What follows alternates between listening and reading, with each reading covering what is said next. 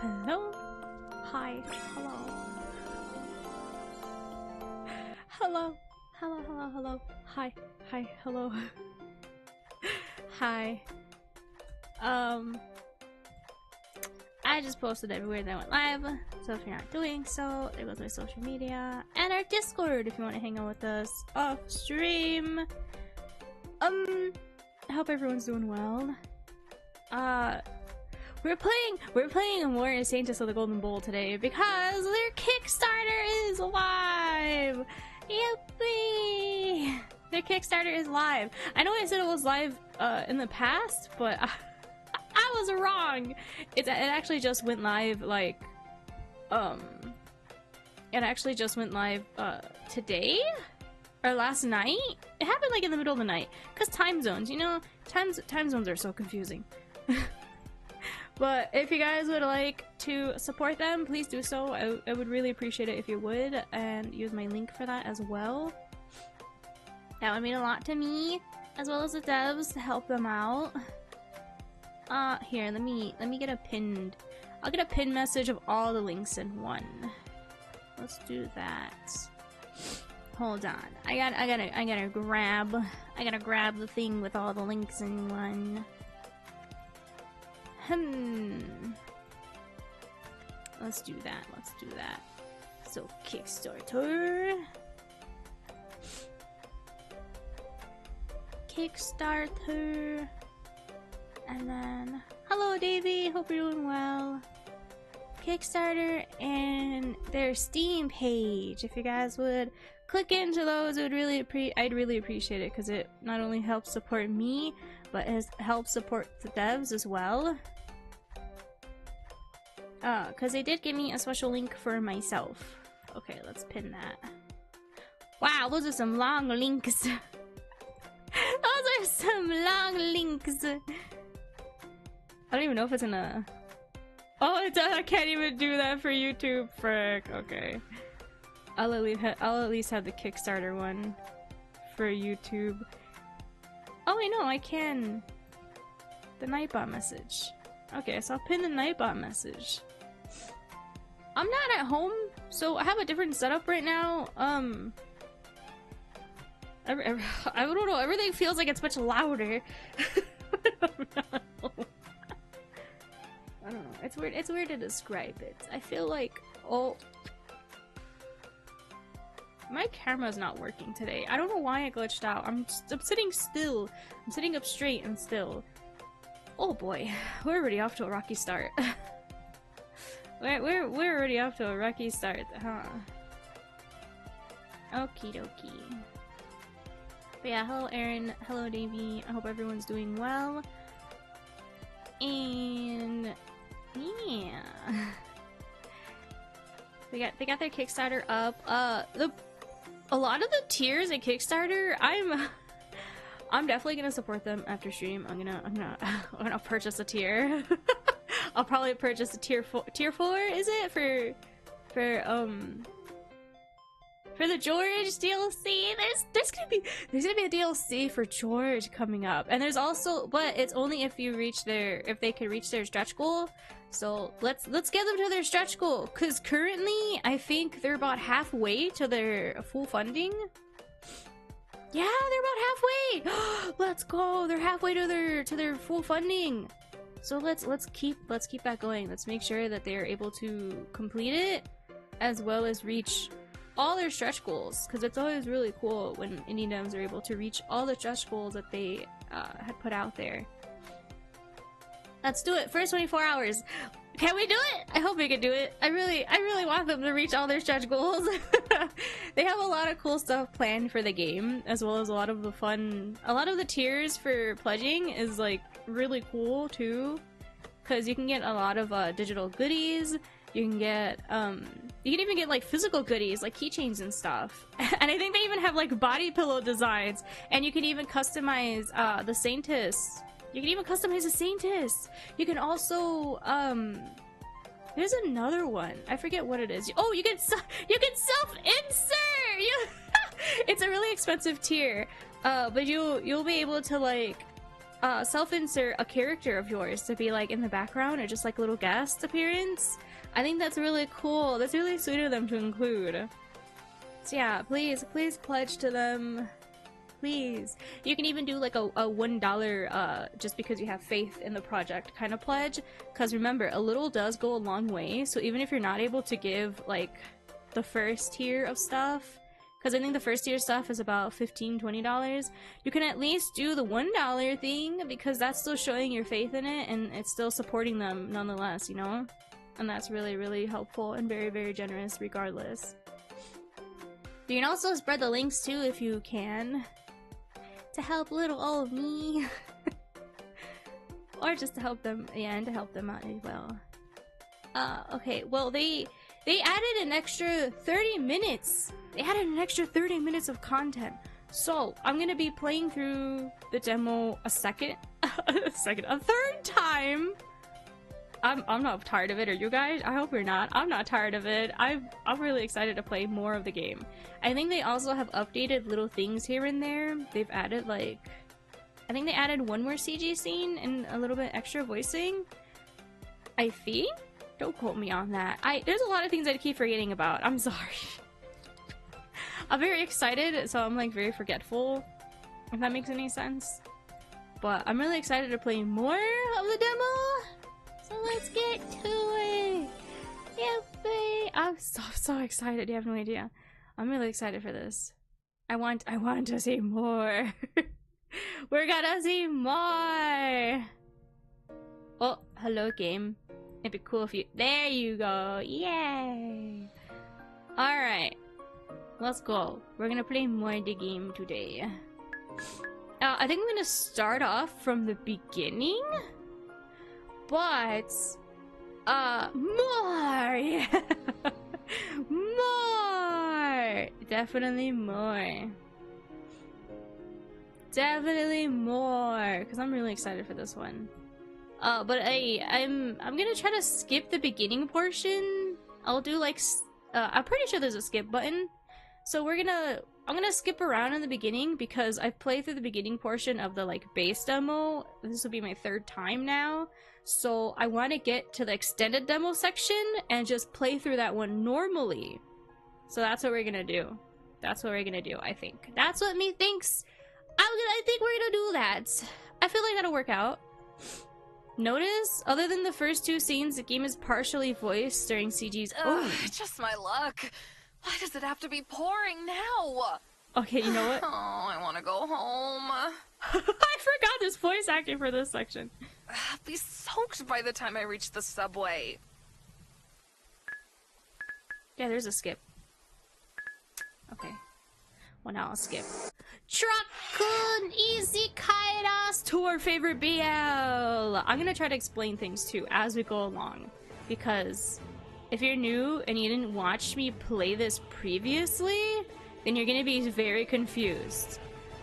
This is my third time playing this now, so in order to get through to the extended demo to see at least a second time fully, as well as the extra 30 minutes of content, I'm gonna try to speed run through the beginning of the base demo. So if you'd like to play the base demo, again, the link is pinned in chat. You can also get it on Steam. It's free. The demo's free. Or you can watch my other streams. I think my stream is on the Steam page currently.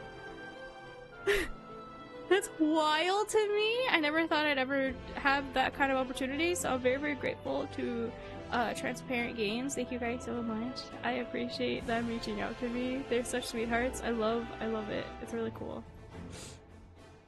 But let's shoot the demon with the bow. Since Celine, she's reincarnated now into Celeste.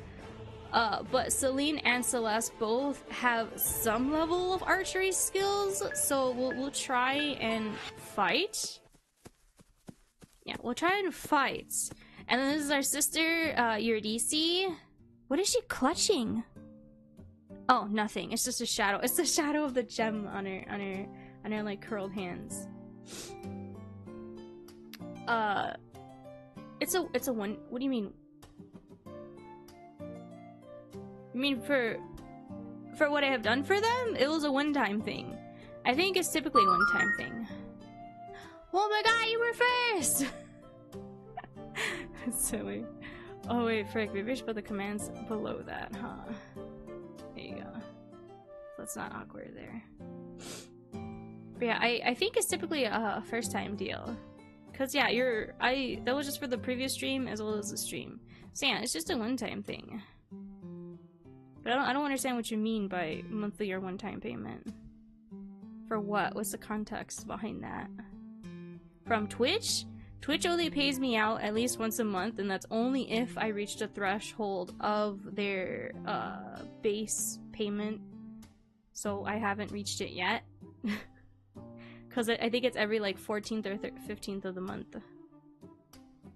So yeah, I don't know, that could go for a lot of things for me, so I don't quite understand what you mean by that question. It's fine, I've been through worse. No, it's okay, Levi was with me. I wonder if they're okay. So it should stop if there's new things. Okay, so I've done all of those at least twice. So let's try to go through. This is just her freaking out because yeah, she's been reincarnated. The Kickstarter, oh, it's a one-time thing. So when you pledge to help out a Kickstarter, it's just a one-time payment. I'm not quite sure. No, it's just a one-time payment. Cause once they meet if they're able to meet their goal, then it would be taken out, I believe, from your payment. So I think they hold. I don't know if they hold on to it, and then if it's not able to reach, you're able to refund it. Don't quote me on that because I've never really pledged to a Kickstarter before. Because the Tailside crowdfunding thing was under a different website, and when I pledged for that, it was a one-time thing, and I think it took it out immediately. And then, what was the other one that I helped for? There was another crowdfunding one I've done for. And it was under... No, it shouldn't be monthly. It doesn't make any sense for it to be monthly. Because it's kind of like a GoFundMe, but for other content creation type things. It's not going to be a monthly... It's not a monthly subscription like a streaming software and stuff. And that doesn't make any sense for it to be monthly.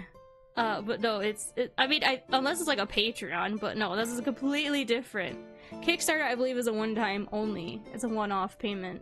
So you pledge for the tier that you would like to support them with, and then the payment will go through, and that'll be cool. That's nice. That's nice to help out them. But yeah, what was it? I think I had done it. That was another one I did, but I think it was through Coffee for, oh my god, what was it called? I'm blanking on the name! I love the game! Threads of You Beyond the Bay. I helped pledge for that game because I really, really loved it. And that one was also a one-time thing. Even though it was through, like, Coffee. Or Ko-fi. I don't know, some people pronounce it Coffee, some people pronounce it, Ko-fi. So yeah, I've pledged for 2 other indie devs before because I was able to. I'm able to as well for this one, so, yeah, I will. For sure I will, even if it's, like, the minimum. Whichever, usually it's like under 30 minimum that I try to pledge if I can afford it. So I'm definitely gonna try to help pledge for this one as well, because I really do genuinely enjoy this game a lot, and I'm so grateful for the opportunity that the devs had given me. So I really want to help pay for it, so I hope you guys can also help support them. It would mean a lot to me. It would mean a lot to them as well, but for me personally, it'll mean so much more, you know? But yeah, I think it's just a one-time payment. It should be. It'd be kind of weird to do monthly subscription for something has a time frame, you know? I'm not quite sure when it ends, but I know today is when it started. I'll keep promoting it every week as well in Discord, so you guys can remember.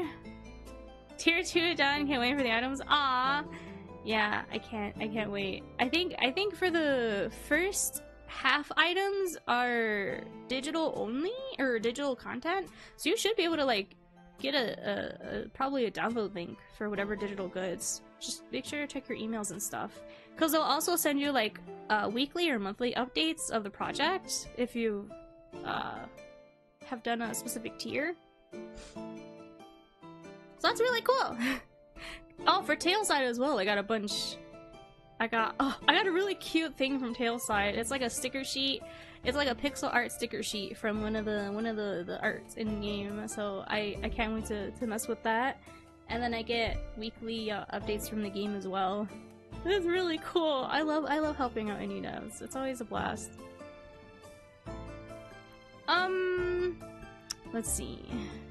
What does it mean to have the role of the Saintess? How long is the Empire? Oh! Nah, we know these questions answers now. We've done this enough. I've played these games before! I've played these games before, yes. What does it mean to have the role of the Saintess? So, now we have been chosen as the Saintess, right? Because I'm skipping through the base demo. So, being the Saintess means we are now equipped with the Golden Bow, which is used to defeat the Demon Queen, because there is a ongoing war with demons in this land, or in the story. In the story, because we're in a BL that we had read in the past. This is like MC's favorite BL. However, now the story is being rewritten. The story is being completely rewritten because now the character that we was supposed to have perished in the very beginning, but we fought back at the demon that tried to attack us and we saved our lives. So this is very crazy. So what does it mean to have the role of Saintess? So yeah, you're supposed to take on the Demon Queen now.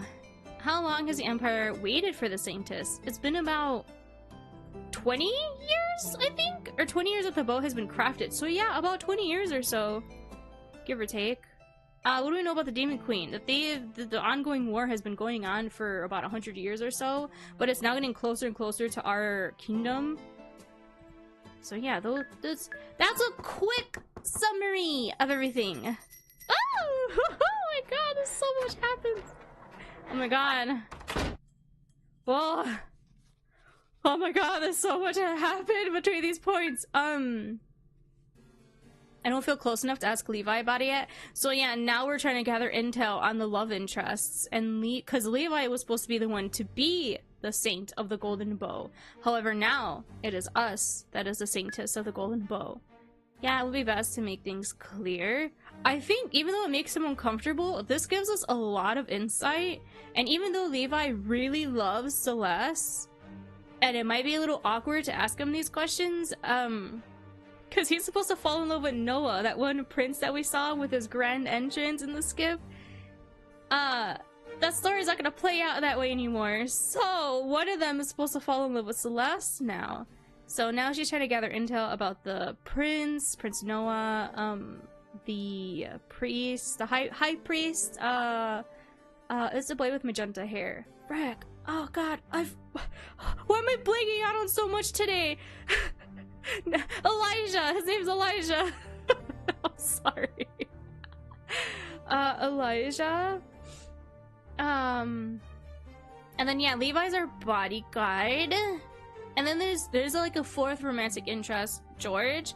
But unless the Kickstarter stretch goals met, I don't think the George DLC will be a thing.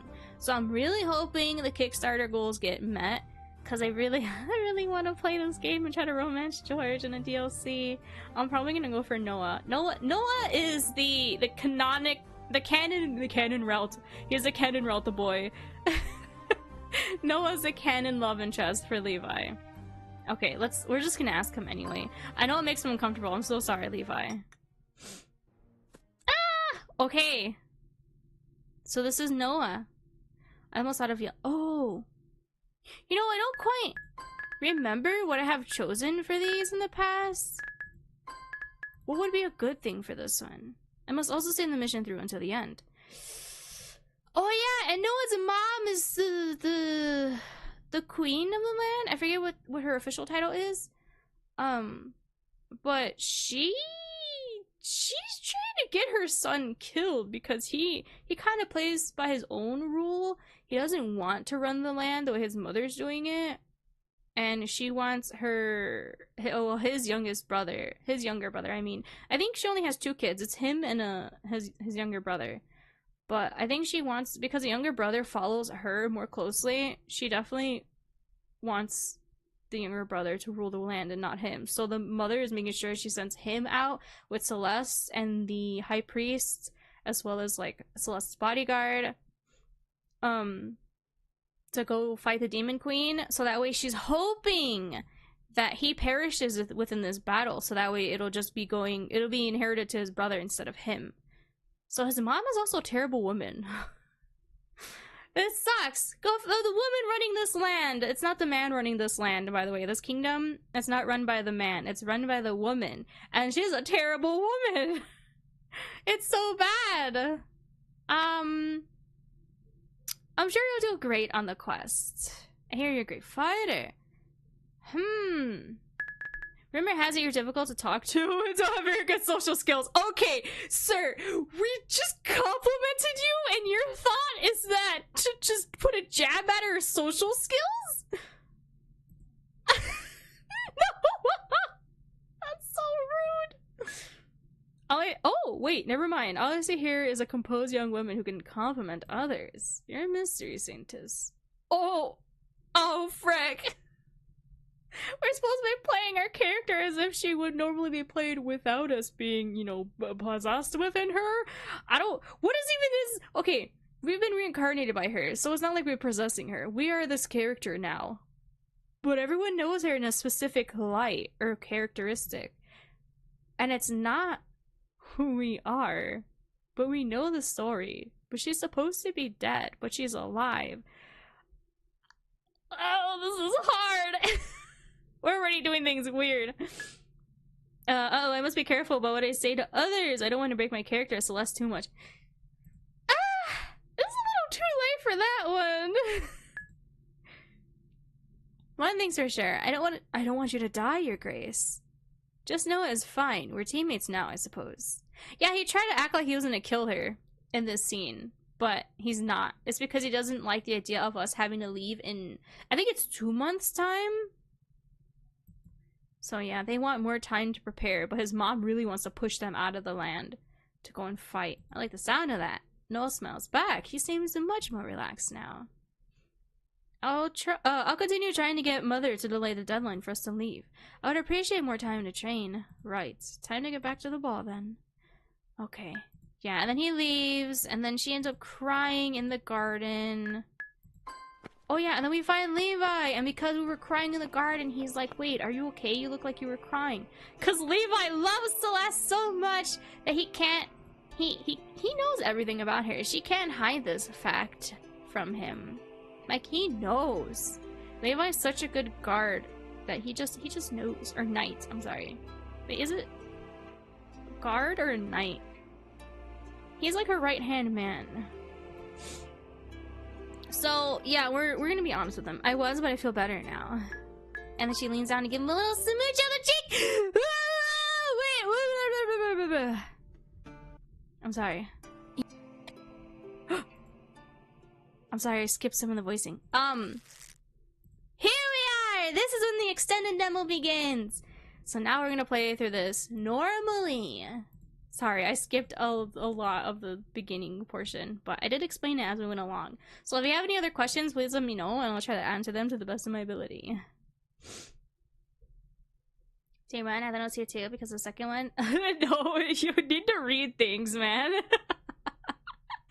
Everything is written out for you, so that way you know what you're gonna do, you silly. The next day, I begin training with a golden bow on the palace, on the palace training grounds. Oh no, my dyslexia, I can't read the... This is really cool training ground, though. The next day, I begin training with a golden bow on the palace training grounds. Much as I expected, due to its elaborate design, the bow proves quite difficult to use. Yeah, the golden bow is a bit wonky. Hello, Robert. Hope you're doing well. I know I didn't even check the tier to pay. You're so silly. You're just like, yeah, I'll take this one. Whoa. It's a sound effect, a little shoo of the bow being shot. Or the arrow. I sent arrow after arrow flying at targets, but I only hit once. out of every 10 times. Not only are my bow skills rusty, but the weapon isn't cooperating either. Finally, too frustrated to continue, I give up. I'll try again tomorrow. I know I didn't check the tier, just the payment amount. Oh, you're silly. Then how do you know if you're getting the right tier? I make my way to my room with Levi following behind me. This is a suicide mission. We're not going to come back to Solace alive. Please, Noah, don't say such things in public. What if someone hears you? At the end of the corridor, two people stand to the side talking. The one who said something about a suicide mission is Noah. After our conversation in the garden the other day, his words don't shock me. What does surprise me, though, is that he's openly talking about his feelings with someone else. I love Noah. He's very, like, he came off as, like, such a pompous little, like, brat, but it's not so much that he's just going against his mother for the fun of it, you know, just being a rebellious, child. He makes a lot of sense for this, though, because this is kind of like a suicide mission. His mom's, like, throwing them out into the battle with little to no training. That's a little scary. I would definitely be scared of going out immediately. So, of course, I would be like Noah and try to, like, be like, hey, wait, can't we at least train a little bit longer? Like, this doesn't feel like we're not gonna be properly prepared.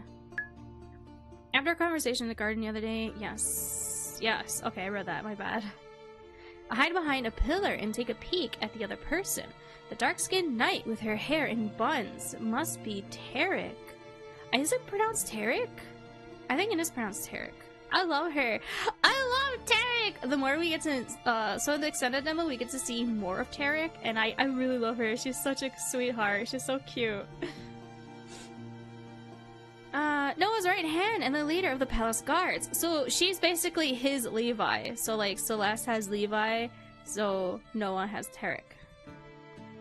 She's wearing armor with the Lucari Empire royal insignia on her chest, characteristic of the guards. The leader of the mission should believe in the quest's success. True. Wait, but who's the leader of this mission? Is it the Saintess or is it Noah? You can't be heard doubting our ability to defeat the Demon Queen. Also, is Tara coming with us? Wait, I don't think I remember that. Is Tara coming with us? It's just, oh my god, he's so worried. I have a really bad feeling about Mother's request, Eric. I mean, rightfully so. Why is she pushing us to go on the Demon Queen's going on to the Demon Queen's castle so soon? Why can't we wait a few months until everyone feels ready and has practiced fighting as a team? True! We need the team, what is it? Synergy? We need the team synergy! We can't go against the Empress's orders. That's what they're called. Empress. The royal, yes. The Royal Highness that rules this land. You know that. She said her reason for the rush is that the demon army keeps getting closer and closer to the capital. That's also true. That is also true. Yet the friends are... Oh, yeah, the fiends. I'm sorry. The friends. Okay, if enemy, why friend-shaped? I really like the demon in the very beginning of the game, but I might just be the weird one. I don't think anyone's ever just spoken about them before like that. I'm sorry. I kind of like the demon in the beginning, but like he's the one that canonically is supposed to slay our MC here, but we fought back. We're a strong, independent woman. Yet the fiends are at least 3 weeks' journey away from Solace on horseback, and they haven't made any significant movements towards us in the last, and at least a decade. But the fact that they're so close, 3 weeks' journey, that's pretty close, Noah. We've got time. The Emperor seems to have a different opinion on the matter. I just don't trust her. He doesn't trust his own mother. That's just saying a lot. He doesn't trust his own mother. Noah, watch what you say. What if... Suddenly, she turns around and unsheathes her sword. Who's there? She's noticed me. I mean, it took her long enough. We eavesdropped for like that whole, if not part, the end bit of that conversation. Run! I don't think we've ever ran away. Let's try to run away. Run away quickly. I don't think I've ever tried to run away, so let's see what happens when we run away. I turn around and run towards my rooms. I hear Levi running after me. Hey! Tara calls me, but I don't stop. I don't want to deal with the consequences of overhearing what Noah said. Run, Forrest! Yeah! I already know that Noah and the Empress's relationship is strained because I've read about it in the book. So, a lot of the stuff, even though the story is changing, a lot of what the book had told, like, the canon stuff, rings true for the most part. However, Celeste is not supposed to have this knowledge. I don't feel like meddling in Noah's affairs. I shouldn't have listened in for so long. Curiosity got the best of me. Neither Tarek nor Noah continue the pursuit, and I arrive at my family's apartment with Levi right behind me. Oh, wow! I don't like how quiet it is either. This feels so eerie. I spent the next few days training with a golden bow. I increased my accuracy rate, but I'm still struggling to wield the weapon. In the afternoon, Elijah approaches me. How's the training going?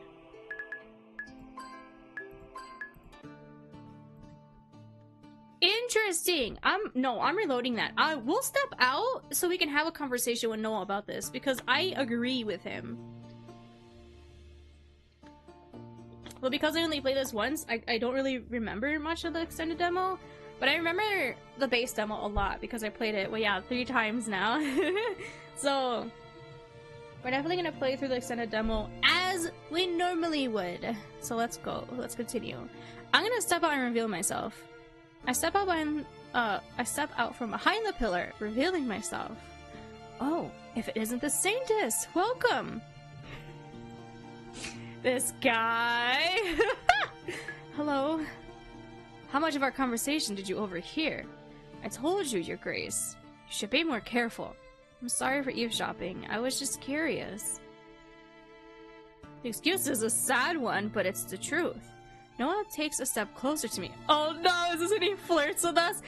Oh, chat, you told me this is how you flirt with people in real life. Oh, you were curious about me. I arch my eyebrows, unsure of what he means. I didn't say. He leans in closer to me, his face level with mine. He has a signature smirk on his face. I didn't know you were interested in me, Celeste. I can't, sir, you don't back up. I finally understand what he's suggesting. He's flirting with me. It's not what I meant. I'm very pleased to win your attention. Oh no. I told you to be hard to get before you give in. Well, Triplet told me that this is how you flirt, is the way Noah's doing it. So you need to get all close up in their face. And be like, oh, you're interested in me? He's very pleased to win my attention. Oh my god, Noah. If you want to know more about me, how about we get together for tea? I like tea. I'll say yes to that. He really is hitting on me. I feel embarrassed, unsure of how to respond. I'm not. Would tomorrow afternoon be okay for you? That's what we're talking about. Oh my god, this guy. Not that he's letting me get a word in edgewise anyway. Anger rises in my heart. I'm not interested in you. Oh my god, she just flat out yelled it at him. Poor guy. I take a few steps back, putting distance between us again. Noah chuckles. He's having so much fun teasing us! I let out a frustrated huff. I don't appreciate you flirting with me. Is that what I'm doing? You clearly are. The other day he wanted to kill me, and today he's playing with me. What a frustrating guy. The worst she can say is no, yeah, or scream in your face that she has no interest in you. I would die on the spot. Like, why would, I'm leaving. And she just storms away. I rush towards my rooms, my footsteps heavy. I feel furious at Noah for clearly making fun of me. Levi follows behind me like my shadow. Oh my god, Levi was there too! I'm sorry, I'm so congested today. I don't know, run away. No, she's not saying that she doesn't know. She's yelling at him to stop flirting with her. She's asserting her dominance, and he's like, oh, really? He's like testing her, and she got so mad that she ran away. Oh my god. Oh, the fact that Levi was there too, he watched all of that unfold. Levi loves her so much. So the fact that he saw that, oh my god, you think he got jealous? You think Levi got jealous? I think Levi got jealous. I feel bad for Levi. Oh no! I love Levi too, he's such a sweetheart. Levi deserves better. Yeah, because this is a BL, so Levi is supposed to get with Noah. Noah's such a flirt, though. And the fact that he's such a flirt, like, he's flirted with so many others even before Celeste. If this is a drama visual novel that he will get jealous, it's definitely dramatic. But he hasn't really spoken up either. I spent the next few days training at the Golden Boat. Yes. How's the training going? Should I be honest with him? I hesitate. But I know I'll need his help to access the bow's magic. Honestly, the training's not going great. I feel like the bow is fighting me for control. That makes sense, because it is a magical bow. The bow is supposed to be semi-sentient. It may very well be that it hasn't yet fully accepted you. Hasn't fully accepted me? What should I do to make the artifact... Ooh, what should I do to make the artifact approve of me? Maybe you shouldn't call it an artifact and call it the golden bow? Maybe it kind of doesn't like the fact that you're... I don't know. I feel like that's a little disrespectful, right? And it was burning us. I forgot, when we got chosen after touching the golden bow, we got sent into like a fiery shock of pain, and then we passed out. I'm wondering if that happened to Levi. Oh no, that didn't happen to Levi. I think she stated that that didn't happen to Levi. Even despite all of his training and such, I'm not quite sure if that happened to Levi. I want to say it didn't. I think I got that question answered shortly after asking that too last time. So the fact that that even happened to poor Celeste, that's wild. Unfortunately, I don't know. She got sad. He's so cute too. All the love interests are really good in this game. It's such a struggle. Training will continue to be a struggle, won't it? I wanted to ask you something ever since I was chosen as the Saintess. You're the High Priest, so you know a lot about holy magic, is that right? As much as a human possibly can. I'm the strongest light magic user in the Empire. Ah, that's right. I remember that part from the book.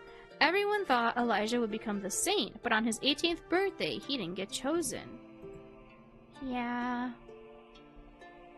That's a little crazy that it was Celeste that got chosen. Despite it being Levi in the book. But because Celeste had died, and because Celeste didn't die, now she got chosen. The previous high priest abdicated? I still don't remember what that means. I think I had googled it last time. Abdicated. Interesting. At that time and passed on the role to Elijah. Probably like retired? Because he passed on the role to Elijah. That's how Elijah came to have such a high position at such a young age. The novel also said Elijah's light magic is abnormally strong. Could you teach me about light magic? Sure, but you have no magic of your own. You know that, right? How does one know if they have magic? How does one know if they have magic? How do one know? I'm tired. How do one know? How do one know? How does one know? How does one know if you has magic? Do you feel it flowing through you? You should feel it through the bow, no? Now my logic, you feel the mana around you. I wonder if that's what it is. You feel the chakra from inside. I nod. Celeste was never a magic user, and that fact didn't change when I took over her body. So yeah, it is a feeling because she didn't feel it. But I have to defeat the Demon Queen with a golden bow's magic, right? So is there a way for me to access it? Ah, yes. Artifacts like the golden bow do carry their own magic. I don't have, sorry, you don't. You don't! You don't! Hold on, I want to move myself. Because I feel like I'm clipping. Am I clipping? I don't think I'm clipping anymore. Cool. Is my tail in the way? I feel like my tail's in the way. I'm sorry if my tail's in the way. I'm trying to like move a little. I wanted to have my tail up for this stream.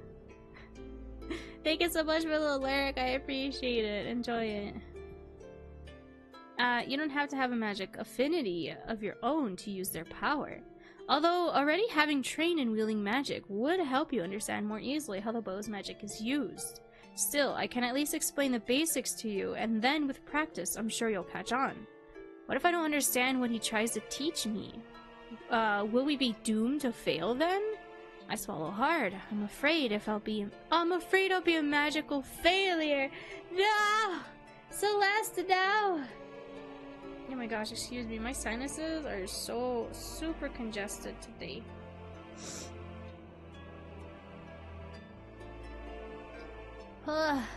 Sorry. I probably sound really gross. No gloomy thoughts. No. Gloomy thoughts won't help me make anything better. I need to focus on what Elijah can teach me and do my best to understand what the golden bow's power. Please teach me what you know about using an artifact's holy magic. Sure. This is an intimate moment. This is one of my favorite moments of the extended demo. So Elijah moves behind me, touching the hand I'm using to aim the golden bow. Close your eyes. I will pour some I'll pour some of my light magic into you so that you can understand how magic flows through the human body. To access the golden bow's magic, you have to pull some of that magic towards you and let it enter your body. Be open to it. Don't struggle against the power. I close my eyes like Elijah commands. I feel his grip on my hand growing firmer. He's standing behind me and his chest pressed against my back so I could feel the heat of his body touching mine. The contact is quite intimate. It's such an intimate moment between them two. And it makes my cheeks flush with embarrassment. Whoa! Sorry for the flashbang. Then I feel Elijah's magic enter my body. It's a gentle stream, not as strong as when he examined me for injuries a few days ago. Still, I can feel the magic coursing through my veins. I want to relax against it because I love how he reacts to this. He teases us about it. Focus on the flow of magic. But he does tell us to focus. That's the thing. This is so hard. I'm going to do both regardless. So relax against Elijah. That feeling is so comforting that my body relaxes against Elijah's, leaning back against him more. So cozy. I hear a chuckle behind me, and Elijah lets go of my hand, taking a step back. No! Don't take that pleasant feeling away from me. Celeste! The loss is so poignant. Poignant? I don't know how to pronounce that. I almost want to throw myself in Elijah's arms to feel his closeness again. Girl! It's like his presence and magic have filled a hole in my soul that I didn't even know was there. Now that the feeling of completeness is gone again, I'm devastated. Maybe this is not the right choice. You're quite susceptible to light magic, I must say. Elijah's flirty tone and the smirk on his lips makes me snap out of my thoughts. I blush a deep red. I realize I wanted... What exactly did I want just now? To throw myself at him? I barely know him. And it was only his magic making me feel drawn to him, right? My sudden yearning for Elijah had nothing to do with how handsome he is, or how much I like the sound of his voice, or the fact that he's been very kind to me so far. Stupid. Yeah, blame it on the hormones. Blame it on the hormones. I I didn't know that a little bit of magic could make me get all flustered over a man. I'm sorry. She's blushing. Girl's down bad because of his light magic. Don't be sorry. I quite enjoy your reactions. See, that's why I think this is a better option. But he's trying to teach us about the magic flowing through us, and she's over here focusing on his warmth.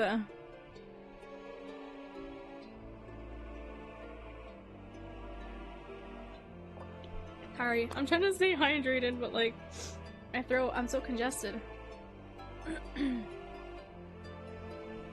Whew. Okay. The fact that he likes how The fact that he likes how attracted I am to him or his magic makes the situation even worse. I want to hide under a rock. Did you notice how my magic flowed through your body? I did notice. I noticed too much even. Yes, I did. She's still blushing! Look at her little face! You must convince the golden bow to let you access its magic. Then pull the power towards yourself and let it course through your body. Only by doing so will you be able to aim that magic with your arrow and strike the demon queen when the time comes. I use my staff as a way to store more magic. Even though I have magic of my own within my body, I can only use more powerful spells with the staff's help. Just like what you must do with the bow, I draw the magic from my staff into my body so I can release the power as bolts of light. So it's like an extension of yourself. You need to use it as well. I see. I'm understanding it more than last time. I don't think I really grasped it too well because I was too focused on. Oh god, I'm like her, stupid hormones. I was like, oh man, he was so close to her. Like, that's so cute. But no, I understand what he's getting at. You need to use it. It's like an extension of yourself. It's a tool to help you with your magic. True. The human body is a conduit for an artifact's magic. I nod, trying my best to comprehend what Elijah's explaining. Oh my god, I'm so hurt right now. I'll try it out. Great, let me know if you have any more questions. I have to return to my office. You can find me there whenever you need me. I quite enjoyed our meeting today. Oh, I'm sure he did. So embarrassing. Oh my god, she's so funny. After Elijah leaves, I return to practicing archery. I try to pull the bow's magic towards me like he instructed. But I can't replicate what the High Priest did. Even so, I keep trying. There's too much at stake for me to give up so easily. Okay, that's enough for today. I can't overdo it or else I won't have the strength to train for tomorrow. I do a few stretches, grab my bow, and make my way back to my room. Okay. So, maybe this time, since the first time I did just relaxing against Elijah, maybe this time I'll try to be professional with him. So let's focus on the flow of magic. Elijah told me to focus on the flow of magic, so I don't let myself succumb to the pleasant feeling of closeness. I focus on the power coursing through my veins instead. Do you feel how the magic is moving through you? Yes, I do. Elijah lets go of me and steps away, taking the comforting presence of his magic with him. I'm almost saddened, suddenly feeling as if I've lost something important. I shake off the strange emotion. You must convince the golden bow to let you access its magic, then pull the power towards yourself and let it flow through your body. Oh man, he kept it so professional too with us. I kind of like the whole teasing and flirtatious remarks of before. Oh man, they're so cute, but the fact that he gets he doesn't get chosen in the main story. Now the story has changed. We can give him this option, but no, I'll be professional with him. We'll stay being professional. I have to be strong. I have to.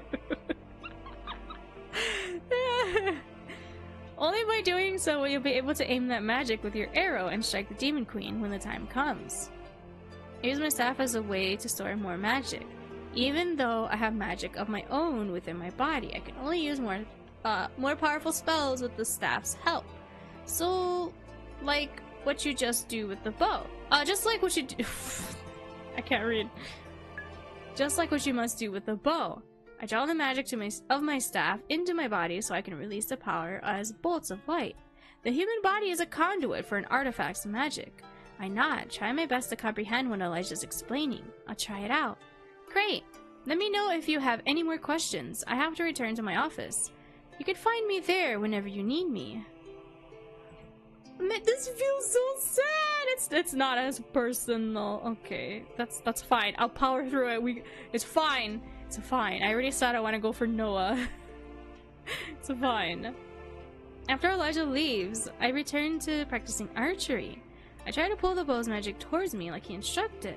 Does it work? But I can't replicate what the high priest did. So even after trying to learn it through not getting distracted, it's still a struggle. Even so, I keep trying. There's too much at stake for me to give up so easily. Okay, that's enough for today. I can't overdo it or else I won't have the strength to train tomorrow. Okay, then we stretch, go back to our room. Oh?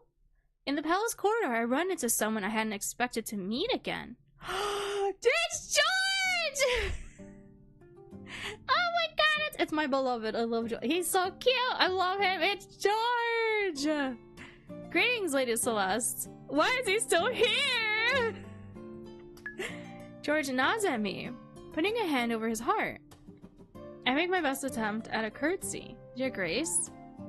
George looks me up and down. His eyes show concern. Are you doing okay? Yes, I am. He ran off from the ball the other night and never returned. Ah! It's true that I embarrassed myself by running away from George and Penelope in the middle of our conversation. I was about to have an anxiety attack, so I needed to get away, but after I met Noah in the gardens and cried my eyes out, I was too tired to rejoin the party. I didn't want to be amongst people anymore anyway. Especially nobles who were just waiting for me to make a blunder. That's true, so... With the fact that he's so concerned... Aww. I've been worried for you. He's been worried for us! Now that was unexpected. Why would George worry about me? We barely know each other. I've really been okay. I don't know why I said you. I've really been okay. He's not buying it.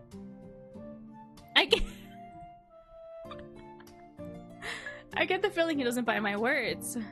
Walk with me in the gardens. I suppose it won't hurt to get to know one of the most important people in the Lucari Empire better. True, he was within the war. He was a past, was a general? Sergeant, maybe? Okay. We walked for a while in silence until we reached a less frequented part of the gardens. I've been meaning to ask you about something, but the dining table during a ball didn't seem like the right place. Could you tell me more about the demon that attacked you? Yes, of course. It was an imp, if I recognized it correctly. It was a small flying creature with a scorpion's tail, long horns, and sharp claws. Yes, that's right. It had reddish-gray skin and wings with some symbols tattooed on them. They come in various colors. Do they? Yes, imps are aplenty at the war front. He fought in the war, so he knows. They have a cruel nature, seeking to play with their victims rather than outright killing them like other monstrosities. Though they're relatively easy to kill with magic or arrows, if one can keep up with their swift movements. They know how to dodge attacks well. But I mean, this one was literally all up on us, so the impact was a lot closer, thankfully. Demons are more intelligent than humans give them credit for. You know a lot about demons. I'm not sure how much you know about me. I used to be the general. I used to be the general of the Lucari Empire's army, and I fought on the war front for years. The general? Yes, the highest ranking officer in the field. But aren't you very young to hold such an important position? George chuckles. His whole face lit up. He's so cute. I love him. Look at his face. He was like, wait, you think I'm young? He is. He's only 26. Like, he's really young. I'm momentarily stunned when I see his beautiful, carefree smile. You're one to judge. She complimented her back. Okay, she's blushing now. Celeste just turned 18 this year. I was 3 years older when I died. Oh, true. We're 21. MC is 21 before she got isekai'd. Before Truckun took her to another world. Yeah, you're right. I'm 26. Oh, then you're not that much older than me. You think 8 years is not much? Ah, frick. That's... I mean, it's not really... But 8... The way he says that makes it seem like it's a lot. In this world where there are bigger age gaps between couples in arranged marriages... Wait, why am I thinking about George as a love interest? He isn't asking me this question for me to consider him romantically. Hello, Pizinga. I hope you're doing well. Yeah, if you... Okay, remember, Kickstarter link is in chat. Please support them. You can also support them for as little as $1, I believe, just because you believe in the product, which I do. You guys should as well. This is the 3rd time I play this game on stream, and I still love it dearly. I really want them to reach the stretch goal for a George DLC. I want to romance George. He's so cute. Please, let's try to band together and get them to that Kickstarter stretch goal. Yeah? Yeah. Let's do it, chat. Together we can do it. Spread that link around. Support them. I'd appreciate it a lot. And they will as well. He's so cute. He's like so dumbfounded. He's like, wait, what? You think that's not that old? Depends on why you're asking. I suppose you're right. It's just that I feel older than my age. True. I feel like that's everybody though. Hi, Transparent Games. Hey guys, did you finish? Just want to drop by, see how it's going. No, I just started the extended demo portion currently. And George, which Celeste is already like, wait, why is George asking us these questions? Does he want to be a romance option? I really hope that becomes the case in the future. I hope you're doing well. Thank you so much for stopping by. I appreciate it. The years I spent on the battlefield took a toll on me. Oh, true. How long do you plan on stream today? Probably 3 to 4, another 2 to 3 hours for sure. You have a cute tail, thank you. Probably another, just until I finish everything. But I want to make sure I try to go through the extended demo with every option available. Because I like to do that with a lot of visual novels. I think every visual novel I've played, I always try to do as much as I possibly can, to see as much as I possibly can. Because it's always really interesting, like all the different branch routes and such. I always have fun finding those. Oh, yes! I can't wait to see what the twist will be at the end. I'm so curious. There's always so much more that I'm like hungering for with this one. I love it. Come back later, so now I'll see the Otome addiction is doing. Okay, thank you for stopping by. I appreciate it. Could you tell me more about the war? Sure, what would you like to know? The way he's so open to just talking to her about this. Jumping around to see how everyone's doing? That's so sweet of you! I'll watch the VODs later. Okay, thank you. The war has been going on for a few decades now. Is it really impossible to win without the Saint? If it's been going on for decades, I'm pretty sure that's why the bow was made. We've encountered the Demon Queen herself on numerous occasions. I've forgotten that they have seen the Demon Queen. Oh, thank you! It'll go up on Steam tomorrow, the day after. Okay, thank you for letting me know. I hope it got sent over just fine, because I was very concerned about that. I was stressing out because it wasn't like uploading for me, so I had to send it separately or a different way. But I hope it worked out. Thank you so much. I appreciate it. Thank you. But we couldn't kill her we couldn't kill her with weapons or magic. Even light magic wielded by powerful priests couldn't breach her defenses. So, bye for now. Have fun. Thank you. Take care. Appreciate you stopping by. Thank you. Have a good one yourself.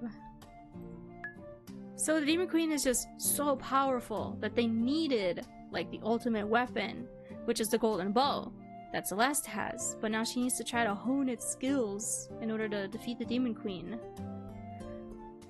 I'm so nervous. I hope it works out. Because it does in the main story, but the main story is being rewritten currently. She has a dark aura shield around her that deflects all incoming attacks. So George, I'm so glad George is so like open with just talking to her about this, since he has. I wonder if he's gonna come with us. I know he's like a retired general, but it would be nice to have someone that has previously fought amongst the demons to come and help us for like battle plans and such. Cause yeah, he's already giving us so much info.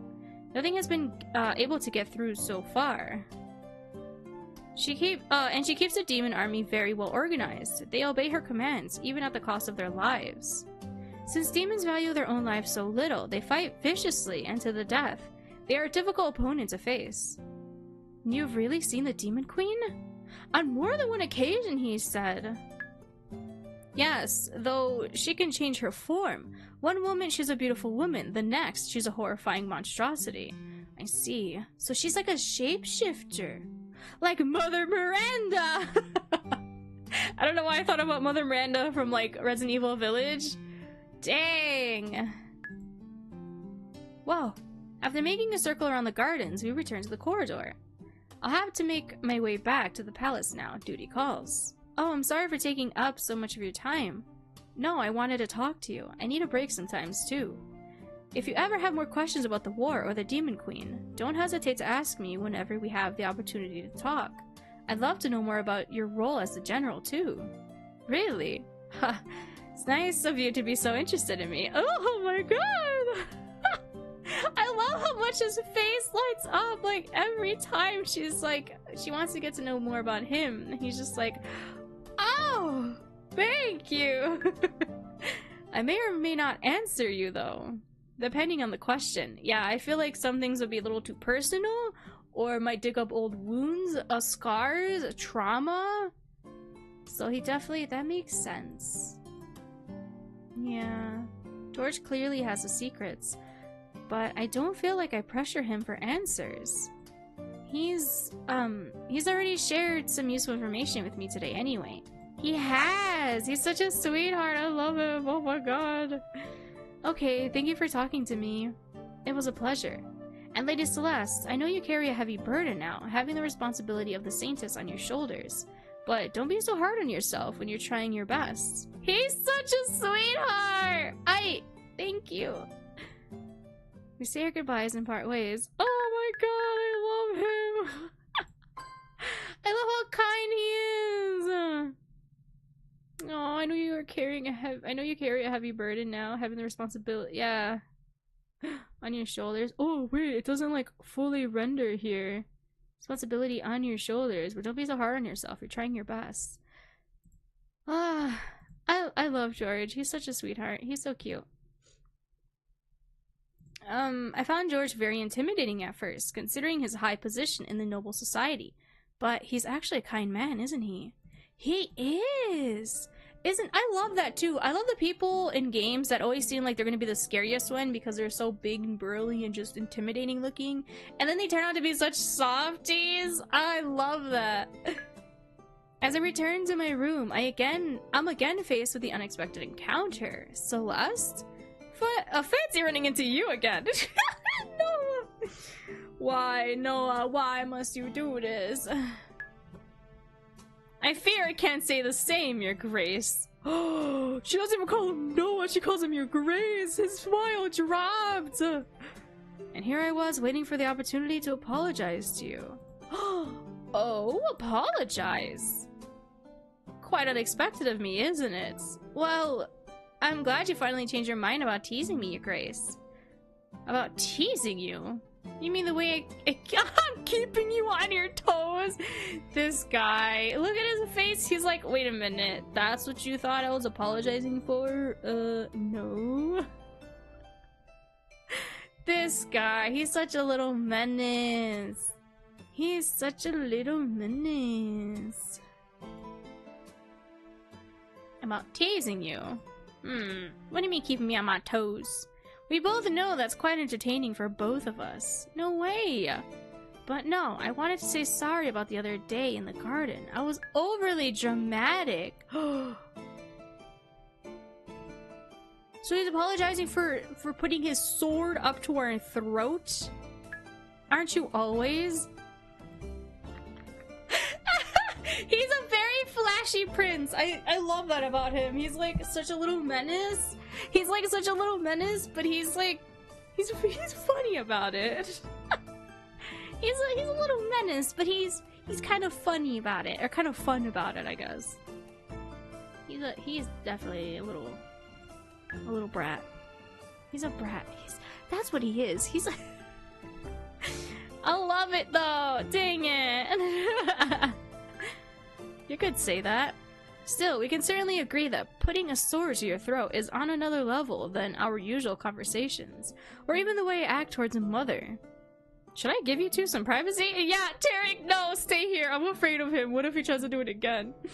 You don't have to, Tarek. I don't know. I don't think I properly introduced you to Celeste. She's the head of the palace guards, isn't she? That's not what I meant. Tarek is also like a mother to me. She has been my personal guard since I was little, before I promoted her to be my right hand. The person who keeps ordering in the palace on my behalf. She's a very important person to me. My link to my Durendi legacy. Oh, true, from his past father. It always warms my heart when you speak so highly of me. She's blushing. Whoops, I didn't mean to do that. She's blushing too. This is what made me love her. The fact that they gave her a blushing sprite. I love her. She's so cute. How could I not? I think it's even happier. You've always supported me, even when I had nobody to rely on. Your father, the late Emperor Consort, died when you were young, right? Since the Empress didn't have a good relationship with Noah, he had no other person he could call family. His own mother never really paid him much attention, even as a child? Only his father? That's wild. It's not surprising that he came to treat Tarek, his personal guard, as family. I already knew that much from the book, but seeing Noah admit of his love for Tarek still warms my heart. Yeah, he's such a sweetheart. He's also another one of those characters that's like such a menace, but you would never think that they would be so passionate, I guess, towards a person that they care for most. That's so sweet.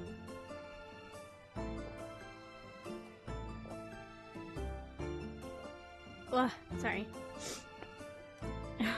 Hello, hope you're doing well. He's such a sweetheart. I love him. I love the menace characters, but then they're only menaces because, you know, they love you, so of course they're gonna be a little menace. It's cute, but sometimes it's a little overwhelming. Oh, that's so sweet of him. There's more to Noah than just annoying flirting with me, that's for sure. Annoyingly flirting with me, yeah. Hello, Florian. I'm a cat. I'm a cat. Yes, I'm a cat girl. I'm a electric cat girl pixie. I haven't earned my wings yet because I play with glamours too much. But yeah, that is my lore. I am a cat girl pixie. I just haven't earned my wings yet.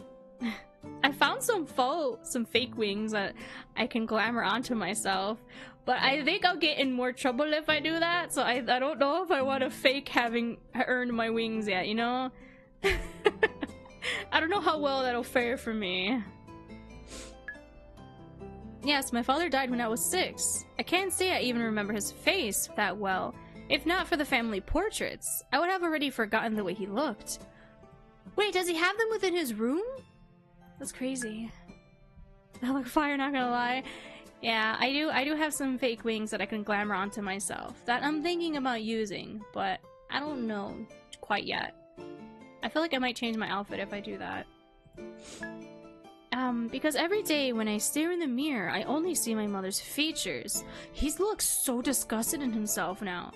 Her face, her hair color, the way we smile, they're all the same. But they look better on you, Noah! They look better on you, Noah. The only thing I inherited from my father is the color of my eyes and my slightly darker complexion. Noah glances at Tarek. Sometimes I wish I could have more proof of my southern legacy than just skin that looks tanned and an eye color unusual for the Lokari. Tech's expression turns sad. She looks at Noah with both love and pity in her eyes. I too feel what Noah said deeply. Of course, he wants to know more about his father's side of the family, about his roots. Aww. Also, cats are haired from head to toe. Well, on Earth, cats are four-legged creatures. Does that mean that you're fully hairy or shaving your face hair off? No. What? You're trying to compare me to a real-life cat? Nope, that's not how that works. No, I'm not anything like something you would find on Earth. No, I'm completely different than that. Clearly. You can see it. I'm completely different than that. It's not easy to be a person of mixed race, especially without family who can teach you about your culture. His mom not even taking the time to help him with that. I'm glad Tarek was there for you, Your Grace. So am I. Oh, you're so cute. I'm gonna plan on you. I'm not gonna dox myself. You think I'm gonna dox myself? That's why, Celeste. I may sometimes be overly dramatic, flamboyant even. It's the way I deal with the world. But that doesn't mean I'm not sincere when I apologize to you. I really am sorry for the other day. I didn't mean to scare you. It's okay. I'm not that mad about it anymore. What? But you're still a little angry? A little. Very well, I can accept that. I often find that anger is a great source of motivation to drive one forward. I hope you will use that energy well. Okay, he wants us to use that for like our training? Just don't go overboard with it. Just don't go overboard with being mad at me. I wouldn't want your anger to turn into resentment. Alright. She's just... Okay. Noah, they can never make me hate you. I hope. Actually, no, yeah. Noah seems like he's such a sweetheart. Like, even throughout the main, like, OG story that's not being rewritten currently. For sure, I love Noah. Noah and Tarek escort me to my family's apartment, where we say our goodbyes. The more I learn about Noah, the more I realize how human he is. He's a faceted individual. Faceted. I think it's faceted individual. Not just a character in a story, but a real person. We're all real people. I mustn't forget that fact. Is your training going well? In the evening, Eurydice comes by my room. I'm happy to have her company. Eurydice has always been a ray of sunshine in Celeste's life. I'm glad the two of them have such a good relationship. I feel like an imposter by pretending to be Celeste in front of her twin sister. She's so sweet that we feel like we're betraying her, which we kind of are in a way. Oh no. She hasn't figured out that I'm someone else yet though. So I'll continue acting for as long as I can. Not really. I let out a long sigh and tell Eurydice about my training. But wait, we're getting more knowledge about what we need to be doing. So I think it's okay. Right? I'm pretty sure. Because, oh my gosh. Elijah helped us out. So I feel like we're doing okay for... We're still training, sure. We haven't really mastered it yet, but it's still training, you know? So like, practice makes progress. I feel like we're getting there. We have the knowledge, we just need to manifest it, materialize that. I don't know. I don't understand what the High Priest means about accessing the Golden Bow's magic. What? Who said anything about goaded? What?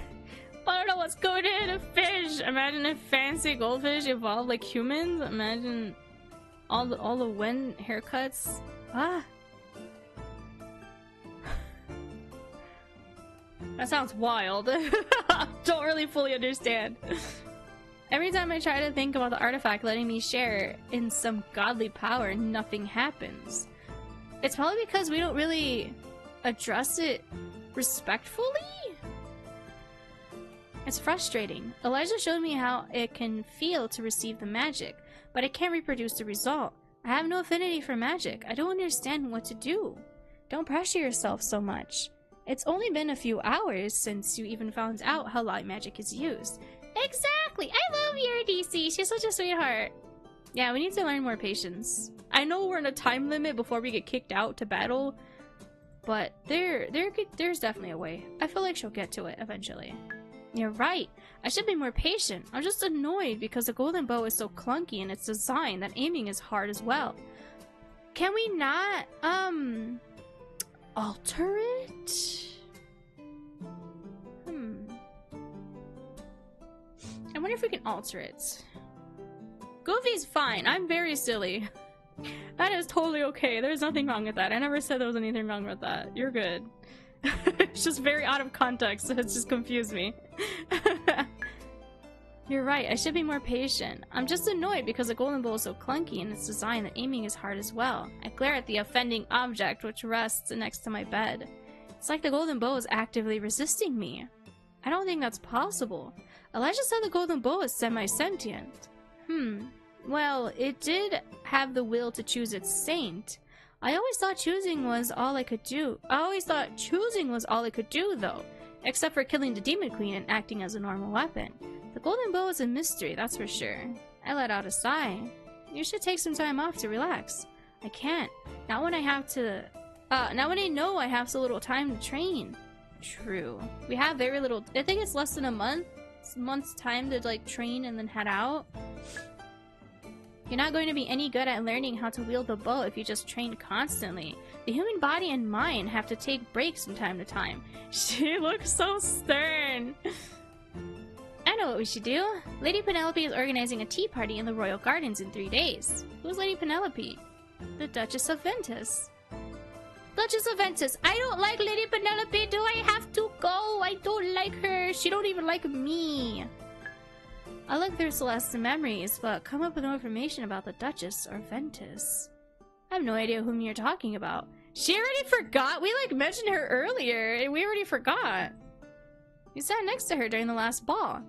I feel myself going pale, then red. Duchess Penelope was the one who wanted me to embarrass myself further during dinner. That's not a good idea. I don't want to go to her tea party. No, definitely not. The Duchy of Ventus is known for its lavender fields and beautiful gardens. They also make the best honey in the Empire. Now that you're the Saintess, the Duchess invited us to her tea party. Many other important people will be there too. All the more reason why I shouldn't go. Please, Lady Letitia, I think it's Letitia, asked me to convince you to come. Why she asked to convince? Aw, man. She only wants us there so she can rip at us, though. Duchess Letitia is a friend of Eurydice.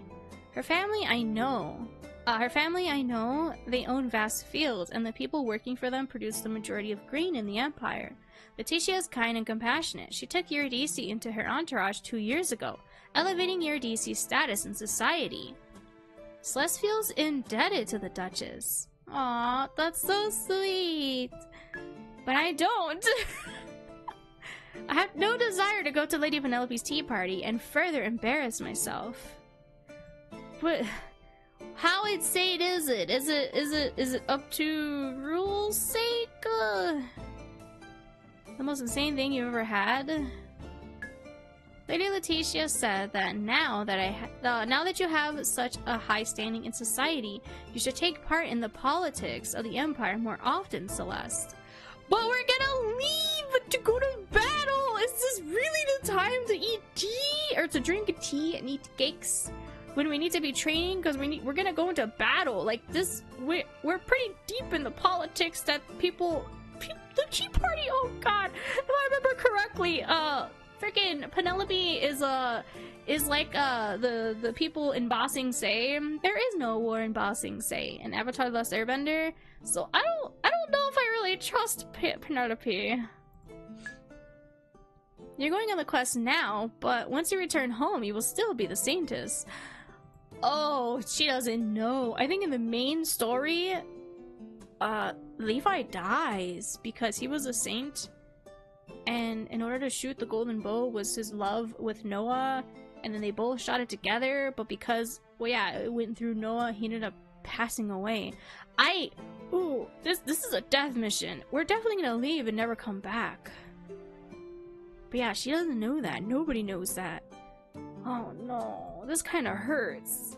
You have the chance to be very influential if you use your opportunities correctly. Nothing bad will happen with myself and Lady Letitia around. Please, Celeste. When your DC begs me like this, I find her pleas hard to refuse. Yeah, oh no! I don't want to go, but she has a point. I'm planning to survive the mission. That fact means I'll have a future life beyond just fighting against the Demon Queen. I will return to this palace, and then I'll have to hone my etiquette skills. Oh my gosh, imagine— I think I brought this up last time too. So Chuk-kun isekai'd us here after running us over, and imagine us dying the moment after we've just arrived. Like, that is such— oh, that's such BS, that's such terrible luck. Like, what are the odds? But no, instead it's gonna prolong our life until we do battle with the Demon Queen, and then watch us end up perishing right after that battle. That would suck. What a way to go.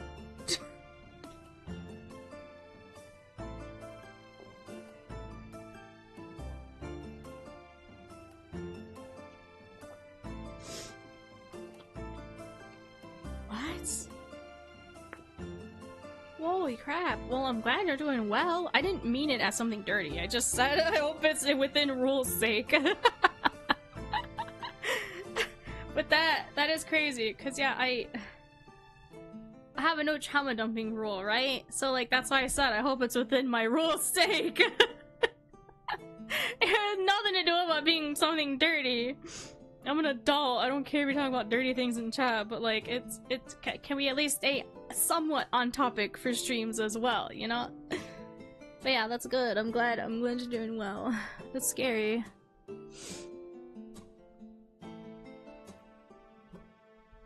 Oh god, sorry, I'm really cold, so I have like a blanket around me, my shoulders. Blah. Oh, excuse me, I burp. Okay. I don't want to end up an important player in the politics of the Empire, but I also don't want to become an embarrassment to both myself and my sister. True, because you already know that Lady Penelope wants us there just to, like, embarrass us. Alright, I'll go. With a heavy heart, I agree to your DC's request. Really? Yes, really. Don't ask me again, or I might change my mind. She's so silly. Your DC grabs my hands and jumps up and down, squealing. Now you're the one acting like a noble— oh, now you're the one not acting like a noble lady. Oh, come on. Don't pretend like you care about acting prim and proper now. Thank you, Celeste. Oh my god. I love them. They're so cute. I have a bad feeling about the tea party. Now that I have agreed to go, though, or to go through— oh no. I'll have to keep my word and do so no matter what. The next day, I'm returning from training when I witness a commotion in the front doors to the throne room. People dressed in rags and with burns on their bodies, so badly bandaged wounds push against the guards who stand between the crowd and the entrance to the Grand Hall. Stop pushing. We need to see the Empress. Please let us through. Mom, I'm so hungry. Hush, love. I'll get you some food soon. I turn around to look at Levi. Any idea what's going on here? No, but it may be worth asking if you wish. I'll keep you safe. Aww, he's so sweet. Ugh.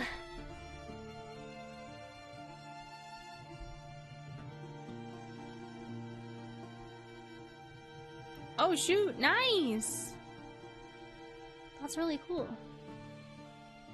Oh my gosh, my hair. Ugh. Sorry. I'm like I said, I'm coddled up in my blanket. I'm trying to like get more comfy. Ugh, so cold. My arms are freezing right now. Ugh, excuse me, I yawn. I'm so sorry. I nod. I want to find out what's wrong and how we can help. True, we are the Saintess. Now we can help more, right? I approach the crowd from behind and tap one of the men on the shoulder. He turns around and gives me a desperate look. My lady, please help us. What's happening? Who are you? We're refugees from Barwood, a town that was a mere hour's ride from the front line. Whoa! Wait, but they were 3 weeks out! But 2 months ago, the demons reached our homes. They burned our beloved town to the ground. Yes, it's as my wife says, Barwood is nothing but ash and ruin now. We took our families and walked all the way to the capital on foot to seek the help of our benevolent ruler. But our benevolent ruler doesn't want to see us.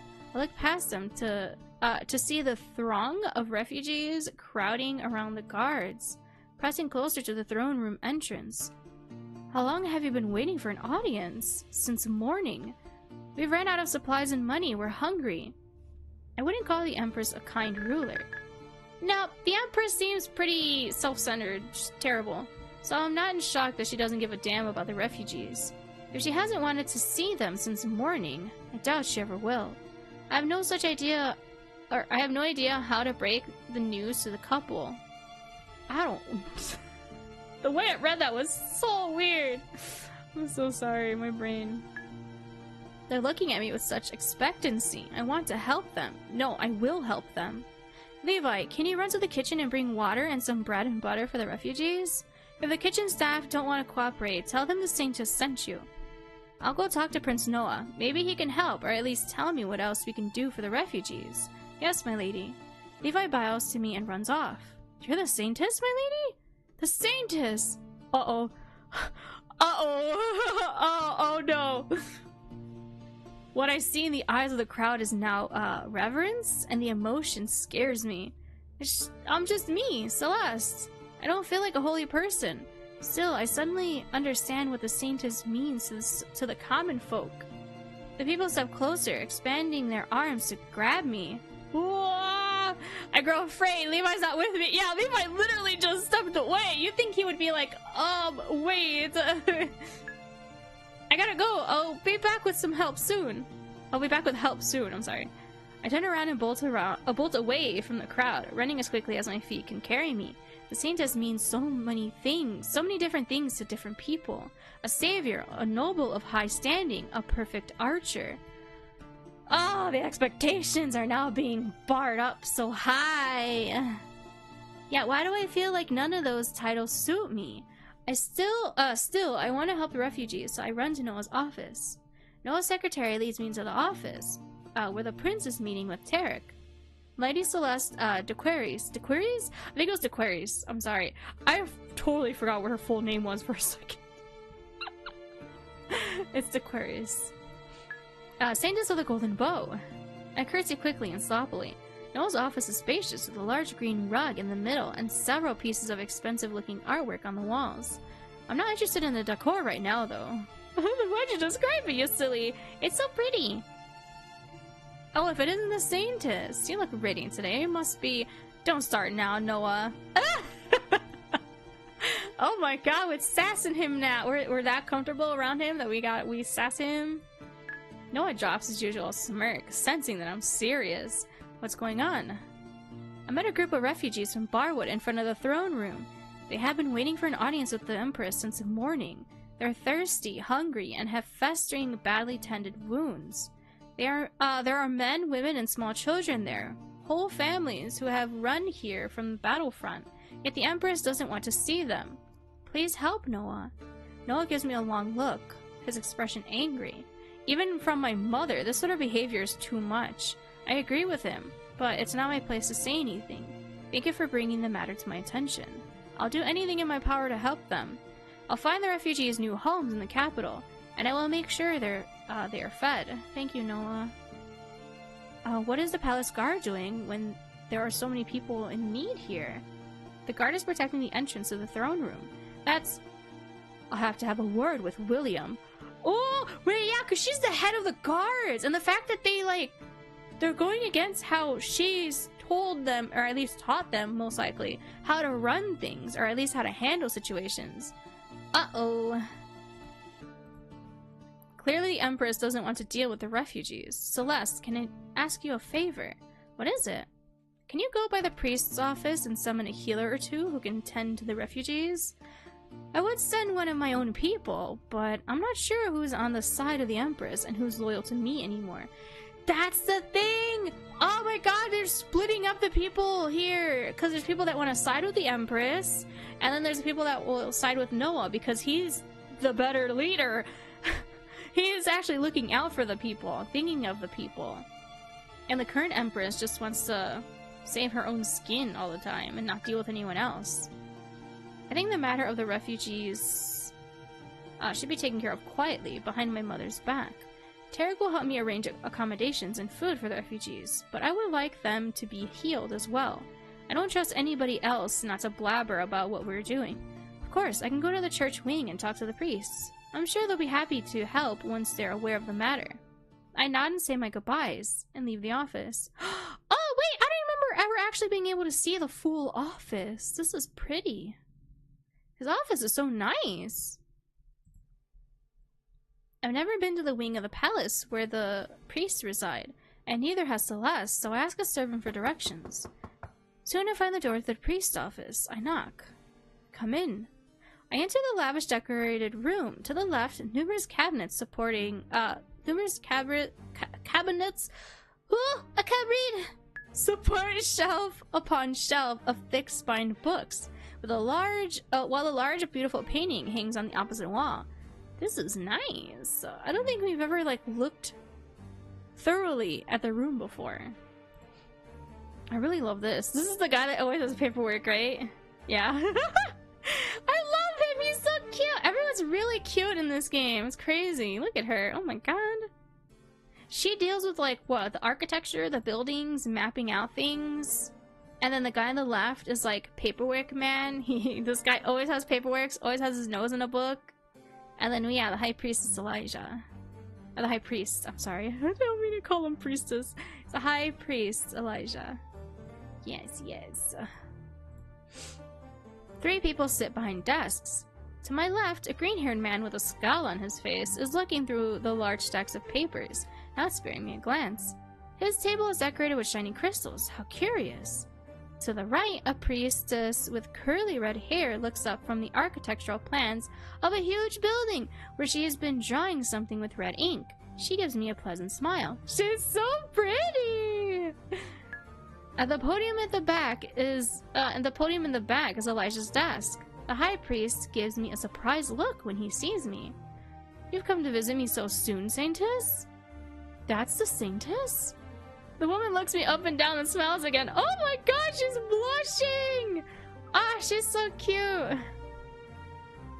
I'm happy to finally meet you. I'm Meredith, overseer of the construction of the cathedrals in Solus. I didn't even know there was a cathedral being built in the capital. Further evidence of how little Celeste cares about anything other than hunting and horse riding.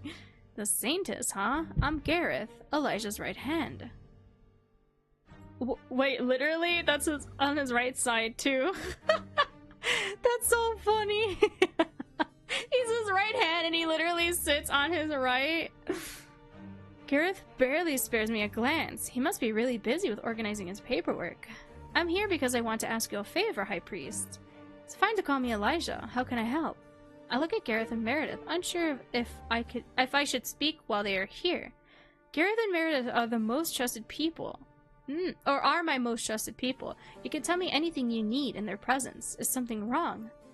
I guess if Elijah thinks it's fine, I'm okay to speak with his 2 subordinates around us. Oh my god.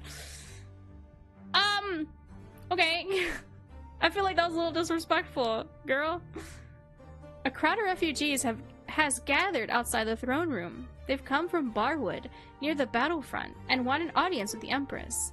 They wish to ask her for help. They have nothing but what they managed to salvage from their own town before it burned.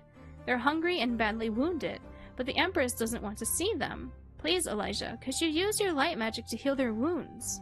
Of course I will. You don't have to ask me twice. Gareth, you will come with me. What? But the paperwork. Documents can wait. I know how much you hate having to organize them anyway. Healing's not a break, but I'll help. It is a break because you're not reading documents and words. You're gonna like help soothe people's wounds, heal them. I feel like that would be a break. Kind of. It's kind of a break. He's trying to argue that that's not really a break.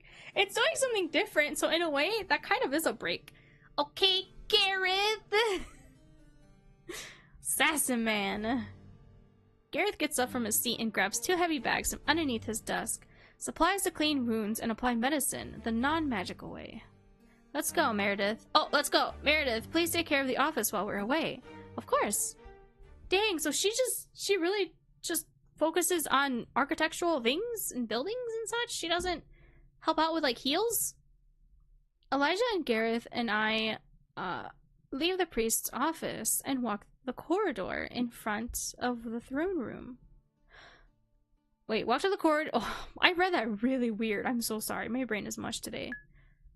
Leave the priest's office and walk to the corridor in front of the throne room. Both Noah and Levi have returned. Levi and other servants are distributing water and bread from the kitchen to help the people in need. Wearing a serious expression on his face, Noah talks with the couple I spoke to earlier. Tarek takes note from the conversation on a notepad, her quill moving quickly and efficiently. As soon as Elijah and Gareth see the extent of the refugees' injuries, they throw themselves into action, starting with the most seriously wounded. Their hands glow as they use their healing magic. Ah, you can hear the little whoosh noises. Oh, so cool. Is there anything that I can do to help? Okay, we're gonna do everything. Because everybody has a little different kind of excerpt to them. I think last time I helped Noah to completion. Or for at least the last bit. So I think I'll do that again this time. This time we'll go down the list. So we'll help out Elijah. Then help out Levi. And then we'll ask Noah. I feel like that'd be good. Whoa, excuse me. Just so you guys can see what happens for everything again. So help Elijah with the healing. I approach Elijah and Gareth and kneel on the ground next to them. Is there anything I can do to help you two? Hello, Bino. I hope you're doing well. You don't have any healing powers, do you? No? Then you can take one of Gareth's first aid kits and clean the patient's wounds. The wounds have to be cleaned with medicine first before magic is administered to close the broken skin. That makes sense. You gotta disinfect it before you heal it. We would appreciate the help, as your efforts would speed up the process. Ooh. Would speed up the process of tending to everyone. I can't. I'm having trouble reading now. Frick. I'm glad you're doing well.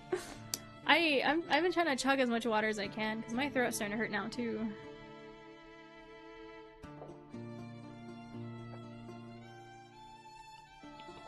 But I think we have like another section or so.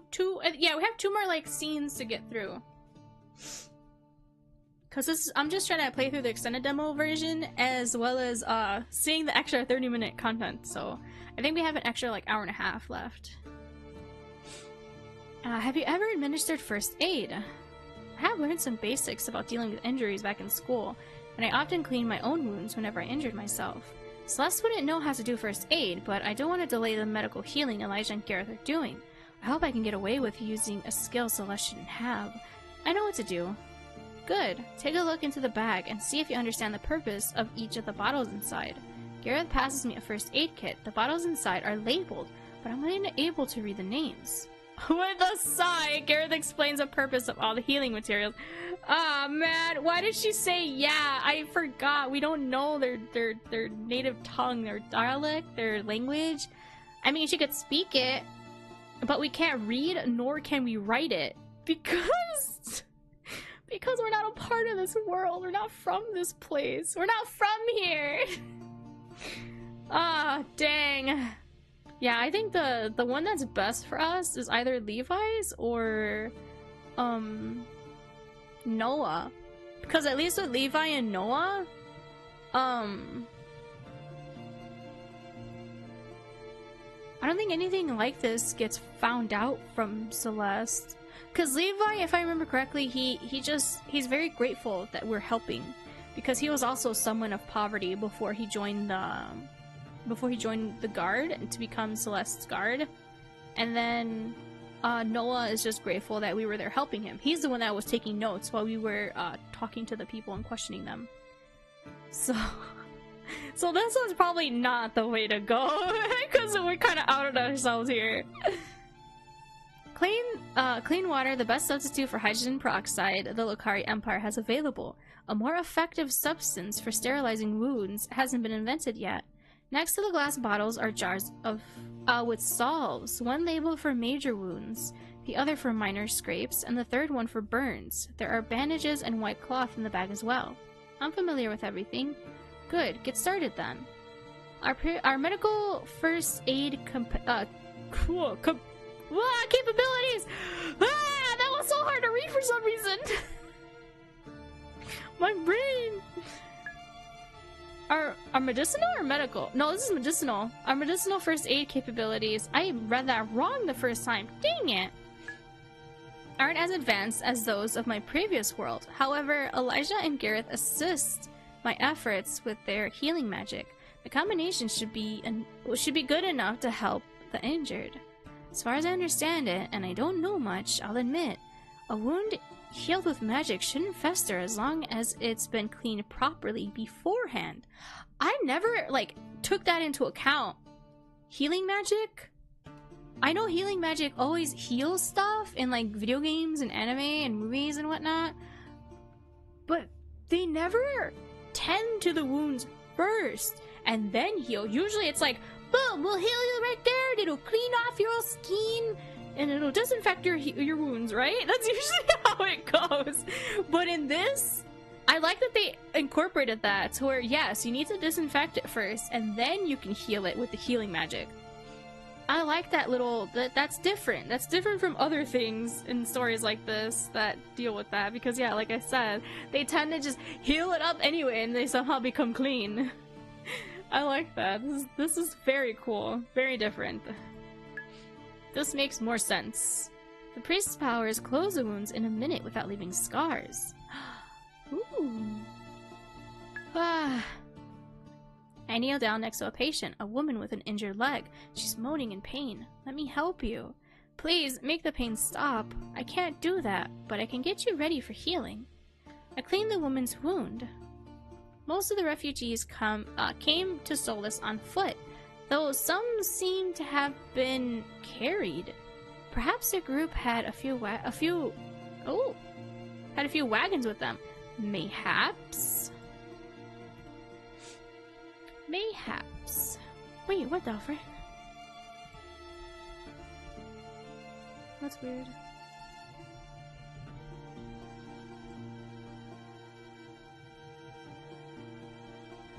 I never realized I did that. Oops. Oh god, I just did it again! Wait, there we go. Okay. Either way, no one injured the severely should have traveled for 2 months straight. 2 months? Oh, because they were on foot.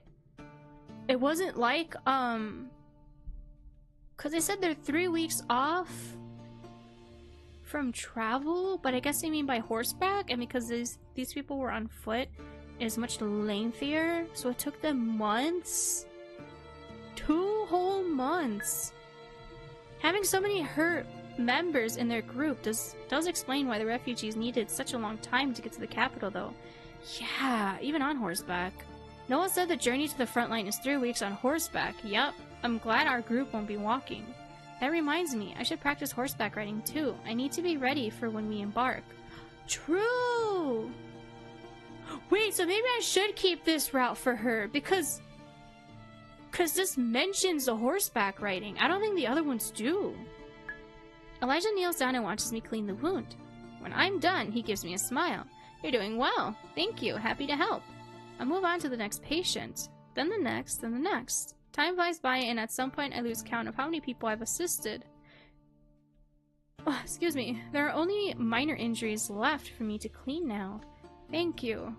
Your wound doesn't seem like it requires cleaning, but you should have one of our priests look at it regardless to be sure. I'll do as you say. Ah, poor things. Having finally run out of people to help, I turn around and look at Elijah and Gareth. Gareth is sitting by the pillar, breathing heavily. Levi gives him some bread and water. Thanks. Elijah doesn't seem to be as worn out as his subordinate. He finishes healing a small wound on a man's arm and then approaches me. Great job! We're almost done here. Are you not tired? Elijah takes a look at Gareth and chuckles. I'm the strongest light magic user alive. A bit of healing is nothing for me. I can keep going for hours. But I appreciate the fact that everyone is healed already. I hate seeing people in pain. Me too. I'm happy you helped. Your first aid sped up the process significantly. Glad I could be of use.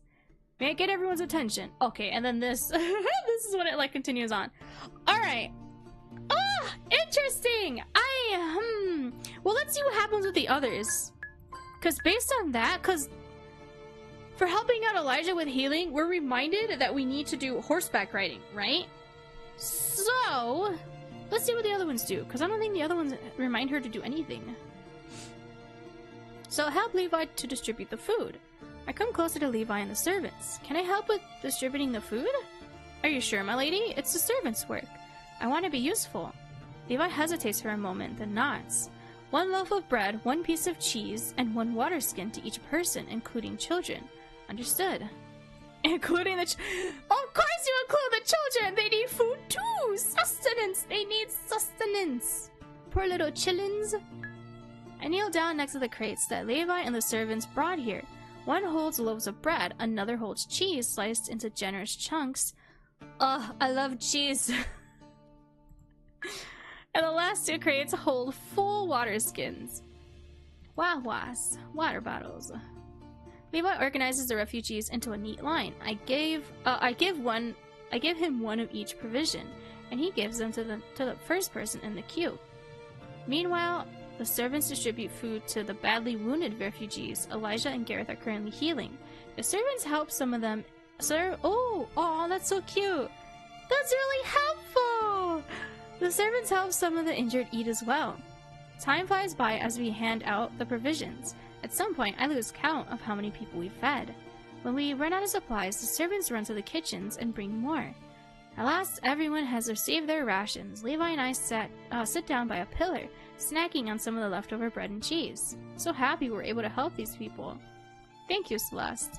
He's so cute! Look at his little smile! You helped as much as I did. Why are you thanking me? You're the one who got involved in the situation in the first place. You chose to act. I'm grateful for your initiative. I get the feeling Levi took helping the refugees personally. I think I know why he's so happy we helped those people. I remember his backstory in the book. As a child, he lived on the battlefront until his parents perished in a demon attack. He must see a parallel between the situation of these people now and his experience of coming to the capital with his brother 8 years ago. That also explains why he was so worried about me after I survived my encounter with a fiend. Before Levi was chosen to train as a knight, he and his brother escaped a fiend attack and scraped by on whatever they could. They had to rely on the help of others. Give Levi a serious look, nodding. Noah will figure out how to help those refugees further. Don't worry, Levi. And then May. Okay, so it's the same. So nothing really happens for Levi's. We just get more of Levi's backstory, which is nice. But he's not the main character anymore. It's us. That is very sweet, though. I wonder what happened to his brother. Is his brother also a guard? Like a royal guard? Or is he just doing his own thing to scrape by? Hello again. Hello. Take care. Sleep well. Thank you so much for stopping by. I appreciate it. So ask Noah if there's anything else you can do. I approach Noah, listening to his conversation as he speaks with the couple I talked to earlier. The mayor of Oh, I'm the mayor of Barwood, or rather, I used to be. Oh, I forgot he was the mayor. Interesting. I'm gonna drink water. My throat hurts.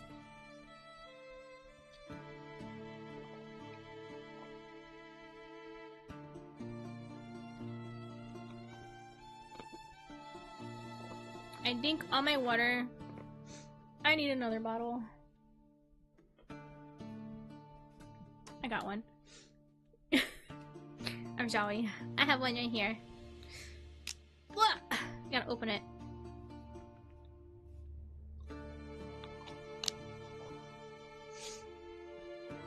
Smokey. Sorry. Oh my god, why my hands, my fingies are so cold. What the heck?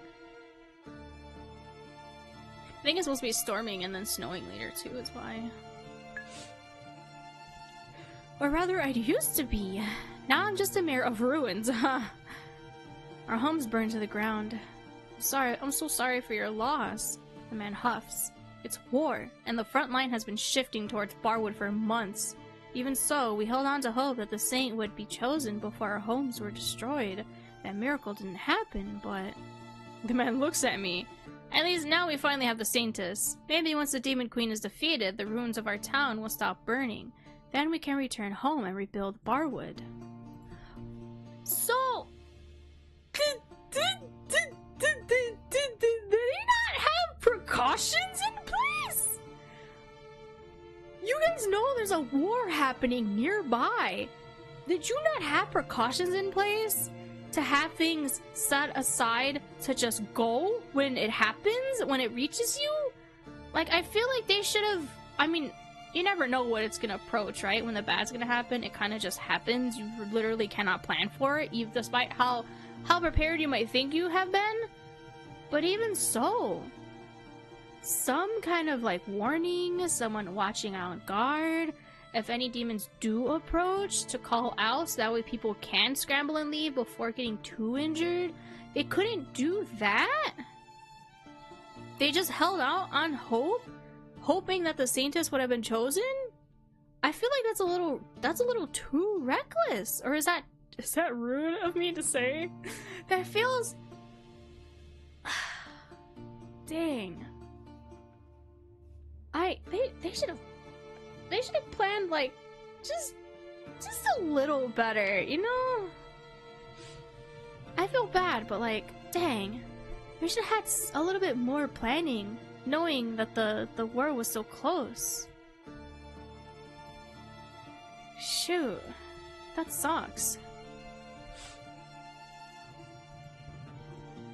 Oh, excuse me, I burped. Oh my god, my throat. I'm sorry. So it's true that the fire the demons cast on buildings is ever burning. We stayed in the area for a week to reorganize ourselves for our journey here. The town was still burning when we ran off.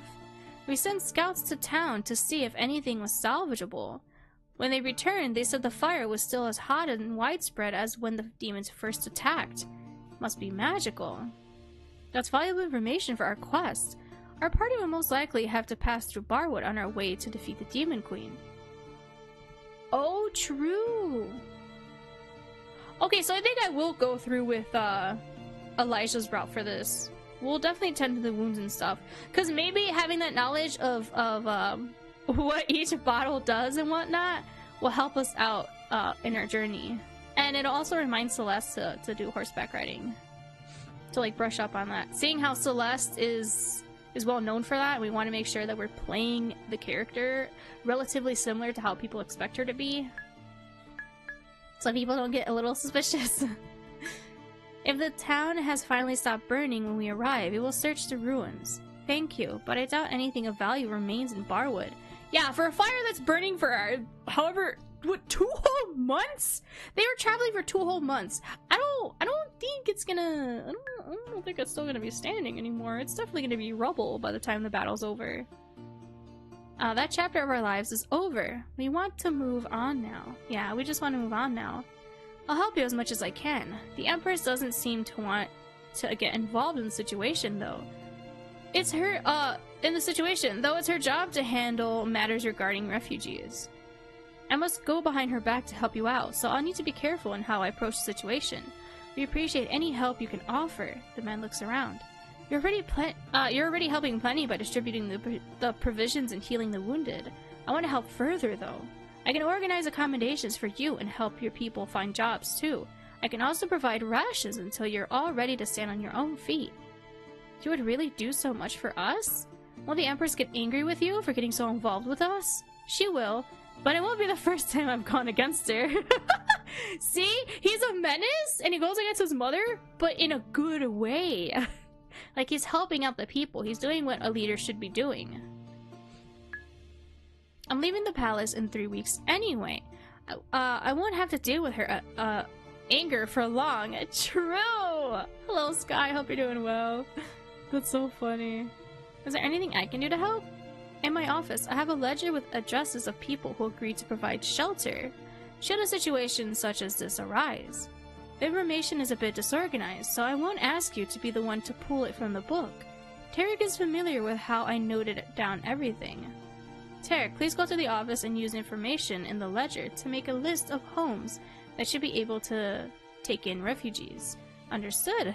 In the meantime, Celeste, you can help me talk to the families here. We should note down which people want to stay together so we can assign the families to the homes more easily later. Is that plan alright with you? Of course. I want to help however I can. Excellent. Do you want to be the one to talk to the families or the one taking notes? A moment of truth. I can't risk Noah realizing that I'm unable to write in the language of the Lokari Empire. A noble lady who couldn't write would be very strange. I'm glad he gave me an option that doesn't require writing. I'd rather talk to the people. Oh man. Alright, let's get started then. We're gonna have to, even if we do survive this, we're gonna have to learn how to read and write this language. Like, girl, you dang it, someone's gonna have to find out eventually that we're not really Celeste. Like, how are we... excuse me. How are we gonna, like, bring that up? Like, even our own sibling doesn't really know. Oh, this is so awkward. Dang. Alright, then let's get started then. Tarek leaves for Noah's office, and Noah and I approach the families one by one. There are really a lot of people here, but everyone is very cooperative, so we managed to compile the list in 2 hours. Dang, this feels much faster than when I first played through it. The sun sets, the sky turning dark. Tarek returns with her own list. It's about the same size as ours, from what I can tell. I'm surprised there are so many people here ready to help those in need. It took me a few years to find willing contacts. Still, some of them may refuse us. True, because their minds might have changed, or their families have probably grown, or maybe they don't live there anymore, or maybe they're just not there because they also, like, ran off. Who knows? Regardless, we should have enough space to house everyone. If not, I will buy out a few inns while I look for more people to help. I gave Noah a long look. They say you're the Mad Prince, that all you do is disobey the Empress. Of course I know from the book that there's a lot more to Noah than that reputation, yet Celeste's only option of him is based on Noah being the Mad Prince. And do you agree with that image of me? His face dropped! Oh, frick! No, I don't. I don't agree with that. You are definitely not the Mad Prince. You're definitely a little wishy-washy, but you're not the Mad Prince. I do see you as someone who's not afraid to speak up, even if doing so means going against the Empress. You're also a well-organized and charismatic leader. Well, rumor has it that your Count Aquarius' good-for-nothing daughter. Yet look at you now, organizing help for refugees. I can't stand by when I see people in need. I appreciate the sentiment. The sentiment! Ah! I appreciate the sentiment! Oh my god! Not everyone is as ready to aid others. I might have said it before that all one needs to be a good Saintess is good skill in archery. However, over the last 2 decades, while waiting for the bow to choose its wielder, the idea of the Saint became a beacon of hope for our people. They need the chosen one to be so much more than just a talented archer. I'm glad the Golden Bow chose someone who cares for the well-being of others. Noah's right. The more I learn about the role of the Saintess, the more I realize there's more to the position than just shooting an arrow at the Demon Queen's heart to kill her. Thank you for helping. You were right to come to me. I'm glad you did. Ah, frick! Now I want to stay and help. Now should I continue with this route? Like, no, frick. It's just because I really like. I think it's because I really like Noah, but like that whole thing is so cute. Oh man, what is a good route? Because like canonically, it's always gonna be Noah, and Elijah's kind of the poor guy that doesn't get chosen despite being a part of the love triangle, or in this case, the love square? Frag. Noah and Tarek start assigning people to their temporary homes. Since I can't be of any more help, I excuse myself back to my room.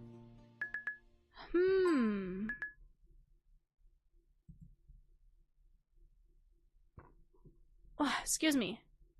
I feel like I should go through. I'm gonna go through. Nah, we're gonna do Elijah's, cause Levi's literally nothing really comes of it other than us learning more about Levi's past. But Noah's, we learn that there's more to being the Saintess than just shooting a bow.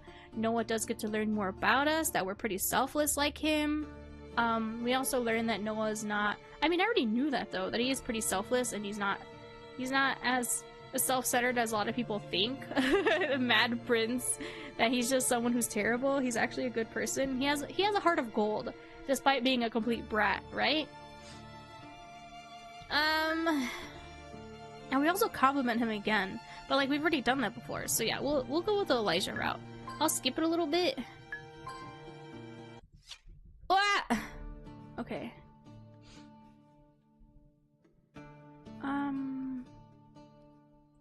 Okay. So we all turn to Noah, who stands in the middle of the refugee group with a serious expression. Now that you are all healed and have been given food and refreshment, I'd like each of your families to come to my office. Oh, yeah, and because we healed everyone faster as well, so I think this is probably the better option. We'll discuss helping you find a place to settle in the city. For now, though, I'll assign you temporary accommodations. In 2 weeks, you'll be granted proper, permanent housing. I'll also find jobs for everyone so you can sustain yourselves in the capital on your own. In the meantime, I will provide you with food, medicine, and clothing so you can adjust to your new lives without trouble. Some people start crying whilst others cheer. Prince Noah, thank you. Priests, thank you for the healing. Thanks for your help, Saintess. Everyone gives us grateful looks.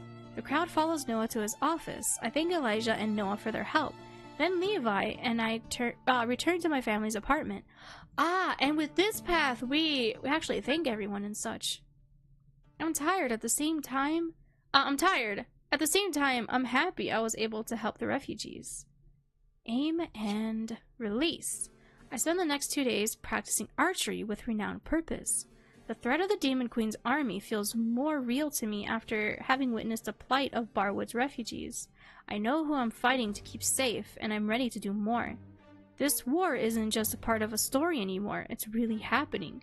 Yeah, now this is all real. This is literally all real life for her. It's not just a story anymore that she's just reading. She's actually living it and experiencing it. These are real people's lives at stake. This is a lot more harder than what it previously was. I miss again. The Golden Bull doesn't want to listen to me. I feel like it's actively fighting me. Aim and oh frack, I'm getting encoding overload again on OBS. That hasn't happened in a bit. But it popped up like 3 times in a row. I'm so nervous I'm gonna be DC'd. I hope not.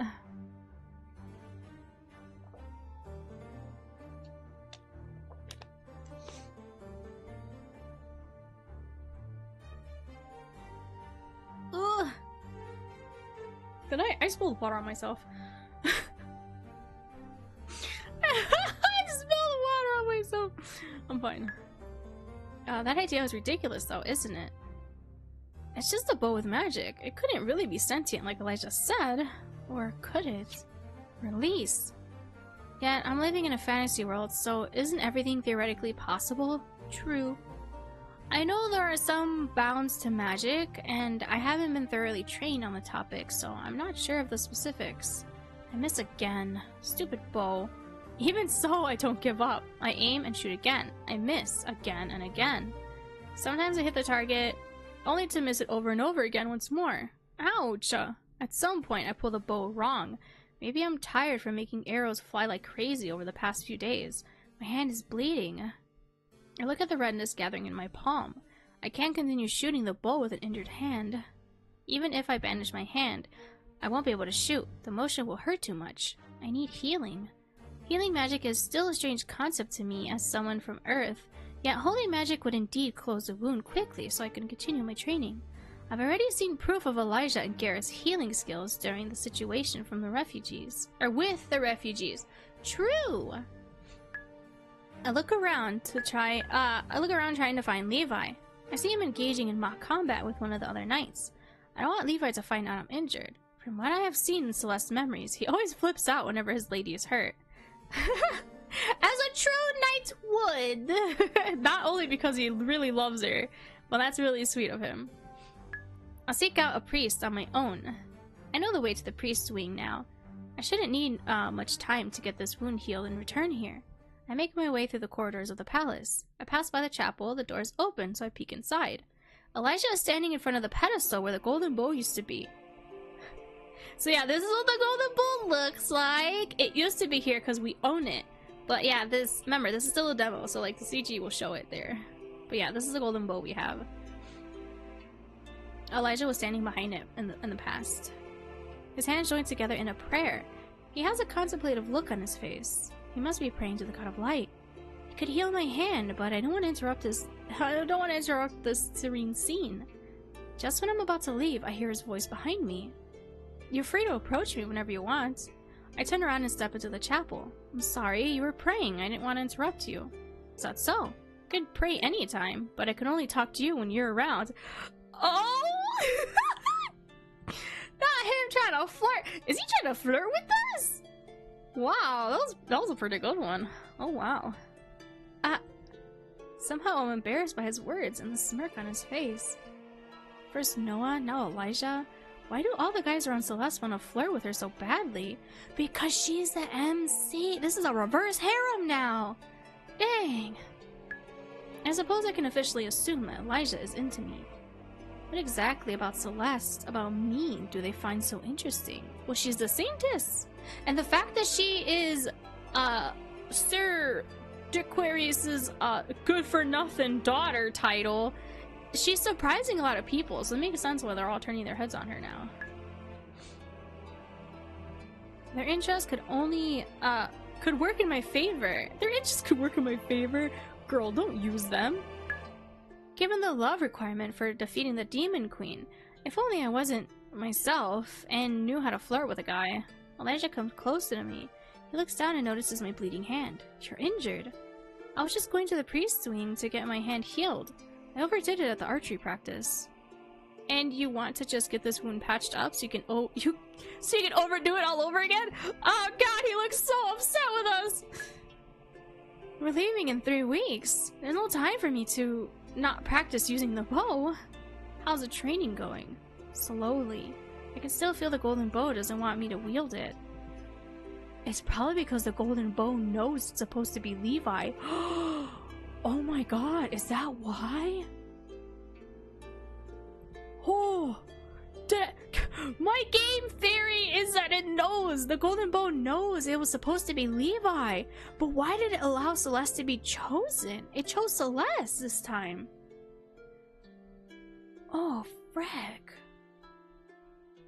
What does that mean for us? I can't wrap my head around the concept of a bow being sentient. You're convinced it doesn't want to shoot for you? Maybe you're the one blocking its power. That's what I'm saying, though. That's what I'm saying. She keeps kind of insulting the poor bow. Like, come on, you have to work with it, not against it. I feel like she's working against it because she keeps sassing the bow. Maybe he's right. I'm an uneducated person who has no comprehension of magic. Perhaps I'm rejecting the bow, the golden bow, instead of the other way around. I'm not sure. I need to think about it. I look down on my hand. Elijah follows my gaze. May I heal you? Yes, I would be happy if you did. I need to touch you to do so.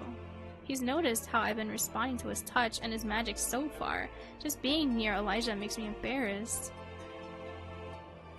Oh, wait! I've never chosen this one. I chose you could touch me to heal me. Oh, dang. Girl, she's so down bad. Maybe I should find another priest. I don't feel entirely comfortable with Elijah touching or healing me, considering my reaction to his magic. Maybe I should find another priest who can do the healing. I feel like that's so mean. Sure, no problem. Just go to the priest's wing. You're bound to run into someone. I say my goodbyes and make my way to where the healers are. Really? That's it? Much like Elijah said, I run into a priest as soon as I enter their part of the palace. The man takes my hand in his own and heals my wound. Strangely, his magic doesn't feel like anything special. Wow. Why do I have such a strong reaction to only Elijah's touch? How curious. Pondering the question, I make my way back to the training grounds. That's it? No way! You can touch me to heal me. Elijah takes my hand in his own. I can't help but feel shy. His magic pours into my hand slowly, its power bringing me that pleasant feeling of being home. The wound closes in a minute, fully healed, leaving no scar. Elijah lets go of my hand. I use every ounce of my will to resist reaching out to him. Why is she so into his magic then? He literally has the magic touch. Why does his magic have such a strong effect on me? Here, don't overdo the archery practice again. Though I'm sure you will anyway. Come by my office if you're bleeding again. I hate to see you hurt. He does? That's kind of sweet. Or is such a response normal from a healer? Girl, you know he likes you. You literally said he's flirting with you. What do you... Maybe he's just being nice. There's so much I don't know about Elijah. His role in the book was mostly to be part of the love triangle between himself, Levi, and Noah. The novel didn't go into as much detail about him as it did about Noah and Levi. Oh, so we just don't really know much about him because of that. Did Elijah have a lover in the church before the events of the book happened? Or had he never been in a relationship? I don't think I'm close enough to him to ask about his love life.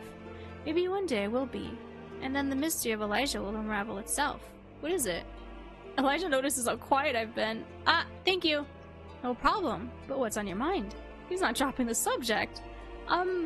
Forgive me if I shouldn't ask this question, but we've interacted a few times so far, yet I realize how I know so little about you. Elijah laughs, a cheerful and carefree sound. Why would you want to know more about me, of all people? What if he takes it as we have romantic interests? So far, oh my god. So far, everyone's been thinking that. Every time we say we want to get to know someone more, they're like, oh, really? I'm glad to have you've been taking interest in me. Oh, we're giving mixed signals to 4 other men. Oh, I feel like that Bobby Hill meme. I'm afraid of being a slut. That's my February highlights thumbnail on YouTube. I freaking love that. It's so funny. I'm not sure why I'm so interested in Elijah. I can't deny the truth, though. I really do want to know more about him. Fine. I'll tell you something else about me. Oh, he's taking pity on me? Well, I'm interested in hearing what he has to say. I have 3 brothers. I was born a commoner, a farmer's son. When I turned 10, my affinity for light magic was tested, and I found out I was very strong at wielding holy powers. That's why my parents decided to give me to the church. They sold him off to the church? I spent the next 10 years training as a priest and honing my magic skills. Do you miss your parents? I've seen them only 3 times since they gave me up, so no, I don't. We don't have a strong connection. Same with my brothers. If anything, my family was relieved to have one less mouth to feed. That's cruel. That's just life. Farmers don't have it easy, especially with the threat of the demons looming closer and closer each year. My parents have a farm that's only a week away from the battlefront by horseback. Oh, frick! He lives even closer to, like, the battle. Dang. So everyone has some kind of relation to the battle? Interesting. Should nothing change and the demons continue to advance, the farm will be destroyed by the end of the next decade. Oh, frick. Oh, excuse me, a hiccup. He talks about the possible destruction of his parents' farm with such a detached tone. He really doesn't have warm feelings for his family. My colleagues from the church quickly became my family. Gareth and Meredith mostly. We all graduated from the church's, collegium together 2 years ago. Collegium? I don't know how to pronounce that. A month later, I turned 18, so it was time for me to test to become the saint. Many people thought I would be the chosen one, given my strong affinity for holy magic.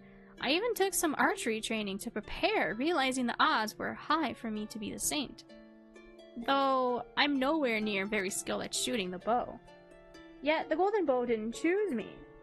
However... Oh god, my eye. However, the time came for the head of the church to change. And he took that role instead. So knowing I wasn't the saint and taking into account my achievements and skills, the previous high priest nominated me for the position. I was selected and became the new high priest. I've held the role ever since. Do you like being the high priest? It's a lot of paperwork and making major decisions. I do enjoy the job, most of the time. Has the information I've given you about me satisfied your curiosity? Honestly, yeah! Truth be told, I'm more interested in small things like Elijah's favorite food or color, though I shouldn't be. We're nowhere near close enough to ask about such personal details. Asking someone who's their favorite food or color is not a personal detail. I feel like that's a pretty standard get-to-know-me type of questions, right? That's a pretty standard get-to-know-me kind of questions. The tidbit he shared about his relationship with his family was new to me, but the rest I already knew from the book. Oh, so they did delve into his life some. None of it helped me figure out why I'm so interested in Elijah. Probably because the character? Come on, girl, you... We know we're in the book! We know how it's supposed to go! Maybe the character is just developing these feelings for these characters because that's just how it's supposed to be. Right? Mayhaps? I don't know then! Oh my god, sorry, I'm trying to sit. Yeah. Okay. Girl, you're so silly. It's probably just because of the book, just because of the way everything's written out. Like, maybe this is supposed to happen. We're supposed to have interests. We're supposed to have our own reverse harem, right? This has to be it. Still, I feel like it would be improper to do anything else at this point, but nod and agree with him. Yes, thank you for sharing more about yourself with me. I'm happy to quench your thirst for knowledge regarding myself. Oh, see? He's into it. Now then, I need to return to the office. It was nice chatting with you, Saintess. We should talk more often. With those words, he walks out of the chapel without sparing me another glance. How curious. In a sense, I do know more about Elijah now, yet I also realize just how much more I might need to learn so I can figure out why I feel an attraction towards him. I shake my head. I've got training to do. I return to the training grounds. Levi hasn't noticed my absence. I'm glad. I didn't want to worry him. I take the golden bow in my hand and stare it down. You're not going to win against me. I knock an arrow in the bow again and aim. I continue training until I tire myself out. The next day comes and I realize it's time for Duchess Penelope's tea party. Oh, joy! Do we have to go? I don't want to go to it. Penelope is such a brat. I almost want to pretend I have forgotten about the occasion, especially when Eurydice and Linda waltz into my room to get me ready for the outing. The tea party is a more formal affair than a ball or an audience with the Empress, so I opt for a more modest dress. We arrive at the Royal Gardens just in time for the event. Tables are set up and laden with so many kinds of colorful cakes that my mouth waters. Cake! Frick, I want cake. I've been craving brownies lately. I should bake brownies. I've been craving brownies. I want some nice fudgy brownies. Not that cakey brownie. Nah, I like it fudgy. Fudgy thick. Super thick. Thick with 2 C's. The tables are set up and laden with so many... Oh, yes. I read that. If only I wasn't a noble lady. I'm supposed to mind my manners and eat daintily. Of course, otherwise I would have taken a full cake of each flavor.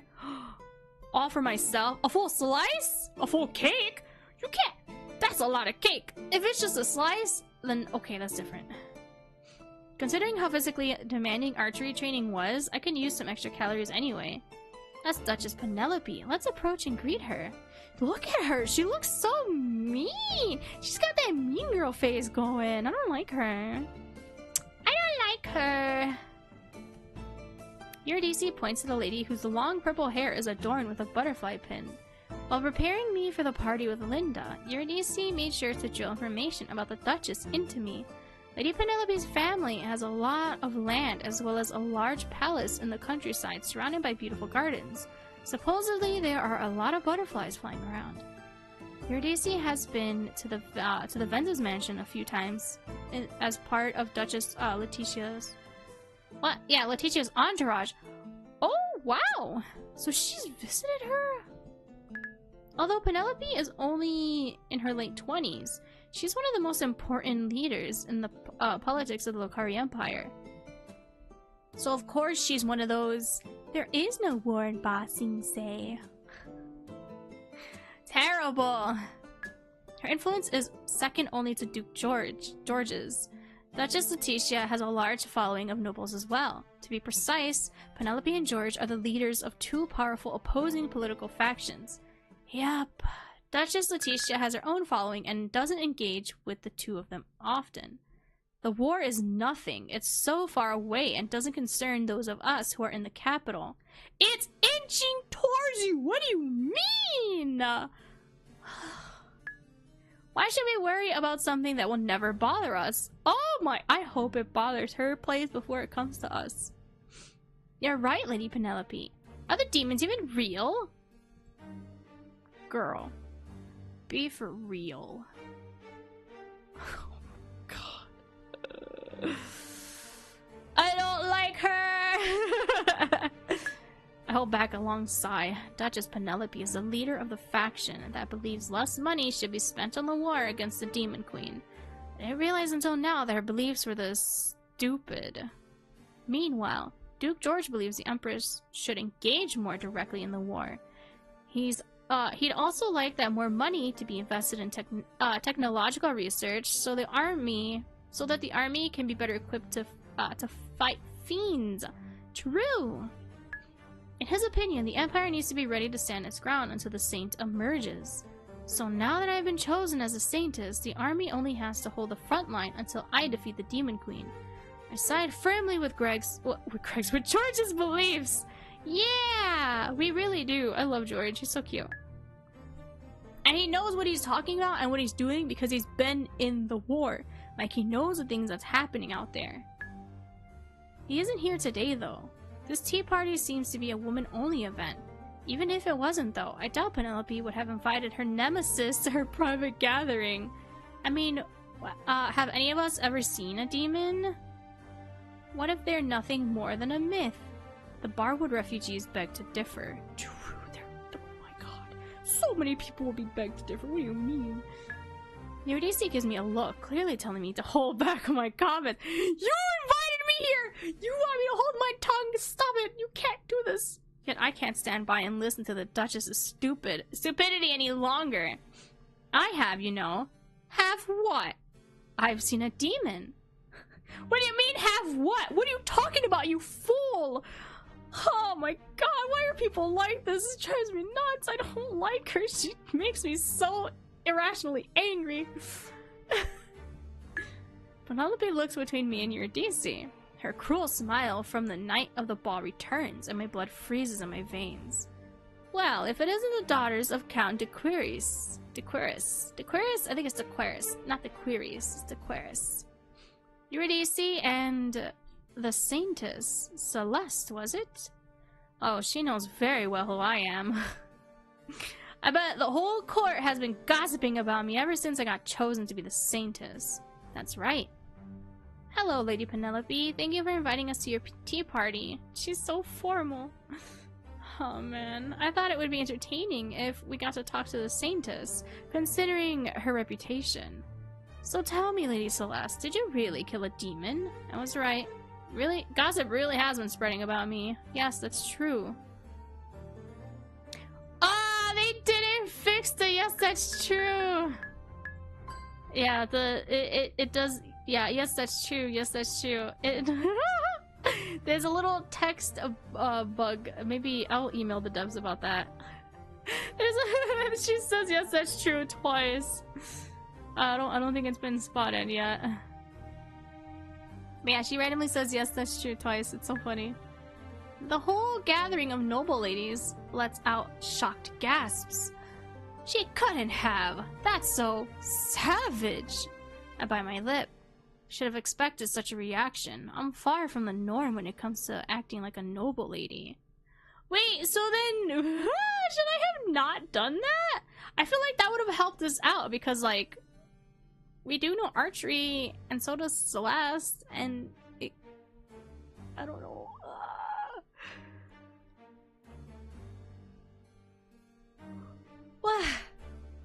Excuse me, a yawn. Oh my gosh. I have been drinking a lot of water. I feel like using the bathroom.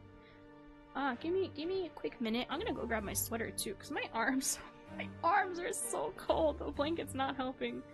I'm gonna be right back. I'm gonna go use the bathroom. Oh, wait, let me... Okay, we can listen to the beautiful audio of the game. I'll be happy. Give me like a quick, I don't know, like three minutes or so.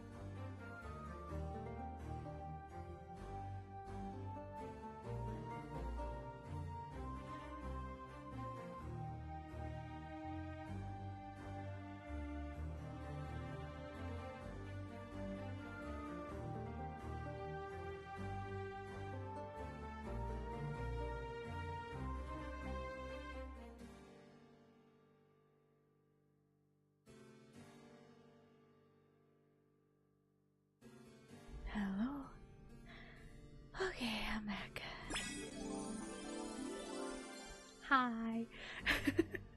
Sorry, I really have to pee. The double-edged sword of staying hydrated, huh? Welcome back, thank you. I'm back. Okay.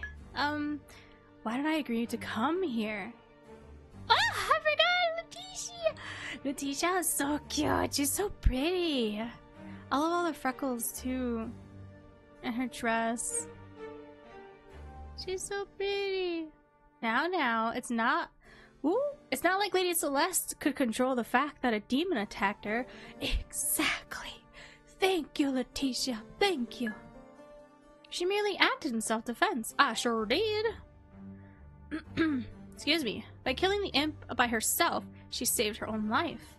I turned around, giving the lady who spoke up a grateful look. She has long braided orange hair and a kind smile. Duchess Leticia. Still, being attacked by a demon, it's not something she could control, right? Lady Penelope huffs. She walks over to one of the cake tables. When she turns around again, she clasps her hands and she has a smile on her face that could almost be considered pleasant. I don't know why the Egregious woman, because of the necklace? What the frick? What? I mean, her chest is bigger than everyone else's because she seems like she's flat-chested, and obviously the twins are flat-chested. She does have a chest, it looks like, yes. But what? That's not the focal point! What? You shouldn't just look at somebody because of their chest. It's so random.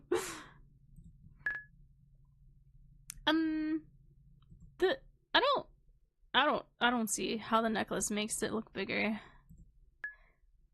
But this smile does not look considered pleasant. This looks terrifying. I don't like it. She's so creepy. I don't like it. This is creepy. Let's get the tea party started. I'm so looking forward to the shortcake. The atmosphere changes instantly. Excited chatter ensues as the ladies make their way over to the cake, taking it a little bit onto each of their plates.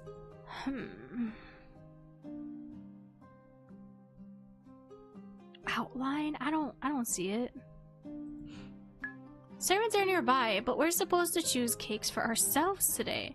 Eurydice sits down with Lady Letitia's entourage. I'm not sure where I should sit. I don't recognize anybody else except my sister and her favorite lady. Sit down with us. I nod, relief washing over me. Of course they're gonna ask you to sit down with them. We're so silly. Why would we try to sit elsewhere? Like, we were invited here. We should be sitting with our sister. And of course our sister's company should I'm gonna say should allow us to sit with them as well. But because it's Leticia, of course she will. So thank you, Leticia. She's so pretty. I love her hair and her accessories. Oh, that's not a necklace. That's just a brooch. Her necklace is just a choker. She just has a choker. It's not a necklace. It's like a brooch. If anything, I think it's more so the ribbed pattern in the front that makes you, like, think that her chest is giant. She seems pretty average to me. Especially because, like, the outline. So she does have a bust for sure because, like, the shadowing as well. But it could just be the way her dress is, whatchamacallit? It could just be the way her dress is shaded. I nod, relief washing over me. I take a seat next to Eurydice. There's one more free seat next to me, but nobody takes it. Amongst small talk, we dig into the cake. Thankfully, I know the proper way to eat sweets, so I don't embarrass myself this time. The talk at Duchess Letitia's table is much more pleasant than any conversation with Lady Penelope. I relax. At some point, Lady Leticia gives me a pointed look. What? Now she's gonna scold us? You really should be more careful about what you're saying, Lady Celeste, for your own good. But what Duchess Penelope said was just stupid. The other ladies give me startled looks. Leticia lets out a long sigh. That's what I'm talking about. It's fine to have your own opinion. Nobody will force you to agree with her. But you're the Saintess now, an important person in the political climate of Lokari Empire. You may not feel like your role has changed, especially since your reputation still follows you. However, people are listening carefully to everything you say or do. You're a public figure now. That sounds so scary.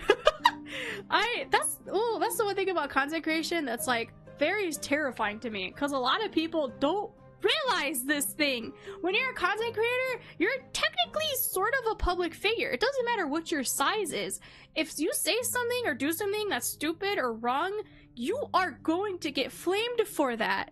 It doesn't matter how small you are, you will get outed, and unless you take accountability and responsibility for what you have done or said and try to actually do better instead of just saying, oh, I'm sorry, I realize the error of my ways and I apologize, I will do better. But then you don't actively put forth this effort, and then you just you regress, and then you just relapse back into it. And then you get out of it. Oh my god, how topical. It happened recently to someone that was buying freaking... what is it? They were buying designs and adoptables, like VTuber and non-VTuber. And then they would flip the profit to charge double because they also know how to rig models. So they would rig them as VTuber models and then sell them to other people for double the price of what they bought it for. Ew! That's such disgusting behavior! And then it came out there's more and more things that came out about that person, but I didn't really dive into it because it's like, why bother? They're already pretty bad.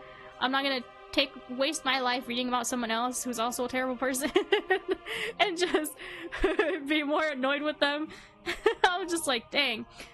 Apparently they're not in this like sphere anymore of VTubers, but they don't know what the term graduation means if they're still making streams. I don't know. It's weird. It's really weird. You have to be very careful. You have to be genuine. You have to be very genuine. You have to know. I don't know. I'm pretty dumb. I wasn't properly educated growing up, so I still struggle in that department of like communication and trying to convey what I'm trying to say. Like right now. I'm trying. But yeah, it's really hard. You really do have to watch what you say and watch what you do. So it's rough. It's a rough one out there.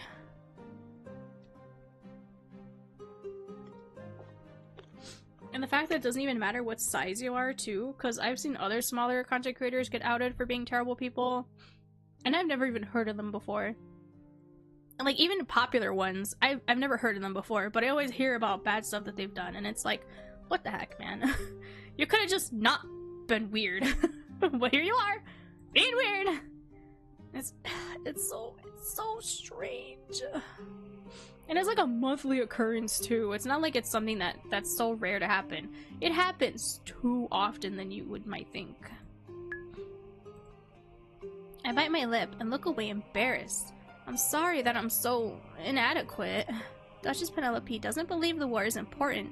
Duke George has the opposite opinion. If you wish, you may formally join the side of either of them. You may choose to stay politically neutral, like I am. You're focused on the quest to defeat the Demon Queen now, but a time will come when you will return from your journey, and you will still be the Saintess. Think carefully on what you want to do. Right. It may be that the demon army will disperse once their leader is slain, or we may have to fight the remaining demon hordes for decades to come. The debate between Penelope and George may become unimportant, or it may grow into the most hated topic in the court. Be mindful of what impact your words have and choose them wisely. Thank you for your advice. Exactly. I mean, I'm so wholeheartedly, full force on George's side. The Duchess has really given me something to think about for the future. I've been so focused on my training that I haven't thoroughly considered the politics of my situation. Lady Letitia is right though. The Saintess is more than just a tool to end the war. I'll think carefully about what you said. What's with the long faces? Someone slides into the seat next to me. A man. A man. crashing the women's party? Oh, how scandalous! What's a man doing in an all-girls party? I turn around to see Noah sitting next to me with a wide grin on his face. Noah, what are you doing here? I was taking a break from work and decided to go for a walk in the gardens. I saw you having a fun tea party, so I figured I'd crash it. Just like that? You'd figure you'd crash it? Perks of being the crown prince. I glare at Noah. He chuckles. This table is talking about such serious matters, though. Why don't you ladies enjoy yourselves more? Especially you, Celeste. I hear you're training really hard. I am.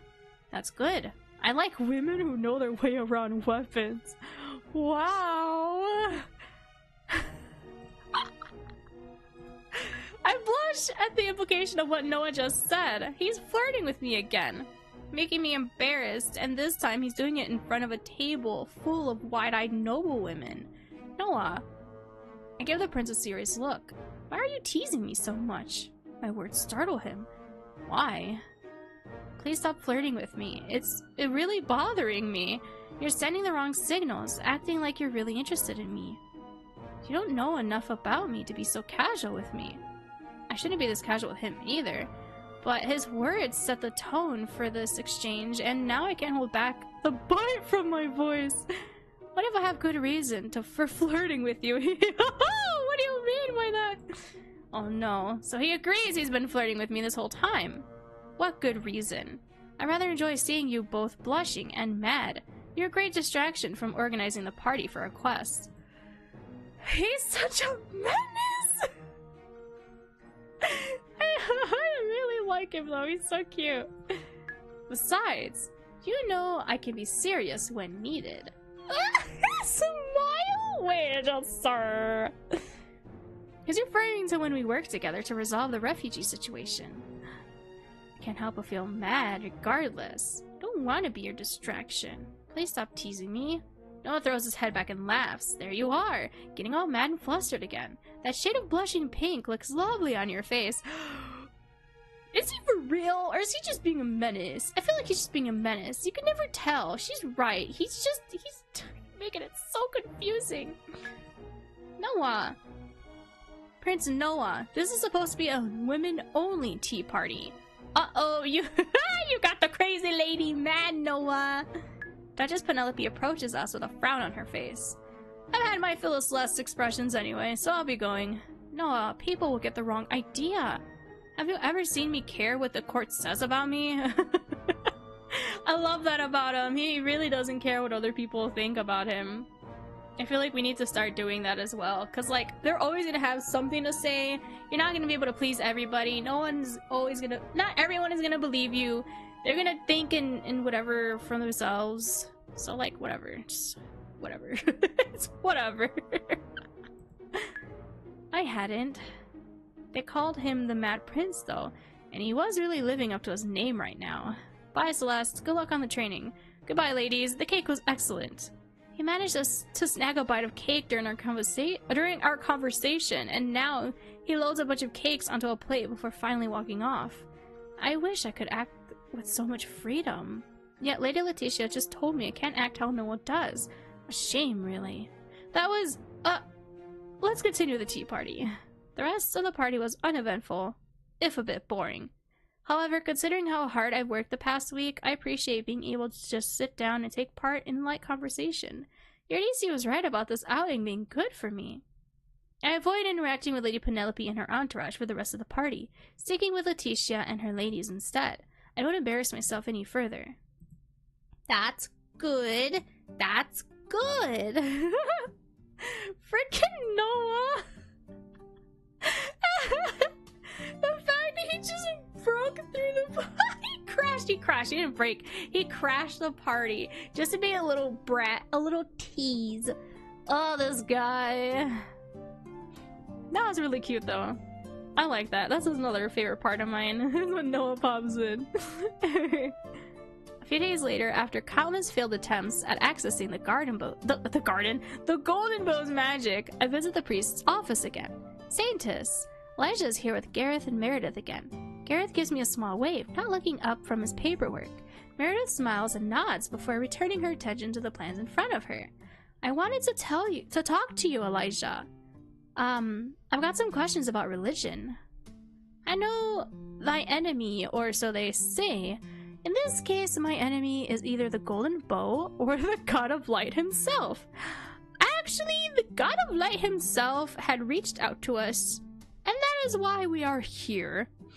I feel like it was the god of light that had, Sorry, I'm freaking. There's cat hair all over my mic that I didn't clean off. So I was like peeling away some of the hairs. So like if you hear any like sudden noises, that's why, like grinding noises. I'm sorry. So like when we got reincarnated, it was definitely the god of light that threw us into this world. And then, when becoming the chosen one for the golden bow, I feel like the light god also appeared during that moment. No, I don't think the golden bow. I was gonna say, is the god in the golden bow? I don't think he is, but that's still wild. I know too little about either to face him head on. Is that so? Oh, excuse me, that was a weird hiccup burp in my throat. I'm so sorry, that was gross. Excuse me. Elijah gives me a wide-eyed look. He walks to the door on the right side of the office and opens it. Let's not distract Gareth and Meredith then. Come on.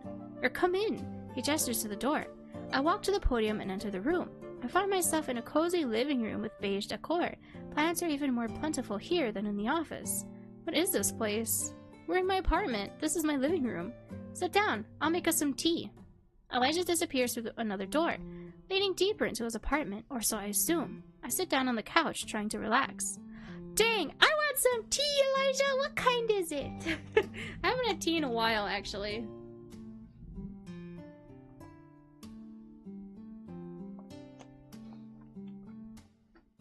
All I've been drinking is water lately. I want tea. Tea sounds good. Elijah returns after a while and pours us both some tea. He takes a seat in the armchair. Do you like plants? I gesture to the decor around us. I do. They are God's creations. They feast on the light he gives, and it helps them grow. Photosynthesis! Does Elijah not know about photosynthesis? The view he just shared must be some myth of the religion. Of the religion that's surprisingly close to scientific reality. He's so silly. I love him. What would you like to know about our religion?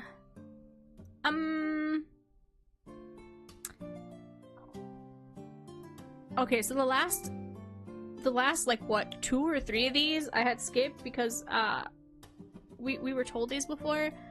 I do vaguely remember them though, but I'll read through them again.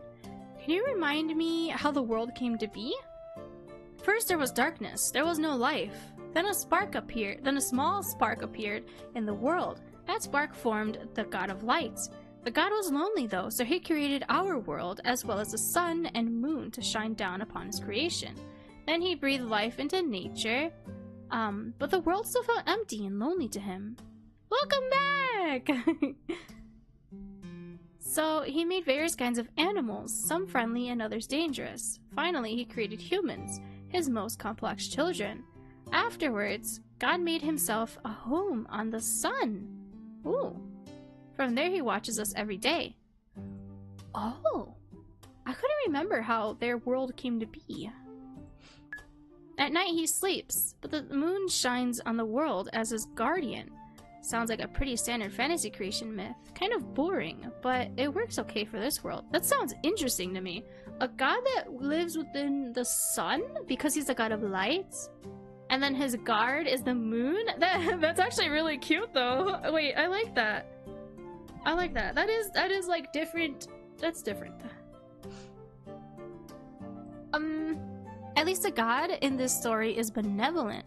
I guess evil comes from the demons and lack of light, darkness. True. Who exactly is the god of light? Can you tell me more about him? He doesn't have a mortal form, so he doesn't resemble us humans. Even so, he's often depicted as a human with wings, an angel. He's really just a formless mass of golden glowing warm light, which we've seen! We've seen before when we touched the golden bow. I frowned. That description reminds me of the time I was reincarnated. Oh yeah, and then as well. Is it possible I really met the god of light himself twice? Wouldn't it be twice during that moment as well as touching the golden bow? Obviously I can't ask Elijah about that encounter, or he might consider my story of blasphemy against his god. God of light loves us. He's kinder than any being in the world. That's why when the demons attacked, he gave us the means to defeat them. He is a deity that interferes with the mortal world, but not directly. He gave humans the golden bow, crafted by the blessed blacksmith, but he wouldn't just step down from his pedestal to instantly resolve our problems. Excuse me, I read that weird. Humans have to save themselves. Oh, that's the window. I was like, what is that? It looked like a gem or something. Humans have to save themselves. He just makes doing so easier, especially if we believe that the golden bow really is the only weapon that can defeat the demon queen. 2 decades of trying to kill her through different means are proof enough that the logic of the book is sound. True, but who is the blessed blacksmith? You touched upon that subject, but who is the blessed blacksmith? Clement Seros. He's still alive, although nobody but the Empress knows where he lives. So oh yeah, I remember this. So he went into hiding. He was like God's messenger, like a prophet. He had visions, is what he made the. He was like not visions, but he was like told. I remember this bit at least, because this one is typically a standard thing where like someone was like blessed by the kind of god figure to craft something to help with like the war. So yeah, I remember this. And then for his safety, they also put him into hiding. So that makes sense. He's gone into seclusion. Too many people wanted to worship him as if he were the god of light himself. He preferred to live an ordinary life. As far as I know, he's a farmer somewhere to the west of here and has nothing to do with demons and religion anymore. Good for him. He's gone through enough for the Lakari Empire. I agree with that sentiment. He's so cute. If you're wondering if he knows more about the golden bow than I do, the answer is no. Well, he crafted it. And he doesn't know the secrets? He simply received a vision showing him what kind of weapon to create, and he made the bow from that image. The god of light blew his power into Clement's creation. That's how the golden bow came to be. Why are demons attacking the Lakari Empire? Why indeed? That is such a big question though, like yeah, why does anything happen? The demons are not of this world. 23 years ago, a portal opened to another world, the demon's domain. Fiends poured out of the tear in reality. They want only to destroy all that is alive. They are pure evil. Their very existence is a blight on this beautiful world God created for us. However, as they are not made by God's hand, he cannot directly influence them. That's why he gave us the golden bow and chose its saint. Now we'll be able to get rid of the demon queen using God's pure power embedded within the artifact. Hopefully once the demon queen is gone, the rest of the demons will stop attacking. That's my hope as well.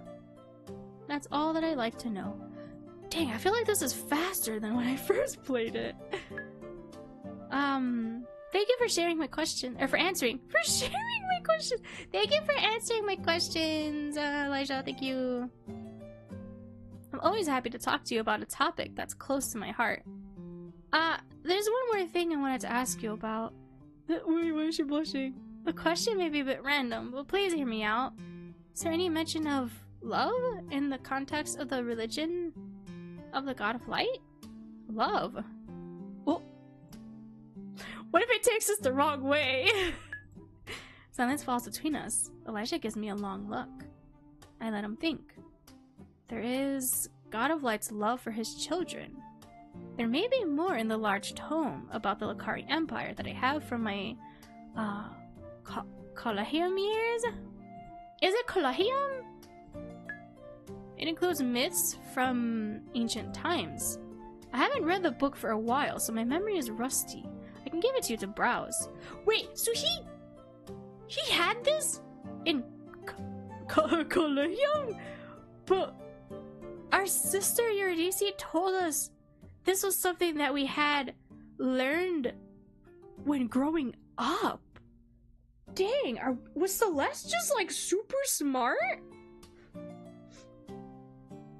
Was Celeste just super smart? And now we like know literally nothing? Ah. Okay, that's even more kind of embarrassing. Oh shoot, she's really like me for real. Head empty. I wouldn't be able to read the book since I don't know Lucari Empire's alphabet. But he might think me rude and strange if I refuse him. I'll have to take the tome from Elijah or risk drawing suspicion upon myself. I would appreciate that. Elijah gets up from his seat and walks over to a large bookcase. He takes out a large book with a navy cover and hands it over to me. If something about love in the context of religion comes to mind, I'll find you and let you know. Is he gonna say that he likes us? Imagine. Oh man. I take the book from him and nod. I realize that, for the first time in a while, I have finally relaxed around Elijah. I've just been enjoying the conversation and tea.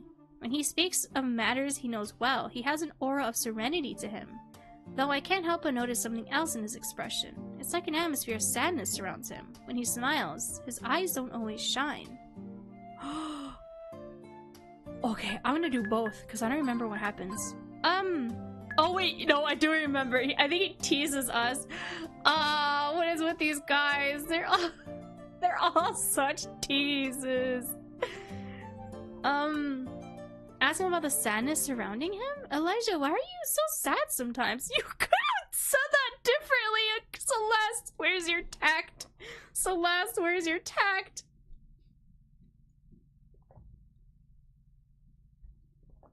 Oh god, not the music going off too when you ask this question. This is so— oh god, I'm getting secondhand embarrassment. Before I can stop myself, the question pops out of my mouth. Sad?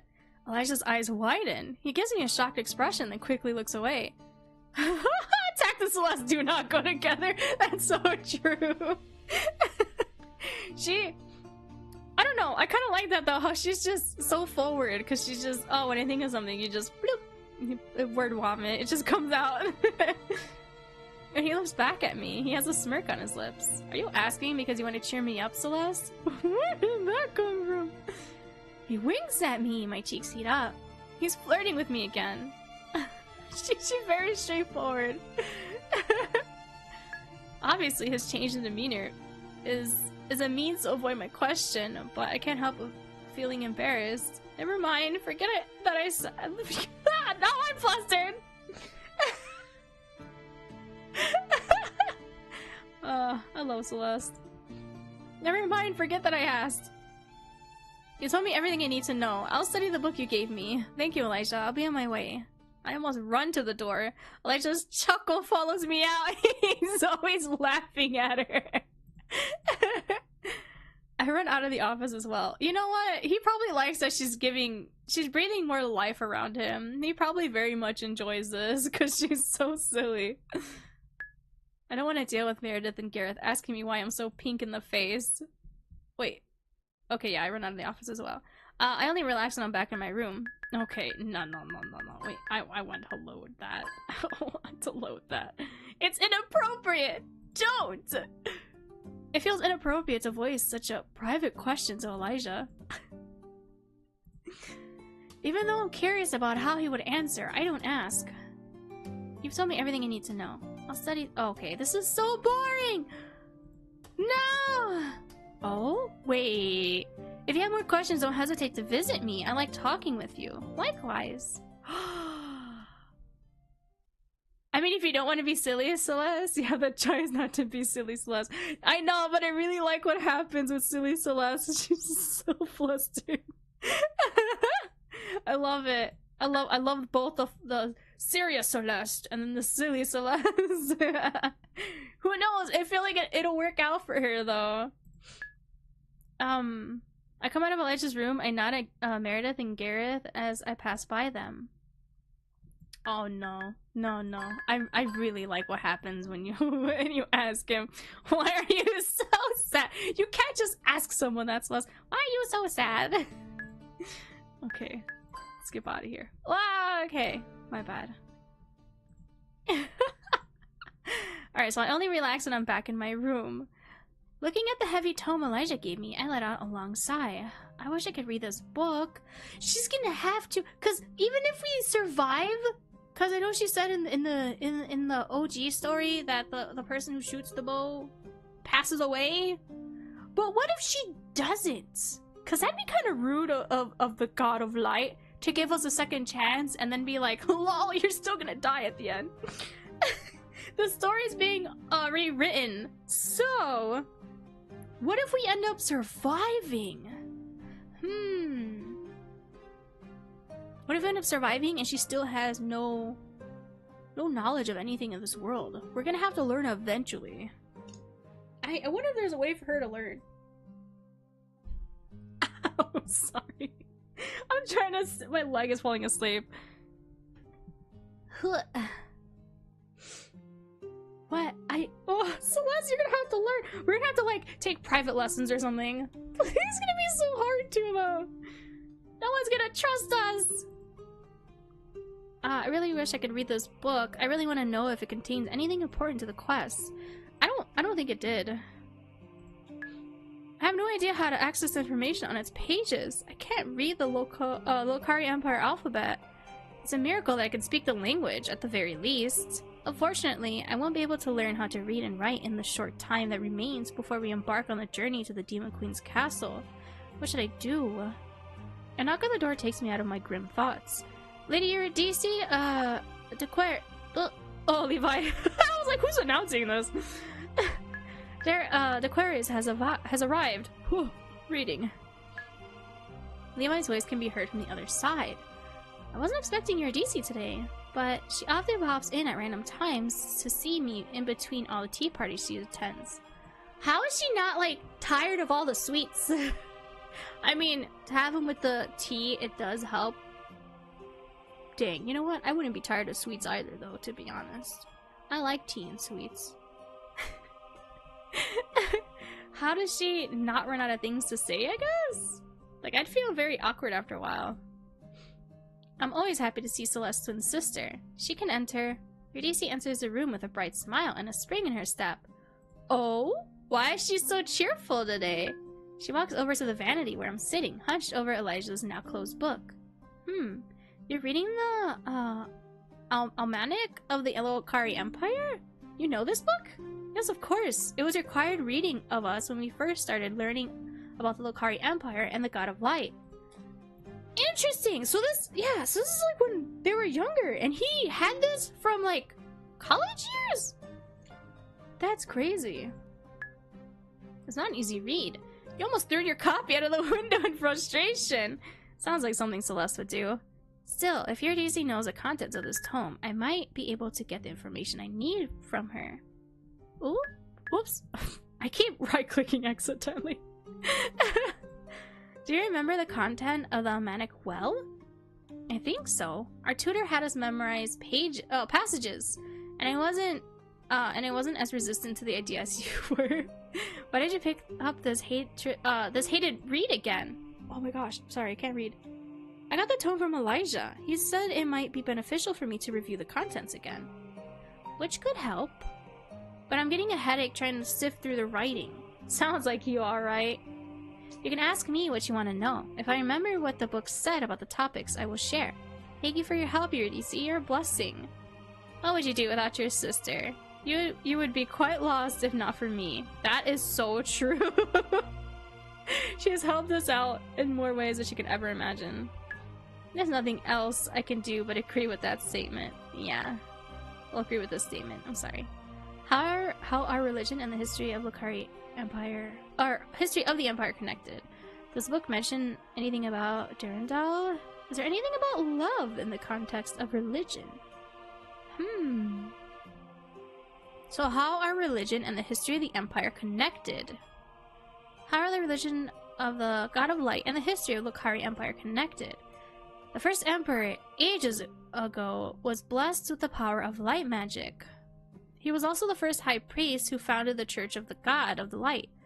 Wait, so the two positions were part of a single role at first? Yes, that situation was how the Lucari Empire came to be called the Sun. He represented God himself amongst mortals. He was the closest thing to God in the mortal realm. Later, the function of the Empire and the High Priest became separated. One of the emperors, oh my god, my dyslexia, empires and emperors. One of the emperors did so for practical reasons. Ruling over the empire and taking care of holy matters at the same time was just too much of a strain. That sounds like a lot of work. The emperor's consort, the wife or husband of the emperor, was called the moon of the empire, based on the role of the moon in the creation myth. Wait, the emperor's consort, the wife or husband of the emperor, was called the moon of the empire based on the role of the moon in the creation myth. Oh, okay, so like okay. I remember. She was to rule over the empire if the emperor ever got ill or wasn't present in the palace during due to going to war. Ah, so currently Empress Mirelle rules over the empire. Yes, and her emperor consort is Lucius, who comes from the kingdom of Durandal in the south. Okay, and now does the book mention anything about Durandal? Can you tell me more about Durandal? We're allies with them, right? Durandal has a warmer climate, and their people have a much different culture than the people of the Lucari Empire. However, when both countries were attacked by demons once ago, the Empress looked past our differences and proposed an alliance with Durandal. Thus, her first emperor consort was a Durandal prince, Noah's father. First? He passed away 7 years after the alliance was formed. Oh, this is okay. I'm sorry. This is during the Demon War. So the Empress married another Durandal prince, Lucius, her present husband. Is there anything about love in the context of religion? Oh no, she's this is gonna be so awkward. Is there anything about love in the context of the Empire's religion in the book? Love? There's plenty about the God of Light's love for humans. That's not what I meant. That's not what I mean. I don't remember any other mentions of love. Why do you want to know? Something so strange. Uh-oh. I should be more careful with my questions. Yet love was the most important thing I was looking for in the tome. Still, I could see how the question might be seen as strange. Never mind. I was just curious. That's all I want to ask for now. Alright. The first 100 pages mostly detail the Lucari ruling system, but I doubt that information would interest you much. Not really. Next, the book talks about the creation myth. But you know that story by heart since Mom told it to us many times in her childhood. I nod. Elijah had reminded me about the creation myth recently. Oh, okay. Eurydice mentioning their mother makes me feel a pang of sadness and regret. She passed from an incurable illness when Eurydice and Celeste were both young. Celeste has some memories of her, but they are faded. Celeste and Eurydice's mother resemble Eurydice in personality. She was a sweet, kind woman. How she put up with father's tyrant. Seriously, their father's such a jerk! Tyrannical ways is difficult for me to understand. I mean, I have this theory that maybe he doesn't like Celeste because of, like, he might blame Celeste for the mother's passing. Like, maybe it was Celeste that brought the illness that she contracted? Maybe that's what happened? Because so she's the one that likes to go out and everything?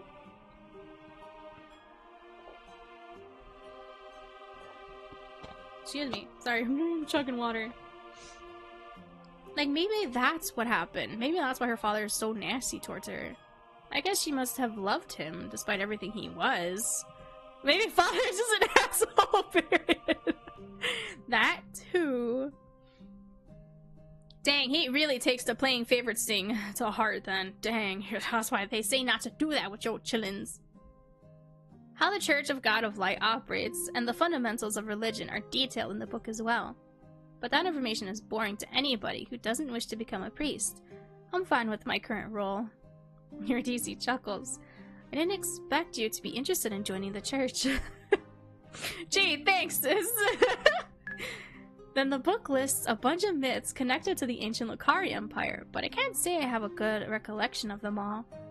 They're just legends anyway, and may or may not have any truth to them. You never know. Those ancient stories may hold the answers to my questions, but if your DC doesn't remember the myths, then I can't pursue her to summarize them for me. I sigh. I won't be able to fully access my, the knowledge of this book after all. Still, your DC has helped me out plenty. Thank you, sister. There, I spared you having to read through this boring, heavy tome. You don't know how much I appreciate you for it. I can imagine. We spend the rest of the day just chatting and hanging out. I could use a break from the archery practice. My body is tired from the constant training. Yeah, she's been scolded twice about taking a break, so you need a break, girl. I don't feel like I'm any closer to forming a plan to defeat the Demon Queen, though. It's definitely gonna take more than like a week or a day. I also still don't understand how to access the Golden Bowl's magic any better. At the end of the day, I remain frustrated with my lack of progress. The next day, while I'm hanging out in the living room of our apartment, your DC approaches me with a spring in her step. She's always so cheerful. I freaking love her. Celeste, we've received invitations to another ball. Oh no. I like how her first thought is, oh no. Not another one of those painful social gatherings. Look! She's so happy about it, though. Your DC hands me an envelope with a royal seal. The Empress's seal? Yes, these envelopes were inside a bigger one. The Empress formally invited Father, myself, and you to a ball tomorrow evening. Turn on skipped transitions? Whoa! Wait, I noticed it does it for both.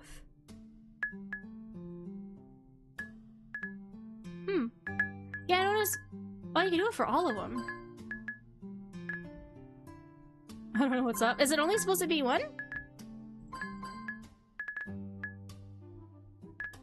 I had done all messages from when I had skipped. Sprites don't fade in and out, as don't the BGs. Oh. Oh, and during the tea party, there's a moment where Celeste says, "Yes, I have," I think, and the text doubles in the box, so it says it, and then when you click it again, it still says it. I don't know if the log will go that far back, but there's a funny moment where it does that, and I'm like, wait, what? Man, yeah, I was like, wait, bugs. Yeah, I forgot I had clipped it once before. And I noticed it stayed, so I was like, oh, wait, I probably should have emailed it. My apologies. Okay, yeah, no, it doesn't go that far back. Look at the VOD later. I do have it clipped. I could just link you that, I think. Hi, Sibby! Hope you're doing well. Hold on, I can get you the link real fast. Finding the link will be fast.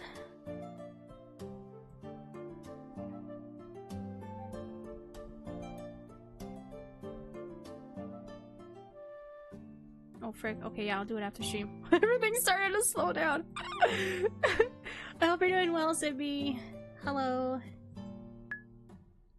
Yes, these envelopes are inside a bigger one. The Empress formally invited Father, myself, and you to a ball tomorrow evening. Oh yeah. Yeah, I'll send it to the email after stream. Tomorrow? So soon? Yeah, so little time to prepare! And prom's tomorrow! Yes! Aren't you excited? I'm nervous. I'm nervous-sighted. Nervous and excited. Nervous-sighted. Yes. Not at all.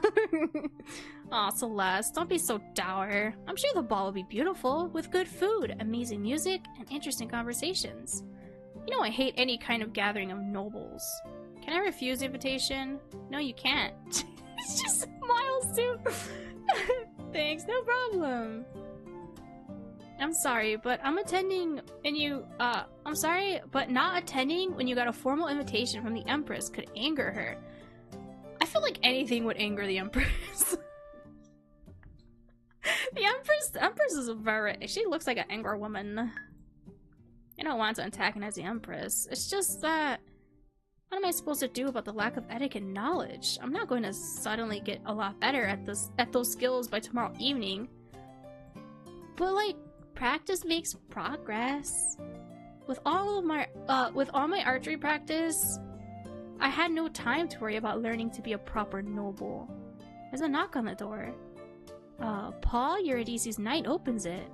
Oh yeah, a messenger from Duke George arrived for Lady Celeste. From Duke George? From our beloved! I love George. He's like so quickly he's worming his way into my heart, man. I bring word that my master, Duke George, would like to see Lady Celeste in 2 hours at the Royal Conservatory. Duke George wants to see me? Yes, that's right. I'm supposed to come back with a reply, my lady. I'll see his grace. Wait, she's blushing too! Thank you. I'll relay the information immediately. The messenger leaves when the door closes. Eurydice turns to me. Her eyes are sparkling with curiosity. What's going on between Duke George and you? Nothing. I'm as clueless as you are. We've only spoken twice so far. He's a kind man, but I know very little about him. Duke George. Kind? He always comes off to me as cold and very closed off person. Is it because he's a big tall man? I feel like it's because he's big and tall. Remember how I said how like I love the characters that look like they could be intimidating, like how Noah was with her, but then they end up being total softies. I love that trope. Huh? That's not how he acted towards me. Yeah, he acted very kind towards us, like immediately. How curious. I wonder what he wants from me this time. Sorry, the upstairs people just like bulldoze through the living room or something. Scared me. I wonder what he wants from me this time. No way to find out except going to see him, I suppose. She's so carefree about it. I love her. I like how she says she wants to be carefree, but that she can be carefree, but that she does it anyway. I'll call Linda and let you get ready in peace. Oh, thank you. And I'll send word that we're going to the ball. Ugh, if we must. I'm afraid we have to. Alright then, do your worst. Do your worst? Laughing, Eurydice walks off to her room and I enter mine. Oh, I love this dress so much. This is so cool. Because it looks like you know how the geodes are and the crystals are poking out, but this one they have the flowers. It's very pretty. Linda spends the next 2 hours getting me ready to meet Duke George. It's almost like preparing for a ball, considering I've been summoned by someone so important. All the while, I continue to wonder why George wants to see me. Sorry, sometimes I have audio just suddenly cut out. It makes me so nervous. Well, this is so pretty, though.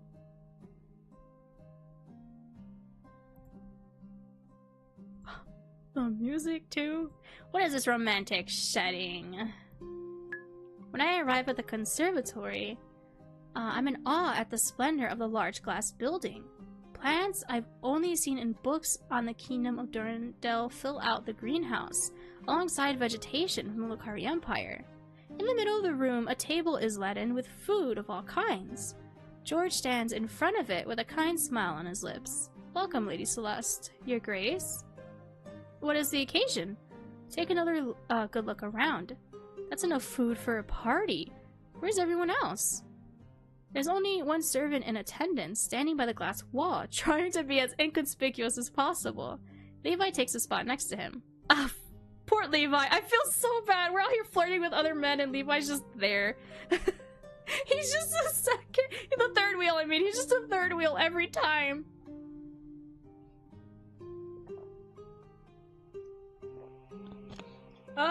Levi, my beloved. I feel so bad. He's just...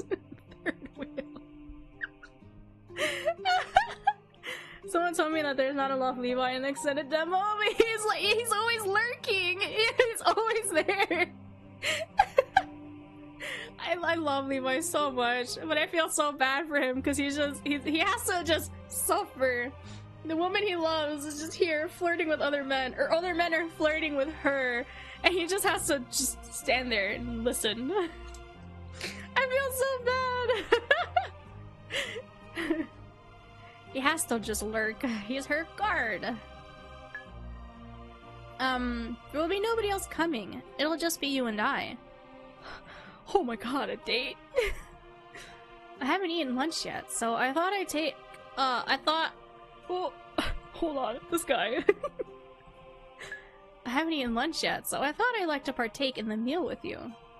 I blink once, then twice. My mouth falls open. You want to eat with me? I want to scream at him to explain himself. What is it about me that interests him enough to offer me a table of food as well as prestigious company? I mean, he was really kind to us when we first were struggling to eat. He'll teach us again. Isn't he supposed to be one of the key players in Lokari politics? Does he want to ally himself with the Saintess? That would make sense as well. But I have no standing in the Empire. I'm the 4th highest ranking person in name only. George continues smiling, gesturing to the table. Oh man. He's been nothing but kind to me so far. Here at DC call him cold and detached, but that's not the impression I have of the Duke. Yeah, he's showing himself off so much differently to Celeste. It could just be a political,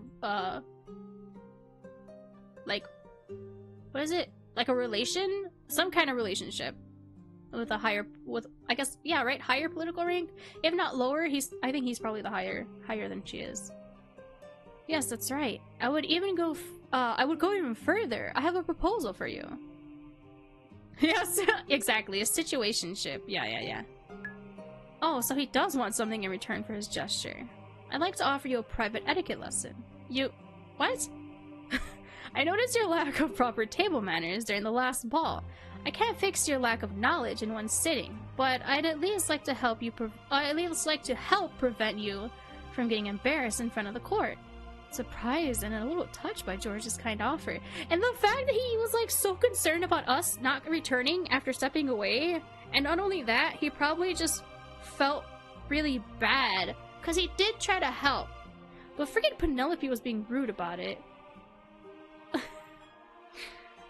Oh man. He's such a sweetheart though. But why do you want to help me? Perhaps I have an interest in you. Ooh, is it because we said we were interested in you? Maybe it's because we— oh, frick! And would you like to feel better in your skin as a noble lady? The way he says that, I'm wondering if he knows. What do you mean? Because you're always a noble lady. What do you mean? Would you like to feel better in your skin as a noble lady? An interest? I like how that's I said this last time too. That's the thing she like latches onto. Oh, an interest? What kind of interest? George chuckles. She's so like oh my, she does not trust him. Nothing suspicious, I assure you. Now, will you accept my offer of help? It's not like I have a choice. George is offering me exactly what I need right now. With tomorrow's ball coming up, I'm already stressed about my guaranteed poor performance at the table. If he can help me feel more at ease during the ball, maybe I'll actually be able to tolerate the social gathering. I should accept, and even if I end up in debt to the Duke. Yes. Alright, I accept your kindness. Good. Sit down, please. He pulls out a chair for me. I sit down at the table and give the food a good look. George takes a seat next to me. He gestures to the utensils. Let's go over which utensils— oh god, he's so serious now. Now it's not gonna be fun. Now he's serious. Now let's go over which utensil you should use for which type of food. We'll sample small bites of everything together. We spend the next hour nibbling at food while George slowly and carefully explains the proper etiquette to me. Tells me about the utensils, corrects my posture, gives me pointers about what to say and which topics not to broach during a meal. And those are all the basics you need to know.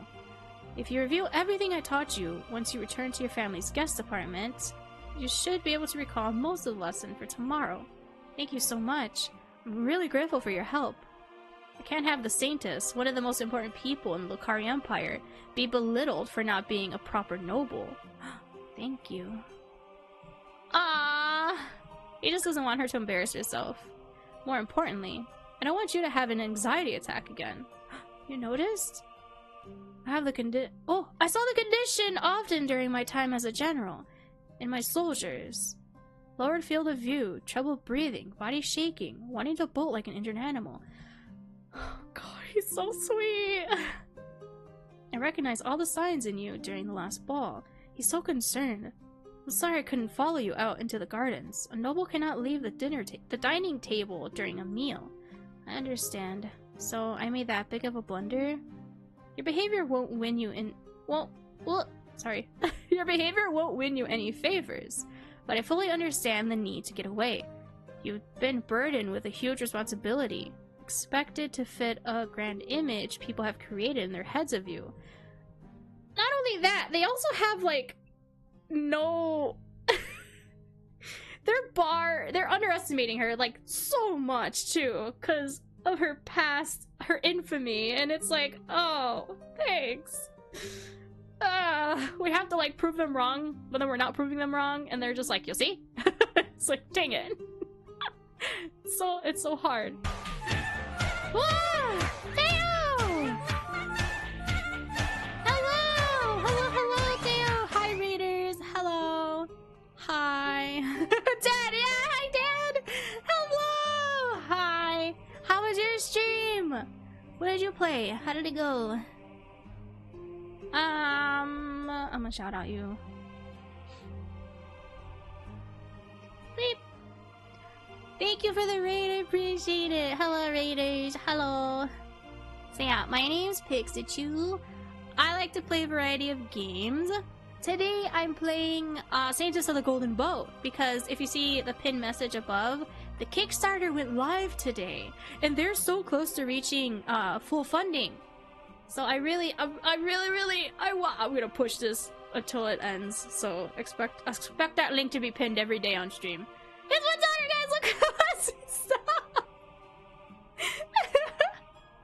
No, you're awesome. How dare you? Hello, Theo. I hope stream went well. What were you playing? What did you do? No, I'm not. You are. Stop. Dad, you're embarrassing me. Helldivers! Ooh! I know, like, little to nothing about that game. Other than, it reminds me a lot of Destiny, and I really want to play. But it seems scary, because the friendly fire is a thing, and that, oh man. Was it chaotic? Did you win your diamond in hells? I don't know what you do. Yeah, I'm a pixie. I'm a cat girl pixie. I like to play with glamours, so I haven't earned my wings quite yet. But I did tell chat that I found a glamour that could give me wings, so I could fake having earned my wings, but I don't want to get in trouble because of that. So I don't know if I'll do that. But yeah, I like to play a variety of games. We're playing Saintess of the Golden Bow. We're at the tail end of the visual novel's extended demo. And they added an extra 30 minutes of content, so we're about to reach that, and I'm really excited because there's gonna be like a twist ending to it. And every time I play the demo and then extended demo, I always want more. So I can't wait to see what's gonna happen. Their Kickstarter link is in chat, as well as their Steam page, so if you want to try out the demo for yourself, you can. This is an isekai visual novel to where we get teleported into, or not teleported, we get isekai'd into our favorite BL web novel. However, the story is being rewritten because our main character is a woman, and we kind of take the place of the guy that was supposed to get the golden bow. So his love story is going to be completely changed. Now we're the character it's a reverse harem now.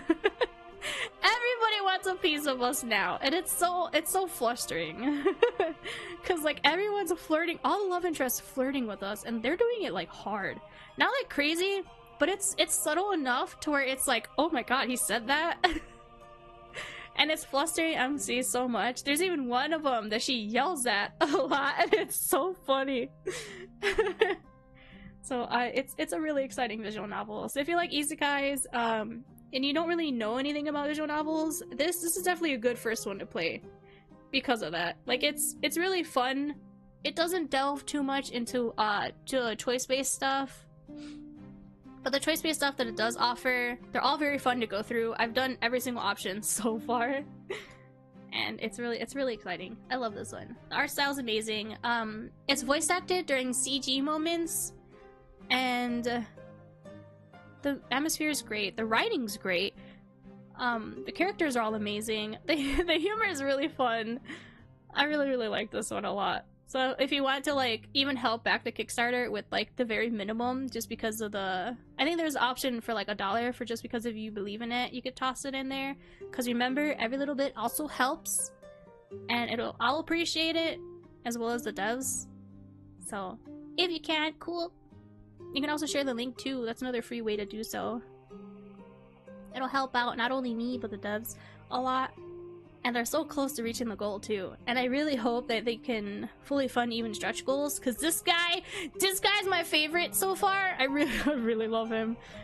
And I believe there might be a DLC route of him if funded. So I really hope he can get there. I really love this guy. He's such a sweetheart. Because there's a war going on with demons. He used to be a general in that war. And our character knows, like, no proper etiquette. She's kind of just a tomboy. So the fact that he's helping us by teaching us some etiquette before the Great Ball the next day in-game, he's been an absolute sweetheart. It's been so nice. I really like this guy. He's been nothing but helpful, nothing but sweet and kind. So it's really cool. Oh yeah, and last stream, I said he looks like Seto Kaiba, and my chat scolded me. They hate me for it, so I'm sorry if I ruined him. It didn't ruin him for me. If anything, it enhanced him. I really like this character. He's a sweetheart. Wow, normally you don't hear the rain, but it's raining a lot outside. So I'm sorry in advance if I DC. I'm hoping that won't be the case. I think it's hailing too. That's what's startling me right now. But yeah, we're almost done though. So let's see what happens next. Your behavior won't win you any favors, but I fully understand the need to get away. Yeah, because we had a panic. The fact that he noticed that we were having an anxiety attack, but he just let us go. But then the fact that he also bumped into us again and asked us, "Are you okay?" It's so sweet! You've been burdened with such a huge responsibility, expecting to fill a grand image people have created in their heads of you. And we're also infamous because we're a tomboy noblewoman, so it's been really rough for MC. Oh, the way his face drops. I know how that feels, and I don't want you to suffer further. He knows how that feels? Is it because he's... Oh, it's like her sister, MC's sister said that he's a very cold person, but he hasn't been that way for us. So he does know how this feels. We've been formally invited to tomorrow's ball. Whoa, excuse me. Oh my god, encoding overload. Hi, monkey boy, I hope you're doing well. What's our rice fact for today? Rice is the best food in the world, true. Compared to other foods like bread, rice is better because you can make different things out of rice. Yeah. So, wait, risotto's rice? I didn't know that. Plain rice is best rice? Yeah, it's good for your tummy. With bread, all you can do is just bread. All you can do is just bread. What do you mean? There's garlic bread. There's sesame bread. There's cheesy bread. There's garlic cheesy bread. There's a lot you can do with bread. It's not just bread. What's fun in bread? Nothing. Garlic and herbs, yeah. Even compared to other grains like wheat, rice wins easily. Mostly because who in their right mind would pick wheat over rice? Rice is the best. I like both rice and bread. What? That just feels like an attack. I mean, you can also make rice pudding. Rice pudding is something that my family likes to do in the holidays. That's like a Puerto Rican dessert. It's so good. It's like cinnamon rice. I don't know how my mom makes it actually.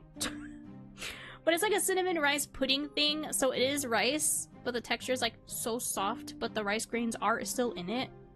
They're not like solid, but they are kind of mush. It's really yummy. But true, sushi. I didn't know risotto was a rice thing. I learned something new today. Anytime you bring rice facts, I do. Thank you for the rice fact. Dang, I'm hungry.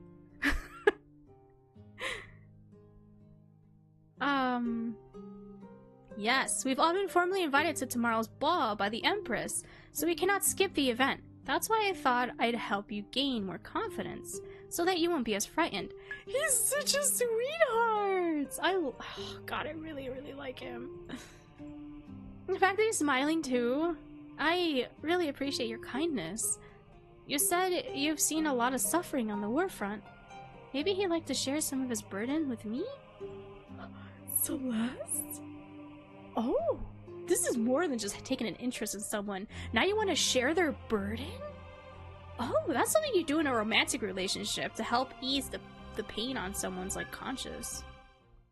What I've seen doesn't matter right now. Oh, he got so serious. His face fell from so kind and happy to just, it doesn't matter. Not right now. Yeah, it's not the right time. George's kind smile disappears, replaced by a cold expression. I had to prepare myself for the ball as well. Or I need to prepare myself for the ball as well. Thank you for today's meal, Lady Celeste. Okay, thank you. Thank you for the meal. Thank you for the frick, what is it called? Etiquette lesson. It's completely shut me out. Oh no, I asked the wrong question. He did say he wasn't gonna answer some of them. So, he did warn us. Of course George has seen a lot of pain and death. He fought on the war front. Why did I think he wanted to discuss those events with me, though? For a moment, I felt close to him, but in the end, we're still just strangers. Alright, I'll see myself out then. Thank you again. I curtsy and leave. George says nothing more to me. Oh, frick, do we really make him angry? Oh, no! He says nothing more? It's like an Arctic wind suddenly blew between us, taking away all his warmth. Duke George is really a mysterious figure. I can't let my guard down around him. Here it is! Ah! Okay, this is the extra 30 minutes of content. Oh, frick. Yeah, new stuff! I know, new stuff. I'm so nervous. Why is she here? I don't want her to sit next to me again. I don't like her. She's such a menace, but not in a good way, like all the others guys. The time until the ball passes like a blur. I practiced what George taught me with Eurydice. Soon I find myself seated in the throne room. Oh, I think it's one word, Aaron. Commands are one word. You're not supposed to like space them because it won't really register. You can do it! I believe in you! There we go. I went to the doctor today and he told me I had type A blood, but it was a typo. Oh my god. That's terrible.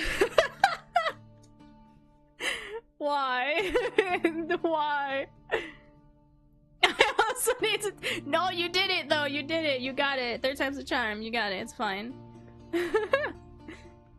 The time until the ball passes like a blur. Yes, I practice. Yes. Soon I find myself seated in the throne room between Duke George and Duchess Penelope again. I don't want to sit next to Penelope. That's the best dad joke I've heard today. That's funny. Let's see. I take a good look at the cutlery. I think I remember which piece is correct to use for each kind of food. Penelope has a smirk on her face. She always has a smirk on her face. I don't like it. But I turn my head away and look at George instead. He gives me a small nod. Oh, we look at him for approval. He's just, yeah.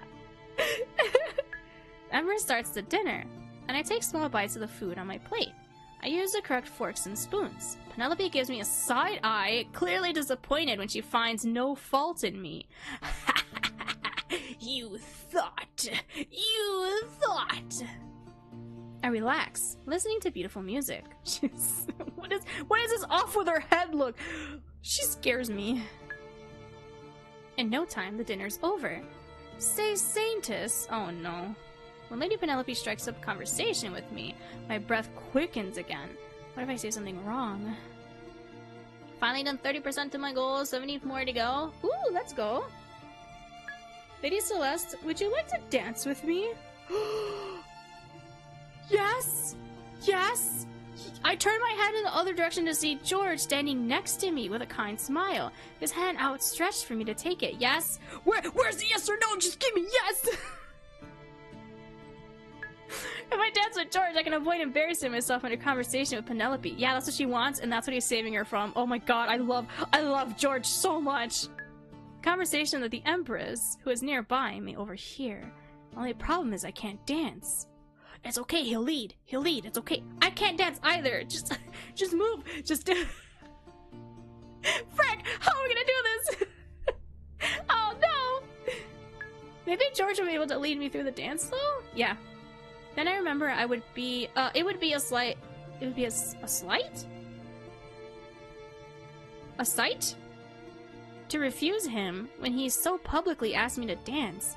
All eyes at the table are on us. I swallow hard and take George's hand, getting up from my seat. With pleasure.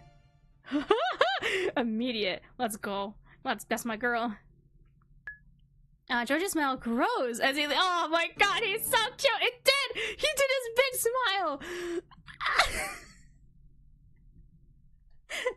Oh my god, I love George so much! Let's go! George's smile grows as he leads me to the center of the ballroom. He gives the band a small wave. He chose a song for us? And they changed the music to something more suitable for dancing. Not that I know what the dance is. The tune sounds like something formal. You worry so hard. Your thoughts are etched on your face. Oh, I'm sorry. I'll lead you through the dance. Don't worry. Just leave everything to me.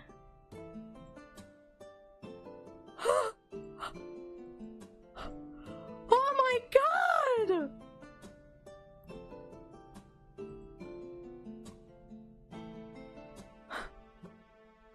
I'm so happy right now. This is so cute. Oh my god. He's so tall. We take a starting position, and George gently moves me through the dance. I follow his lead. Yeah, that happens a lot. Oh no! I'm sorry. Yeah, I don't know why it makes .exe act like it's a link to something when it's not. I'm sorry for that. I saw it for like a split second and Bot was like, no links. Oh man, they're so cute.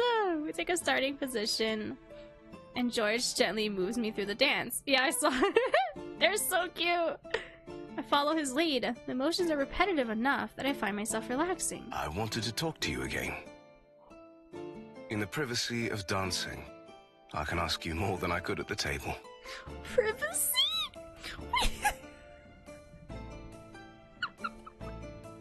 Privacy. Oh my god. Oh, I'm so cooked. That's it. I'm done. We're good. You want to talk to me? Oh, is she? Oh my god, Celeste. Now she's being cheeky. Let's go. I love her so much. Yes, I do. First, I'd like to praise you for your etiquette skills. They have improved tremendously. Yippee! He's proud! You still lack confidence, but you didn't make any obvious mistakes tonight. Let's go! Nothing any other noble at the table could scorn you for. Ha ha ha ha. I'm glad. Yeah. You still need to improve the way you converse with nobles. But that'll be more of a process to master if you want to put effort into acquiring the skill. Good communication isn't something you learn overnight, after all. He's so patient with her. Oh my god, I love him. I understand. I really... Yes? What is it? You really what? You really what? I'd like to thank you from the bottom of my heart. It's because of you that I got through the meal without embarrassing myself. You didn't need to help, but you did. Exactly. That's why I really like him. Oh my god. This guy quickly became my favorite just because how sweet he is. Like, what the frick, man? You... Why does he exist? You're the kindest person I know. Oh god! Do you have a blush spray? Can I see it? Hold on. I love flustered men. Oh, oh my god! He's so embarrassed! You blessed me with this science?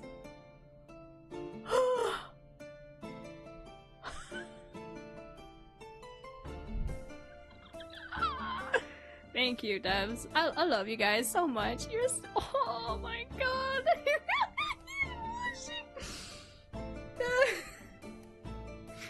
Oh my god, he's blushing! He's stuttering too. This file is called George soon.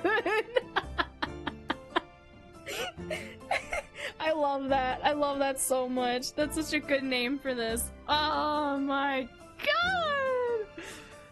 He's so cute. It's a... I am. Yo, don't even say anything, man. Just. Oh my god! I stare at George wide-eyed. His cheeks are deep pink. Did I embarrass him? Like, she don't even know what she's doing to him. Oh my god, she's just like me for real. I love when I accidentally fluster someone. It feels so good. I feel powerful.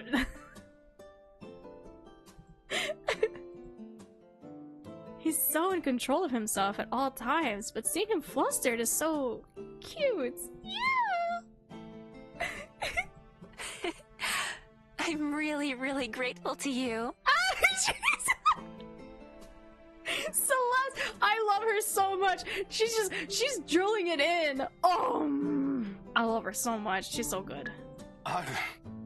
Enough of this.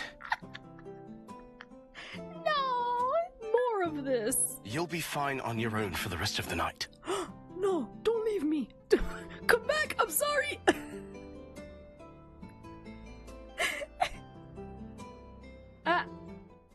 The song ends at that moment. George bows to me, takes my hand, and guides me gently back to the table.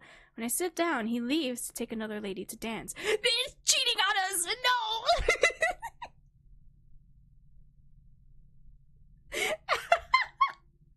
George, come back to me!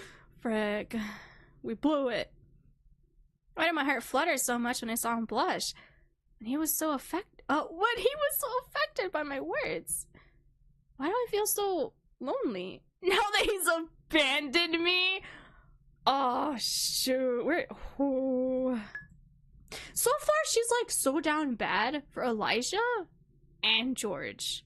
Like, I know Loa. Who the frick is a Loa? Noah is a love interest. Excuse me. I was trying to say love interest and Noah at the same time. I said Loa. But like, she snapped at that poor man. But like the other guys, she's just hey. Aw, frick, Celeste, you're so cute. No, George didn't abandon me. He simply went to dance with another lady, as is proper when you're dancing with someone you're not courting. One dance per person. It's so unfair.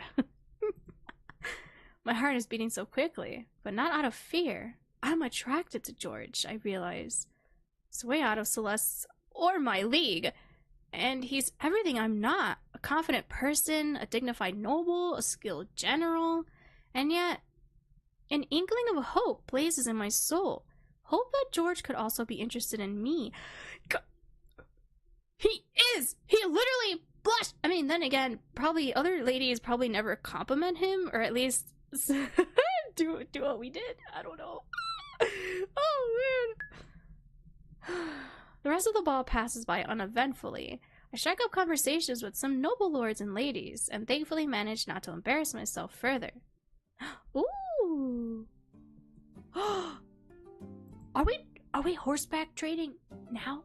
Horse riding training now? Eventually, I redirect my attention to practicing horseback riding. I forbid Levi from coming with me. I don't want him to know Celeste. Oh, I don't want him to know Celeste, who is supposed to be great at riding, is now completely unskilled on horseback. A few days of riding helped me improve a bit, though I'm still far from great on a horse. I decided to keep practicing instead of spending more days at the archery range. True, yeah, we need to switch it up a bit. Take a break from archery, do horseback riding, just take a breather in general, because breaks are important, and then you can go back to it. I'll be useless during the journey if I can't sit on the horse properly. Eventually, I return to practicing archery too. At some point, I become decently accurate when the with the cursed weapon. Girl, maybe that's why the weapon doesn't want you to work with it. However, its magic still eludes me, probably because you're calling it a cursed weapon. Before I know it, 3 weeks pass, and suddenly it's time to pack for the journey to the Dooming Queen's castle. Linda is the one doing the packing, but Eurydice is in the room too. You should take another pair of pants. Noah told us to pack light. We will have only 4 wagons for provisions and some luggage. I can't take too much with me. Yeah, she can't pack like a typical noblewoman with like 6 luggages, right? But what if your pants get dirty? Then I'll wash them in the river. Celeste, what? she's not wrong. Like, right? You can't just find someone to do laundry for you or go to a laundromat. You're gonna have to just wash it in the river. It's okay. We're literally traveling. It's fine. There's a knock on the door. Linda goes to open it. Delivery from the High Priest to Lady Celeste. Oh, Elijah sent me something? Linda brings a package to where I'm sitting on the bed. I rip it open to reveal. No, he did not. He didn't send me. He got her an outfit? Oh, you should try this out. You should try on this outfit right now. You look like a proper saintess. I pale, bunching the dress in my hands. I know what this is. I saw Meredith wearing a similar outfit.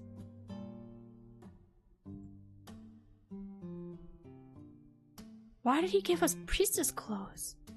No, no, no. No way. I'm not wearing a priestess's clothes. The priestesses of the Church of Light wear clothes similar to Christian nuns, complete with a veil. Oh, it's like the thumbnail. You should wear the clothes. It's the proper outfit for a saintess. Levi never had to wear such a ridiculous outfit in the book. He had a robe similar to Elijah's. That's literally wearing a similar outfit. He's still wearing a priest's outfit. That's how it goes then, Celeste. You're gonna have to suck it up, girl. But the outfits for priests and priestesses are different in this world for whatever reason. For male and female. It makes sense. That's kind of on par with how everything is in this land. Why? I'll help you dress. Ignoring my protest, Eurydice and Linda help me into the priestess outfit. I look ridiculous. She's so cute! I love it! She's so cute! Look at her! Oh my god, now she's a full-fledged Saintess of the Golden Bow. I love it! Me too! Oh my, like a proper Saintess. I hate you, Elijah, with all my heart. No, you don't. You like him. Later that day, the party gathers on the training grounds. Nobody bats an eye at me wearing priestess clothing. Am I the only one who finds the outfit ridiculous? Noah counts everyone. The party consists of 20 people. 20? Noah, Tarek, Levi, and 5 other knights, 3 mages, 5 archers, besides himself, Elijah, Gareth, and 1 other healer. Oh, feels like a small group for such a grand quest. Yeah. We're gonna fight the Demon Queen. There's only like... how many? 20? 20 people? That's... Still, the Empress seemed disinclined to budge on the number of people allowed to in our party, or on our deadline to leave for our journey. I hope the quest goes well for us, despite our small group and the little time we had to prepare. I'm worried. I don't feel ready when it comes to my skills. Happy Tuesday! It's Little Friday, as we call it here. Tuesday is Little Friday? Interesting. Wait. Huh? It's Wednesday. Do you mean Thursday? It confused me. I thought I time traveled for a second. I was like, wait a minute. Isn't it Wednesday? I can't change the situation, though. I've done the best I could. I just hope my best will be enough. Yes, Thursday. Okay. We ride for days. Only when we're close to being out of the sunlight do we stop to make camp. Whoa. So tired from traveling at the end of each day that I immediately collapse as soon as I lay out my bedroll. Well, fortunately, I'm exempt from the night watch. Makes sense, we need our rest. We don't expect to be attacked by demons this far away from the front line, but you never know. The demon who attacked me near to the Quarry Mansion... The Quarry's Mansion wasn't supposed to be that close to the capital either. I just autocorrected, I didn't know how to spell it. Ah, yeah, it's Thursday, you got it right.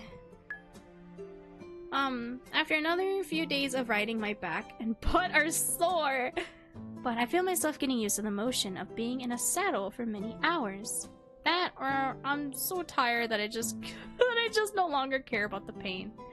A week into our journey, I finally feel comfortable enough that with riding, that I start being bored on the road. The other members of the party are frequently talking while riding. Maybe I should engage someone too? Ooh. I mean, I'll talk to everybody. Let's talk to Levi. Oh, excuse me, hiccup. Hiccup, burp, gross. I decided to talk to Levi, who's always riding behind me. I guide my horse alongside his. Is everything okay? As much as it can be. Yeah, she's so cute! I notice how tired you are from riding all day.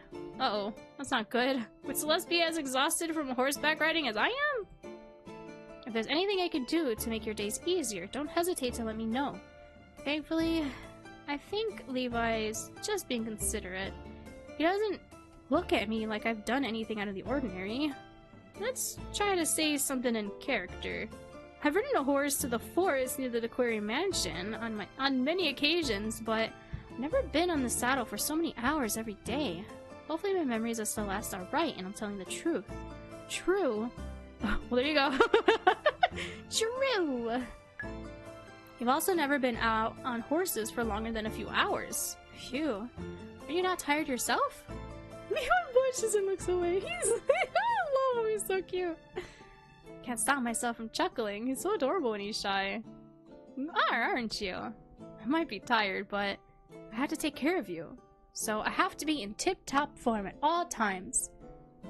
I take a good look at the rest of the party. Some hunched their shoulders, some grimace, and adjust their positions on their horse once in a while. Everyone's tired, aren't they? Yes. We're advancing on the quest with good speed, but the length of the journey will take some getting used to. Maybe we should tell Noah to slow down a little. There's no point in rushing. We have to be fully capable of fighting once we encounter enemies. True, we can't be too tired out. The time when we would have to fight demons would inevitably come. If anyone can convince the prince to slow down, it's you, Celeste. I'll talk to him at camp tonight. Thanks for letting me know. I'm not the only person exhausted. No worries. Oh, he's so cute, he's stuttering. We ride together in comfortable silence until a question pops into my mind. There's something I wanted to ask you. Uh-oh. When it comes to the demons, what do we know about them? The one that attacked me was an imp. Are there any other types of demons? The demons are varied. Some attack alone, others in groups. They can all fly as far as I know. Oh. So the archers and mages have to bring the enemies down first for the front line to dispatch them. The most common fiend types are imps, larger humanoid demons called devils, and what soldiers refer to as flying eyeballs. Oh, flying eyeballs. I don't know whether to laugh or to be afraid. They're cute until they shoot rays of energy from their eyes. Oh no. That's like the Eye of Hyperion. Eye of Helios? I forget what it was called. Borderlands. The Eye of the Destroyer is Borderlands. And then Borderlands 2, it was Eye of Helios, I think. That's strange. The demons speak a language none of us understand, so we don't know the proper names for their species. We call them by the names of soldiers settled on for them over the years. I understand. What about the Demon Queen? The demon's kind of strange. Oh, that demon's kind of strange. She can shapeshift, and those who have seen her say she's either a ridiculously large monstrosity or a beautiful woman with horns, a tail, and a third eye on her forehead. Either way, we will recognize her when we meet her.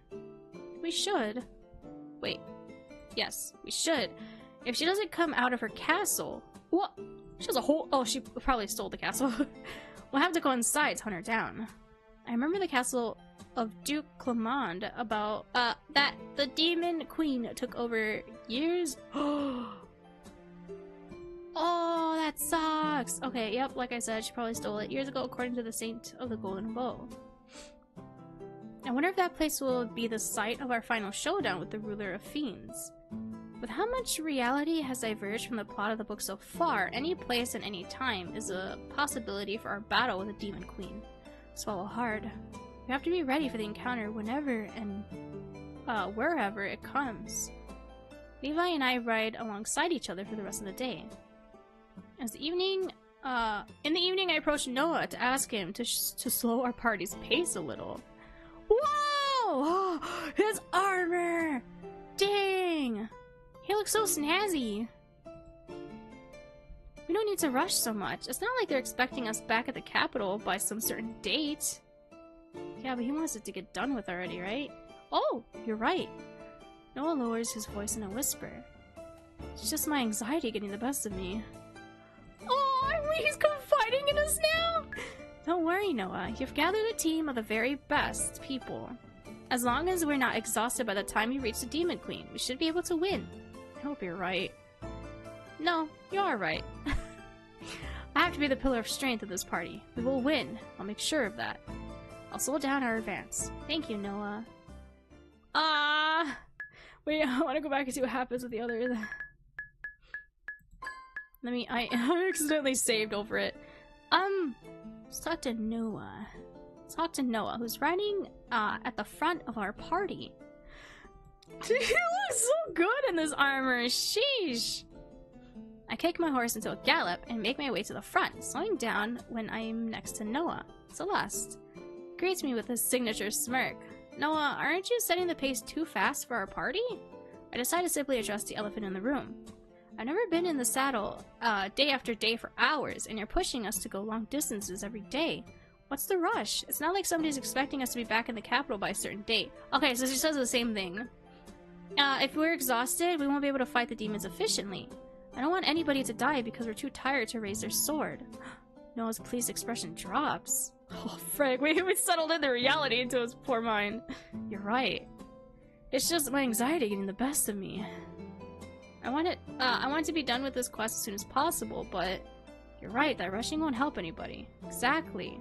He looks me up and down. You're not feeling too bad, are you? I let out a long sigh. I'll tell him the truth. I wouldn't have brought the problem up if I didn't think it was serious. Honestly, I'm exhausted. I've never been in the saddle for such a long period of time.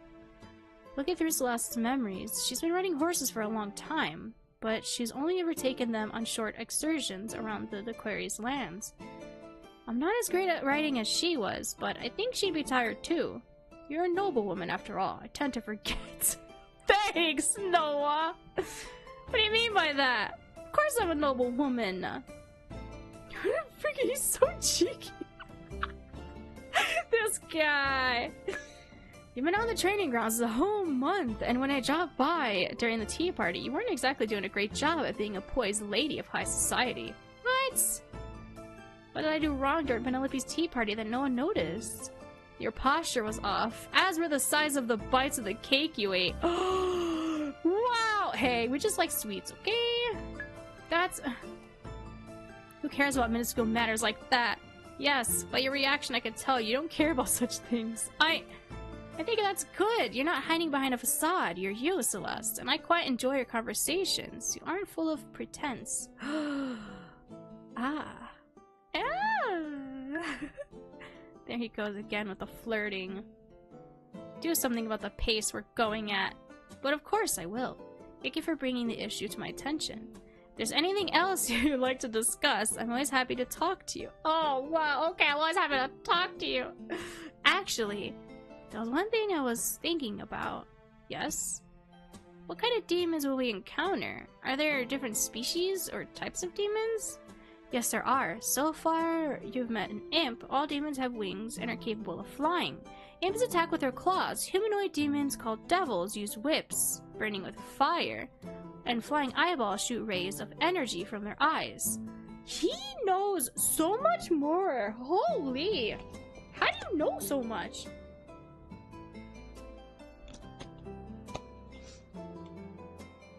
He knows much more than I thought he would. Flying eyeballs?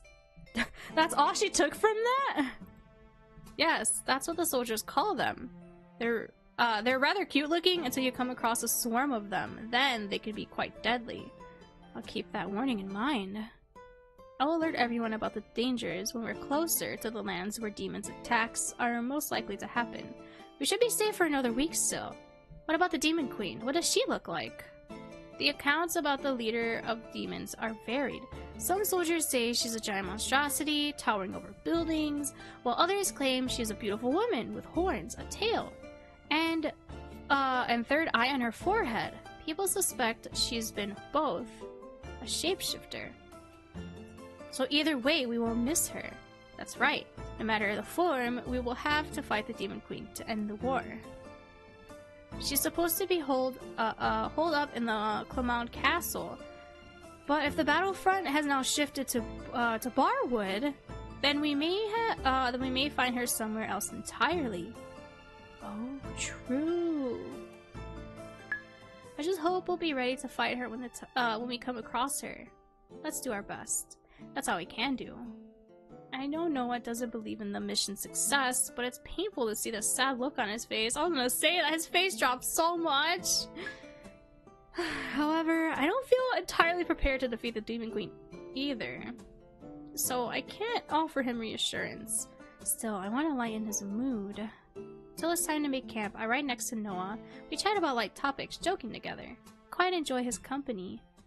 Oh? Over the next few days, we travel at a more relaxed pace. We still make good progress, but I'm less tired and I have more time to rest each night. I'm glad Noah changed his mind about how hard he was pushing us. Oh, so that's probably better to talk to Noah then. Dang it, I don't...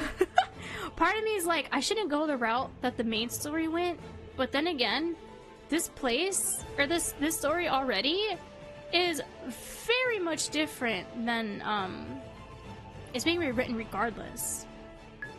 So like the OTP is supposed to be Noah and, well, the Saintess. My god, the triumphant music. As the next week passes, we travel closer to the front line. We encounter the first demons. The flying eyeballs! Oh, they're so cute! If evil white friend shape. They're so cute. Oh my god, I like their design. Look at your little faces. I can see now why the soldiers gave them that name. The fiends come as a swarm, firing laser beams from their eyes. We dodge the attacks to the best of our ability, yet some cries of pain can be heard from the party. There's no time to waste being weirded out by how the demons look. What do you mean? Wait, they're so cute. I love. Am I weird? I really like the demon designs in this. I take the golden bow in my hand, aim and shoot. I shoot and shoot until I have gotten rid of a group of fiends. The golden bow is surprisingly cooperative. I don't feel like it's fighting me as much as it usually does. Maybe the artifact likes being used for its intended purpose, defeating demons. Oh, maybe. Another storm of flying eyeballs comes my way. I shoot and fire until we have defeated all of the enemies. Phew, what a fight. It's the first real fight I've been in since the imp attacked me in the forest near the Dequari's mansion. I feel much more prepared to fight demons now. I've spent a lot of time training since then. Still, as my adrenaline rush subsides, I suddenly become aware that my arms and legs are shaking. I take a seat with my back to a nearby tree. Are you alright? Levi runs up to me and kneels beside me. I'm not hurt, don't worry. I'm just a bit overwhelmed by the fighting. If there's anything I could do to help. No, Levi. I just need to get used to real combat with enemies rushing at me to kill me. I'm not a trained combatant like you are. Or at least I wasn't until all the training I recently completed. Yeah, she's a noble woman. She didn't really have to do much in her life, you know? And now she's kind of just like forced to strain her body with all this stuff. That's why she tried to train for so long. But it wasn't even so long. It was just, what, the month? Ugh, there wasn't enough time! All I've done before is hunt prey for sport. Prey that didn't fight against me with claws or rays of magic from their eyes. We're going to encounter a lot more demons on our journey to defeat the Demon Queen. There's no time for me to mope around, but I can't stop myself from shaking. Aww. I'm sorry you have to go through this. If I could do anything to lessen your burden, I would. I know. Thank you, Levi. I can't be weak. I have to keep fighting. Everyone expects me to kill the Demon Queen. I have to stop being afraid. I know why the situation is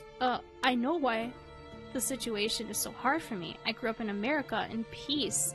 I never had to consider fighting in a war, especially not against grotesque demons. I have to accept reality, though. The life I had on Earth ended. I died. I belong to Celeste's world now. True. I'm Celeste, and I'm the Saintess. Everyone expects me to wield the golden bow with expertise so I can defeat fiends. With my resolve clearer, I feel the strength in my body return. I get up from my seat, taking Levi's hand. When I look around at the party, I see the priests healing the wounded. Everyone has such grim looks on their faces. Defeating demons is harder than I imagined, and it seems the more experienced knights and archers also found the battle difficult. Oh, even the experienced? Noah's expression is serious as well. We should make camp here early today. We get to work on setting things up even though the sun is still high in the sky. Oh, I thought that was stacks of wood because it was dark. It's just a bag. That's funny. I'm not as tired as I usually am. Is there anything I could do to help cheer everyone up? What if we throw a party today? I could hunt down some good game, and then we can all eat a nice meal together and chat by the campfire? Usually, we're all too tired after we set up camp to exchange more than a few words. Maybe today's a day we could do things a bit differently? Levi, I'm going hunting. I'll be back in a few hours. Do you want me to come with you? I think about his question for a moment. Unlike Celeste, I'm not opposed to Levi's company. Yes, in case there are more demons around, but let's keep some distance between each other so we can hunt independently without a problem. Right. The next few hours pass with Levi and I out on a hunt. Wait, this is like the beginning. This is like the beginning of the game. Come across a group of deer. I decide such a large game would be great for our party. Bringing back some large game to camp to add to whatever the other knights manage to catch will definitely leave us with enough food to eat a hearty meal and celebrate. Beats eating mostly salted meat and hard track for another night in a row. My life is Celine. I had nothing to do with hunting. In short, I don't have the skills Celeste possessed. However, I do have access to her knowledge, and she knew a lot about bringing deer down. I rely on her memories. Yes, I did it! I killed the deer I've chosen. Spooking the rest of the group, they run off as I approach the carcass. It's dead. Pain of sadness grows through my heart. I've killed an animal, planning to eat it. However, I push the feeling aside. The world I live in now just works this way. I have to accept that reality. Levi! I won't be able to bring the game back to camp on my own. The deer is too heavy for me to carry by myself. Yes, Celeste. After a few calls, Levi comes running over. He stops in front of me.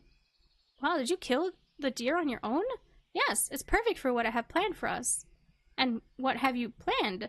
We're gonna throw a party at camp to cheer everyone up. That's a cute idea, I have to say. Ah, he's so cute. The way he said the words make me blush. I'm not cute. I'm supposed to act as the tomboy Celeste. Help me carry the game. Of course. I mean, she did hunt the food for the night. Levi and I drag the deer back to the campsite. When night falls, the deer has been skinned, not by me, of course. I doubt I'd be able to keep down the contents of my stomach if I had to prepare the meat on my own. Yeah, I'd imagine that's a pretty gruesome sight. Soon it's sizzling above the campfire. Oh, the scent is heavenly.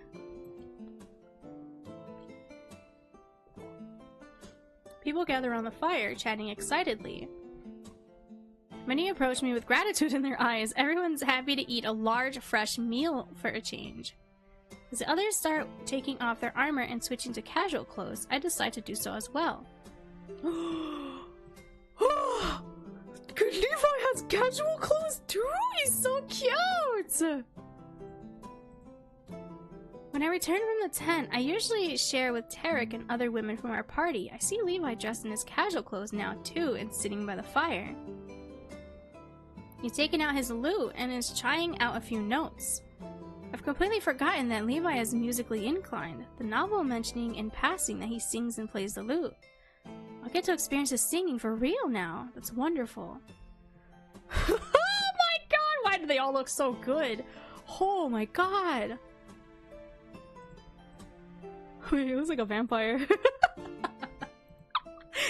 looks like a like old-timey vampire with the like handkerchief thing.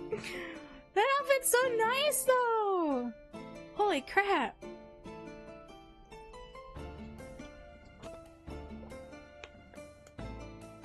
Wow, excuse me.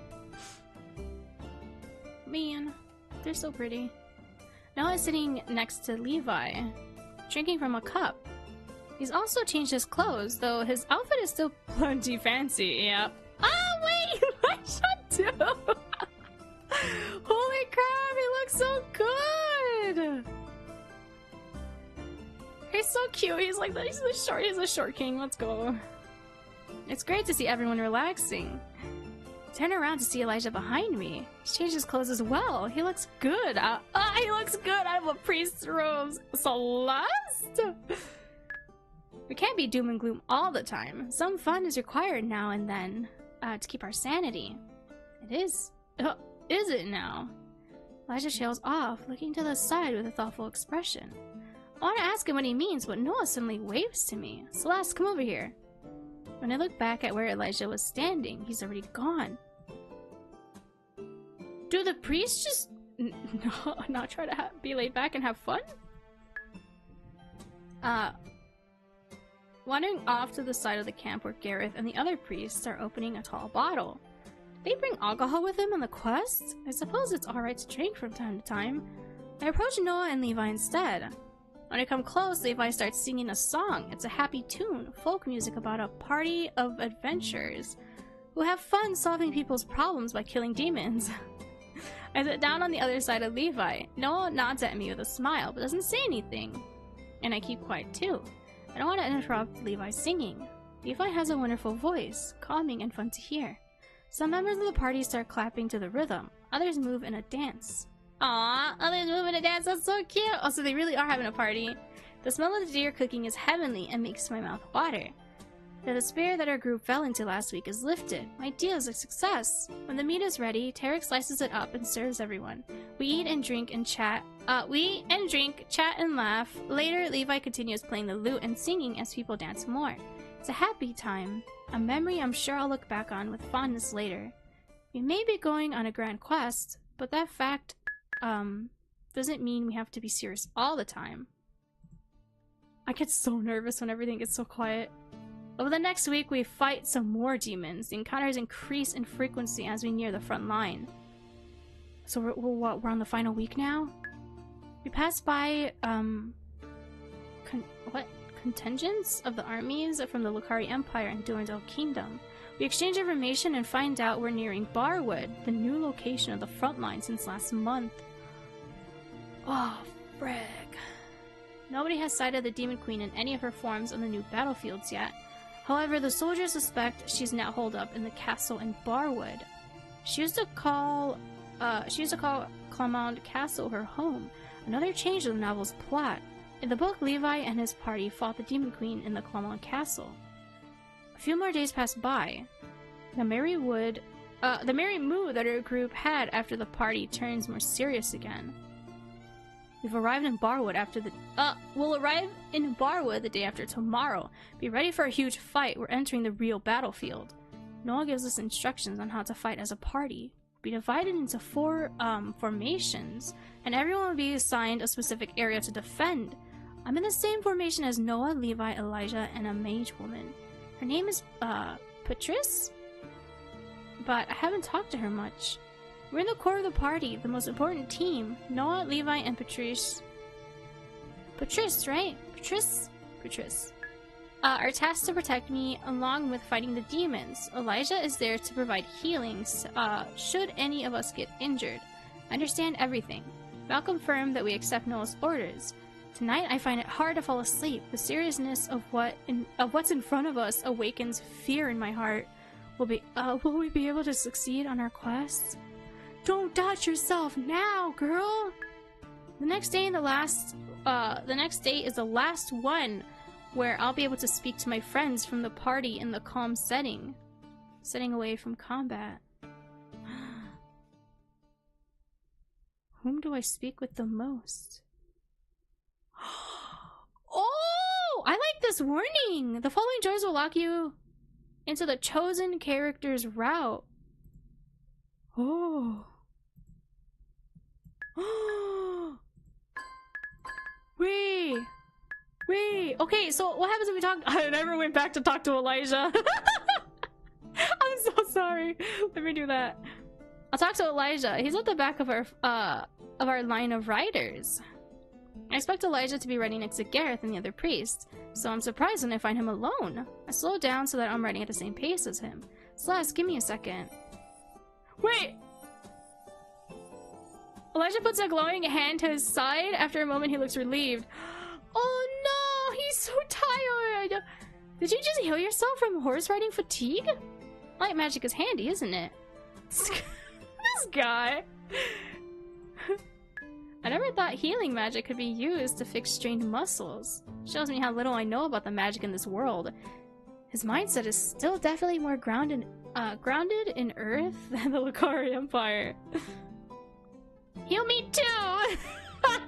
We just demand him to heal us.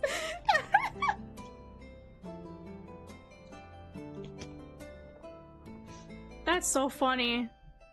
He didn't even tell no one about this. He just did it on his own, sir. Elijah chuckles but extends his hand to me. He hesitates before touching my hip. Oh my god, he touched our hip?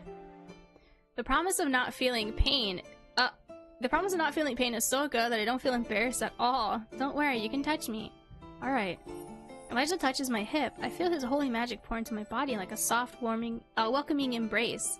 Can't stop myself from smiling. The warmth of Elijah's magic makes me feel like I'm home. The pain in my body disappears. When Elijah takes his hand away, I reach out to him and grab him. I open my eyes to see him giving me a startled look. I realize what I've done. She actually did it this time and just threw in her instincts. Okay, impulse thoughts worked this time. I'm sorry. I'm grateful for the healing, but I shouldn't have. It's a mystery why you're reacting to my magic so strongly. We don't know either, man. Don't know the reason, I just... Relax, I'm not judging you. As I told you before, I enjoy your reactions. Stop. Noah has been pushing the party too hard. You don't have to move at such a fast pace. I'll speak to him at camp tonight. Oh, this time Elijah's gonna speak to him. You didn't do anything wrong by asking me to heal you. From what I experienced using my holy magic on you, you've been in a lot of pain. I'm not used to being in a saddle for such a long period of time every day. Looking through Celeste's memories, riding horses... she's ridden horses a lot, but only on the DeQuarrie's family land, and a few hours at a time at most. Maybe she would have done better on this journey than I'm doing, considering she had more experience with horses. But Celeste's dead, and I can only rely on my own skills. Thank you. If it's not too much to ask, I would appreciate a slower pace on the mission. Alright, I'll do what I can. We need to be in top form for when we come across demons. Speaking of which, you've only encountered the imp so far. Yes, an imp attacked me. Are there other kinds of demons? We should come across only 2 other types of demons for the most part. The humanoid demons that fight in melee are called devils. Then there are the small demons that come in swarms. The soldiers call them flying eyeballs. What a strange name. I mean, they're literally flying eyeballs. But they're really cute. So far, those are my favorite ones. The eyeballs. The eyeballs are really cute. I like them. It's very descriptive. That's why it's stuck. All demons have wings and can fly. Flying eyeballs, however, also shoot rays of pure energy from their eyes. They are quite deadly when encountered in large numbers. I hope our party will be able to defeat any demons we come across. We have to. We need to get to the Demon Queen. She's been holed up in the Clement Castle for years now, but with the destruction of Barwood, we might encounter her at a much closer location. Hopefully that won't be the case. Oh god, and with our luck, of course it was. Oh. Expect to have to fight hordes of demons before we get to their leader. She won't come out to fight us? In the book, the party encountered Clement Castle and found the Demon Queen in the Grand Hall, which she had transformed into her throne room. Still, with how far reality has already shifted from the novel's plot, I wouldn't be surprised if our encounter with her played out in an entirely different way. I doubt she will. What does a Demon Queen look like? There are varied accounts as to what her appearance is like. Because she's a shapeshifter, she has 2 main forms. In one of them, she's a monstrosity larger than a building, and in the other, she's a beautiful woman with horns, a tail, and a 3rd eye on her forehead. Either way, we won't miss her. Right.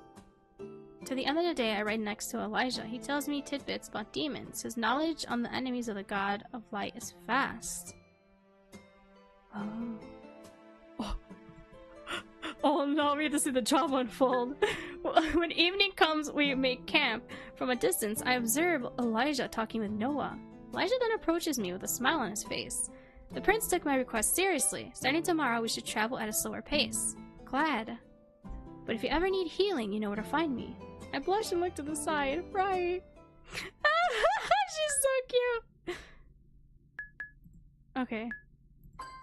Crazy! And then this is all the same? Okay, we're gonna load. I'll do the Noah route because I think that was cute. Oh, frack! Oh God, what do I choose? Who do I choose? This sucks. I mean, I'm still gonna choose all of them to be honest because I really like them. Why is Levi at the bottom?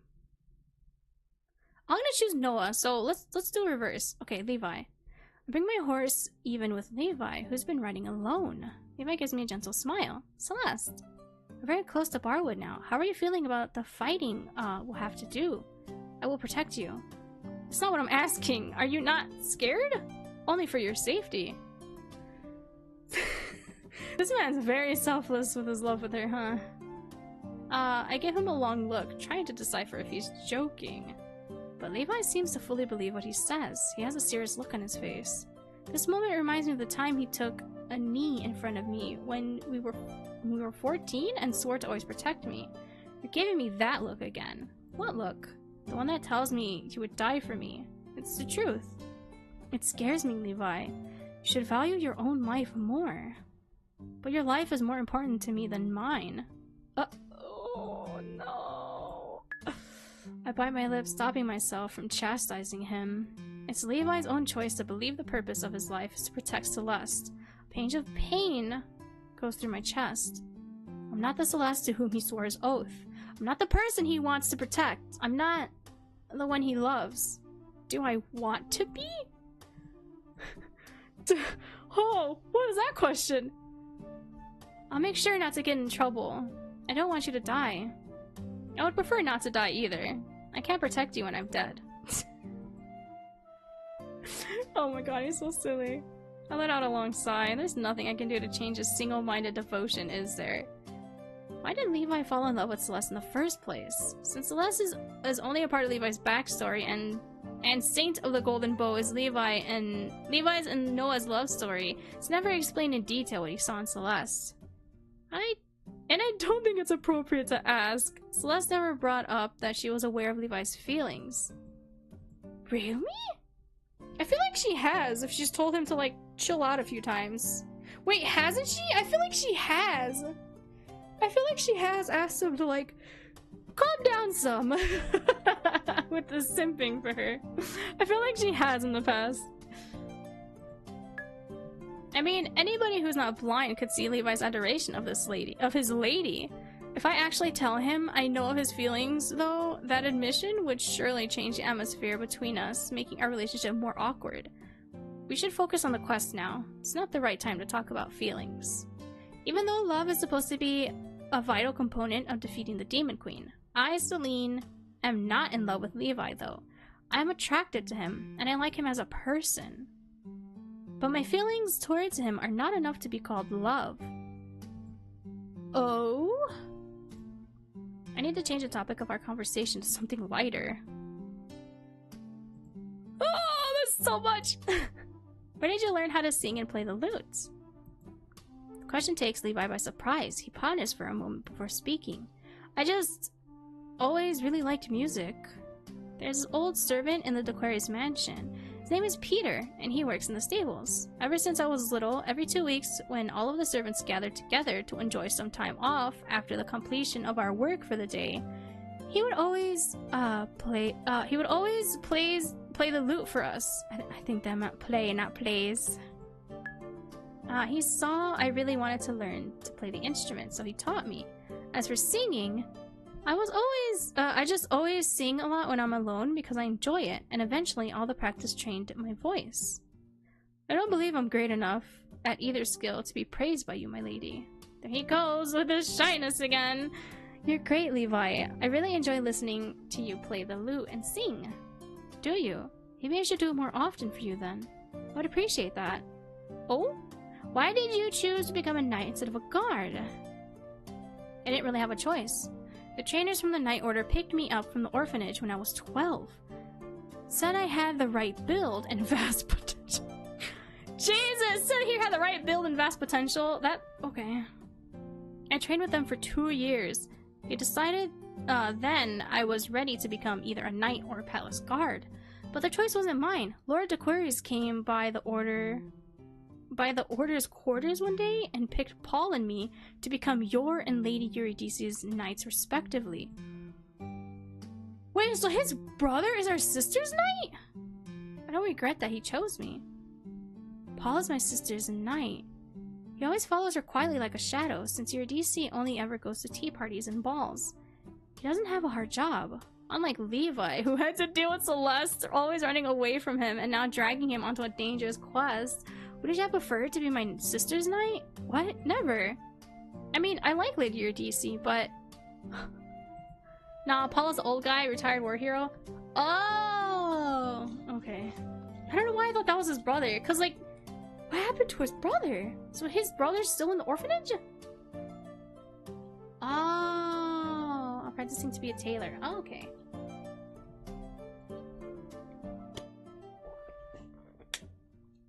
Ooh. Sorry, I had to grab my other water bottle. Blah. Okay. Interesting. But I can't imagine serving anybody other than you. Why not? There's no way Levi would have given me another answer. What's your take on religion? What kind of question is that? I believe in the God of Light as much as anybody else, but I'm not as devoted as a high priest. Religion is part of my life, but not a central part. It's the same for me. That's why I was so shocked when the Golden Bow chose me. Then again, Levi wasn't a fanatic in the books either, so maybe deep faith isn't a prerequisite for being chosen as a saint. Strange. The person most fitting to be chosen by the Golden Bow is Elijah in my eyes. Yeah! That's kind of funny. Yet, he wasn't picked on his 18th birthday. Thinking about who should be the saint is pointless anyway. The Golden Bow chose me for whatever reason. That's it for now. That's all I wanted to ask for now. Thank you for talking to me. Oh, he smiles at me, I mirror his expression. We spend the rest of the day riding alongside each other in companionable silence. Ooh, it's so easy to feel comfortable around Levi. We would set up camp for the night. I have no trouble falling asleep for once, not worrying about whether or not I will be able to defeat the Demon Queen. Wait, what if the Demon Queen's here? What's gonna happen? Oh, frick. Soon we arrive at Barwood. From a distance, we can already see the town burning. Demons... Play one guide till end. There are different endings to the demo depending on who you choose. Oh yeah, I plan on going back for sure. Oh, God, what's gonna happen though? Soon we arrive at Barwood. From a distance, we can already see the town burning. Demons of different terrifying shapes are flying above the rubble. We need to push through the ruins of the town to reach the castle up the hill. There's a strong probability the Demon Queen relocated here from Clement Castle. We need to determine whether or not she's really here now, and if she is, then we need to prepare to face her. Already? I feel like this is so fast! Wait! This is so fast! This happened so fast! Hold on! I want to drink water.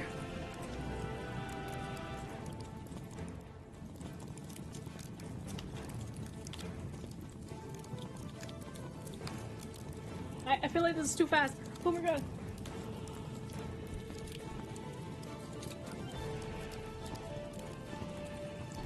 Excuse me. This is 4 hours of the devil. I know, this is crazy. There's so much. This feels like it's so much. Your heart is not prepared. No, stop. I'm so scared. We all confirm understanding Noah's orders. Okay. And then we get into our planet formations. I take out the golden bow and hold it at the ready. We enter the town, immediately encountering demons. Oh, this is the humanoid one. It looks so good. Holy crap. A devil blocks our path. He's a humanoid demon with a whip made of fire. He waves a weapon around in front of himself, making low guttural sounds. I swallow hard. The fact that he's so human-like is unsettling. The Demon Queen may look like a human as well, I remind myself. It's easier to kill demons with monster-like features, but far more difficult to hurt someone resembling another human being. For me, at least, there's a difference in how much the deaths weigh on my soul. There's no time to hesitate, though. We have to get past the demons to reach their queen and end this war once and for all. Advance! Okay. Sir! Noah gives the order. Our formations advance on the demons, engaging them in battle. Noah and Levi fight the demon in a melee. A swarm of flying eyes appears above the above the devil. I am the golden bow at the monsters and shoot. Practice takes... Patrice. I said I was like, practice. You practice for a whole month. Patrice takes one of the eyes down with her water magic. Ooh. Another devil appears in front of Noah and Levi. I aim the bow and shoot an arrow straight into the creature's chest. Demon falls down to the ground. Noah and Levi bring down the other devil. A gesture for us to advance into the town. I have no idea how long we continue to fight the demons before we finally reach the castle. An hour could have passed, or maybe 4. Time flows differently when you fight for your life. True. I'm terrified and tired, but the real battle hasn't even started yet. We regroup with the other formations in front of the castle gates.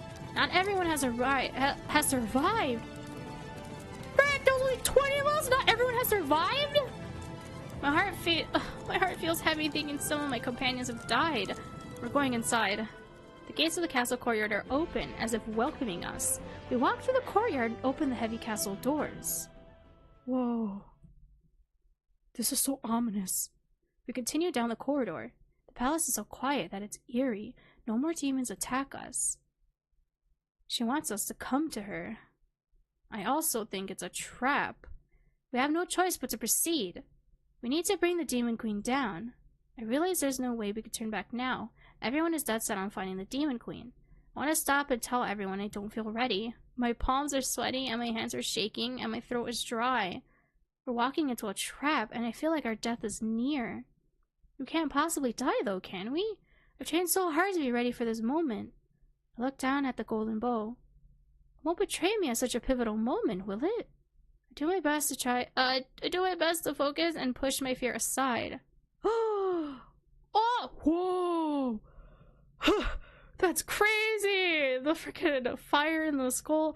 This looks so pretty. The throne. A few steps later, we enter the Grand Hall, which now serves as a throne room for the Demon Queen. Oh!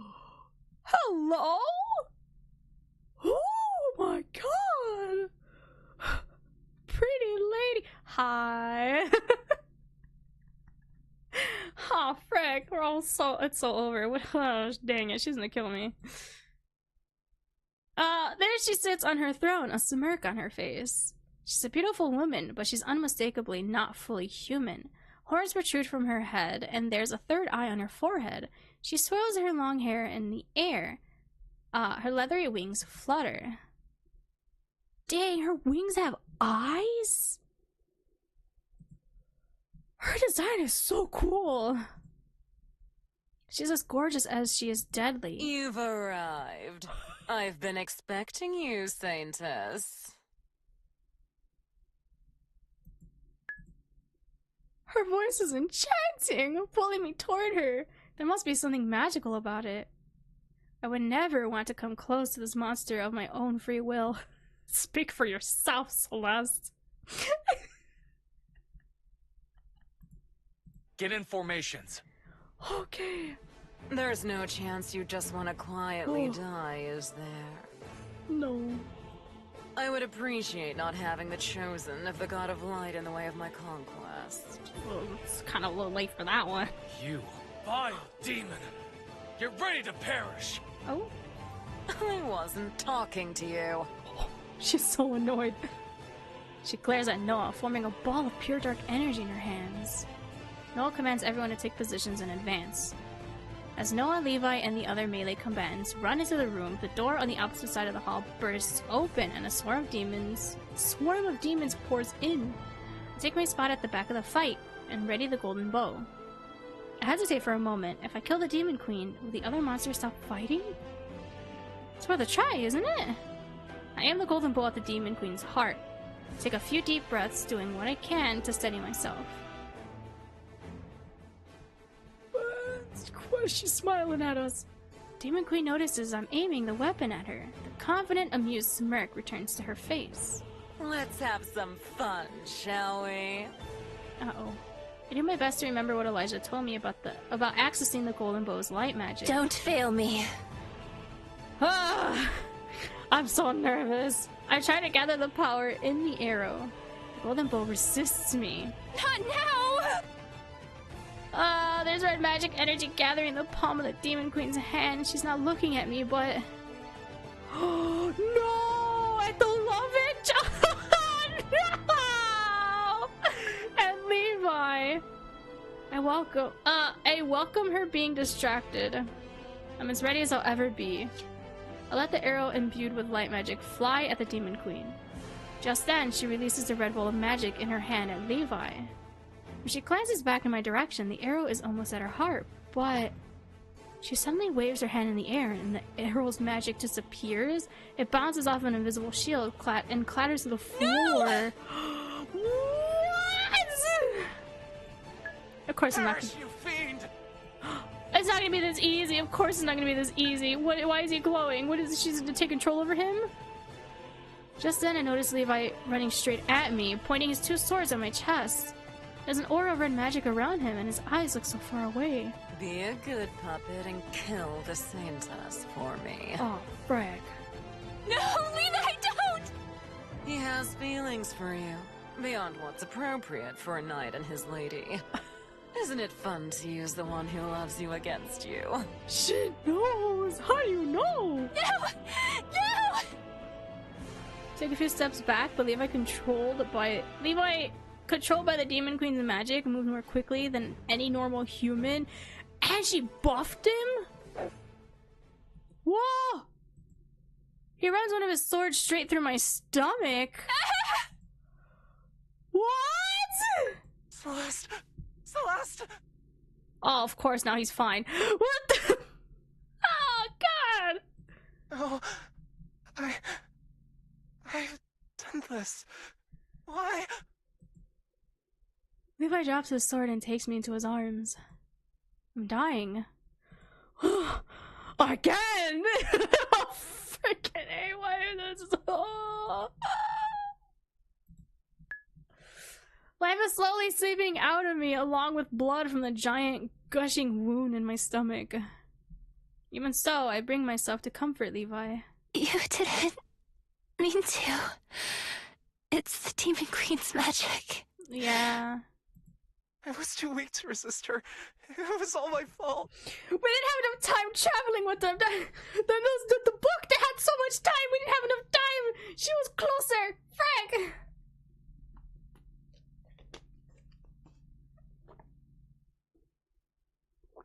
This sucks. Oh god. Ugh. I want to convince him he's innocent, but I have no strength to speak anymore. I can barely even breathe. No. What have I done? Oh, he's holding onto her hand. I was like, is she clasping him? Ah. It hurts to speak. It hurts to move my head, to look at him. It hurts to breathe.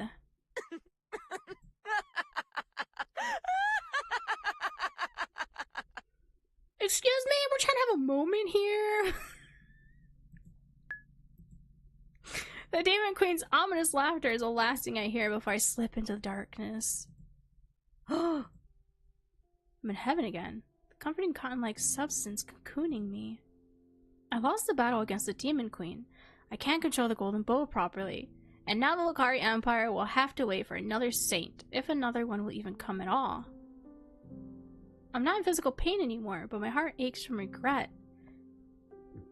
Oh, excuse me. The fight against the Demon Queen is no longer mine. I'm dead. Okay, I won't be able to save anyone. She sounds so like, oh well, I'm dead. I'll miss Levi and the others. The heavenly sound interrupts the quiet again. You must fight on. No way you're gonna put me back in that situation. The angelic voice is back. What do you mean? I'm dead. I can't. Ah. Sir, let me breathe! You no! Before I can protest further, my soul gets pulled into the golden whirlpool again. I close my eyes, becoming dizzy like last time. When I open them again, I find myself in front of the golden bow in the chapel, my hand touching its cold surface. No way! The pain from the bow's light magic entering my body is excruciating. I faint before I can even scream. No way! It just cycles back? As List experienced death, death is not the end of the Saintess' journey. Will you be able to rewrite her fate? Thank you for being Saintess of the Golden Bowl. You can't do this to me! What do you mean? Stop!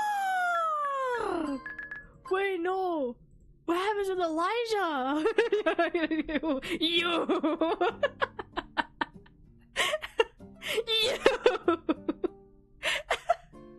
What the frick?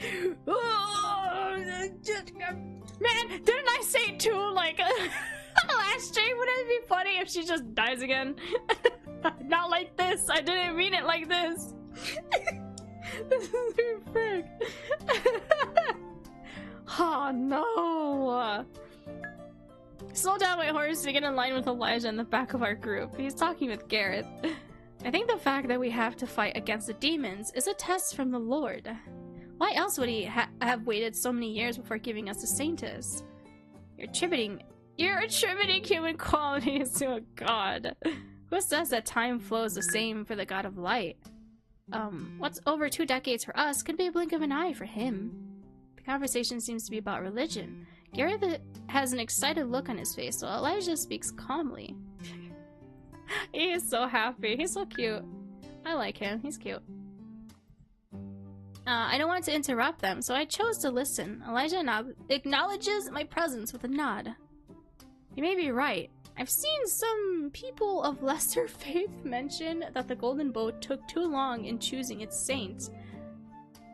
How can mere humans question the will of the God of Light? It's human to question what one doesn't understand. True. Then we should make people We should make sure people know that the God of Light would never do anything to hurt us. He's the kindest, most benevolent being in existence. If it took 2 decades to choose a saint, then that timeline must be according to his plan. The look on Gareth's face is, what? Fanatical? To be honest, he scares me. Well, yeah, he looks very frustrated. What happened? Why are they arguing about this? So, what? No infighting, please! Saintess. Oh no. What do you think about the matter of the bow taking so long to choose its saint? The bow must have been waiting for me? The bow could have chosen anybody else at any time. Oh, frick, you can't do this to me.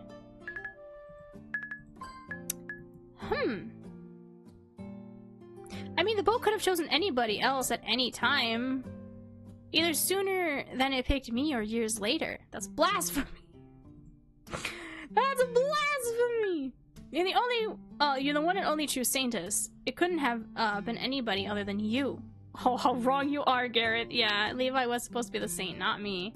Gareth looks at me agitated, going against his beliefs. I let out a small chuckle, uncomfortable with the way he's staring at me. Never mind. What if Celeste is right? I gave Elijah a surprised glance. Is he agreeing with my opinion? Just hypothetically speaking, what if someone else could have been chosen as a saint? No way, I won't question the will of the God of Light. Lady Celeste is the one and only saintess there could possibly be. She was chosen at the one and only right time too. As you wish. Elijah drops the subject. And I choose not to debate with Gareth either. Okay, so we just hang out with them. Elijah's opinions are more moderate, and I enjoy learning more about how he sees the God of Light. Yeah, it's so interesting that he's out here not questioning, but coming up with, like, scenarios? What ifs? Hypotheticals? Weird. Gareth calms down eventually, when he's not acting so fanatical. His opinions are interesting to listen to as well. Okay. Okay. I'm so scared. Will this skip this all and will it stop at the... I wasn't talking. I'm like so scared. Wait. You've arrived. Will it all be the same? Or will it stop when it's something new? Oh! It doesn't stop when it's new stuff! Oh my god! Okay, yeah, and then Noma...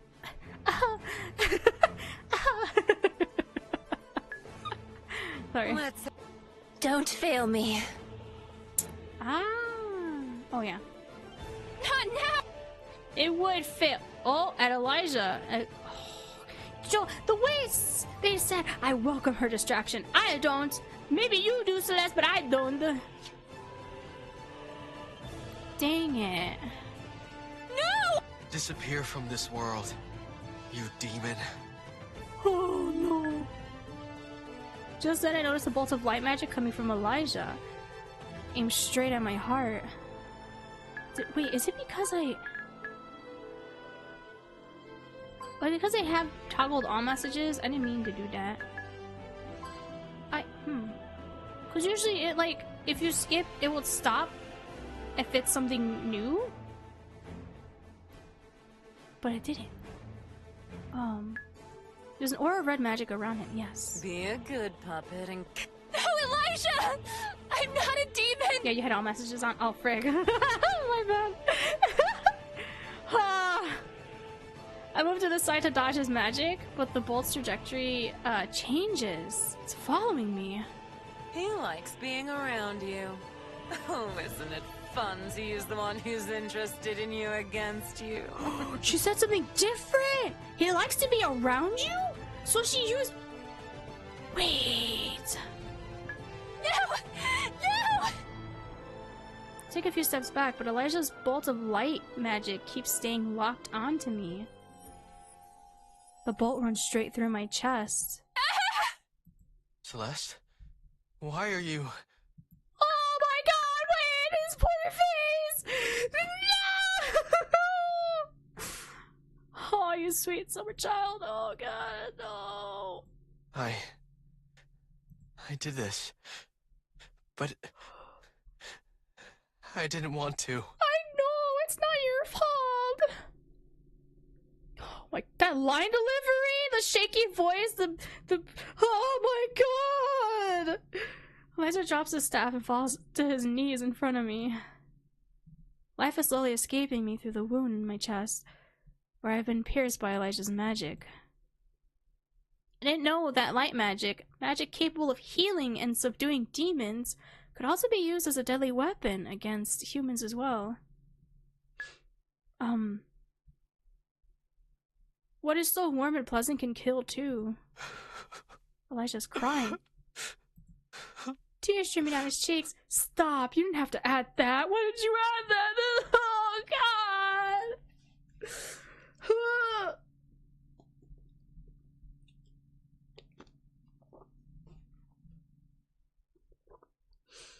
Oh my god, Elijah's VA is so good. Oh my, he's crying. Poor baby, stop. I don't like it. I thought this time would be different.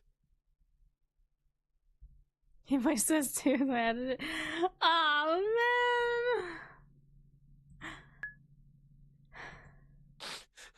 man. Why have I? Dude, this is so painful! I want to ask him what he means, but I can't bring myself to speak. Speaking, breathing, even looking at him hurts so much. I don't blame Elijah, but I lack the strength to reassure him. No. This is so painful! Oh, no! Shut your face! You're ruining the mood!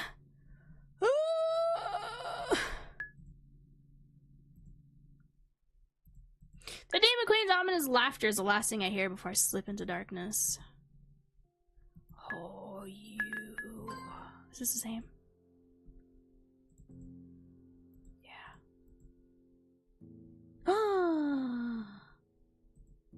And also Elijah and the others. And the others! You must fight on. What? I just died. My fight is over. They're like, no, you don't. Here you go. You frick. Oh wait, what is? The bow must have been waiting for me. The golden bow must have been waiting for me. I know it's not true. The bow was waiting for Levi, but for some reason it chose me instead. I don't feel ready to play my role as Saintess, considering how much the artifact is still resisting me, but it's too late now to tell the others my doubts. Exactly! The bow was waiting for Lady Celeste to be born and come of age. And now he's happy. Nobody else but her could have been the saint. What if that's not true? What do you mean? Does he know something? Elijah? What if someone else could have been chosen as a saint? It's blasphemous, Elijah. The golden bow chose Celeste Aquarius. She's the one and only saint. Never mind. Oh, Sula's better at making Gareth mad at us. Oh, this is new? I wonder what Elijah meant to say. Before I can ask, though, Gareth continues on with his fanatical rant about how benevolent the god of light is. His eyes. In his eyes, he can make no mistakes. Oh my gosh, you're such a silly man. I don't want to see the pictures again. I'm gonna just do this. I don't want to see. I don't want to see him crying again. I'm gonna choose this. Frick, Noah. Oh my. I kicked my horse into a gallop until I get close to Noah. He's deep in conversation. Yeah, now the pain. Now the pain of finishing this. My god, Elijah's VA is so good. Like, they're all really good. They're all amazing. You guys chose like such talented people to voice your characters. But Jesus, the extra sobbing, like, sir, he wanted extra points for that. It was so much more painful. I kicked my horse into a gallop until I get close to Noah. He's deep in conversation with one of the mages. Tarika's riding next to Noah. She gives me a nod when I approach. Saintess. Ah, I get to talk to her more. Okay, I have to pee really bad. I chugged a whole water bottle. I haven't peed yet. So let me do that. Oh, give me a quick, like, 2 or 3 minutes again while I go potty. I'll grab more water too. I know this is the last bit, but like, my bladder's full. I'll be right back.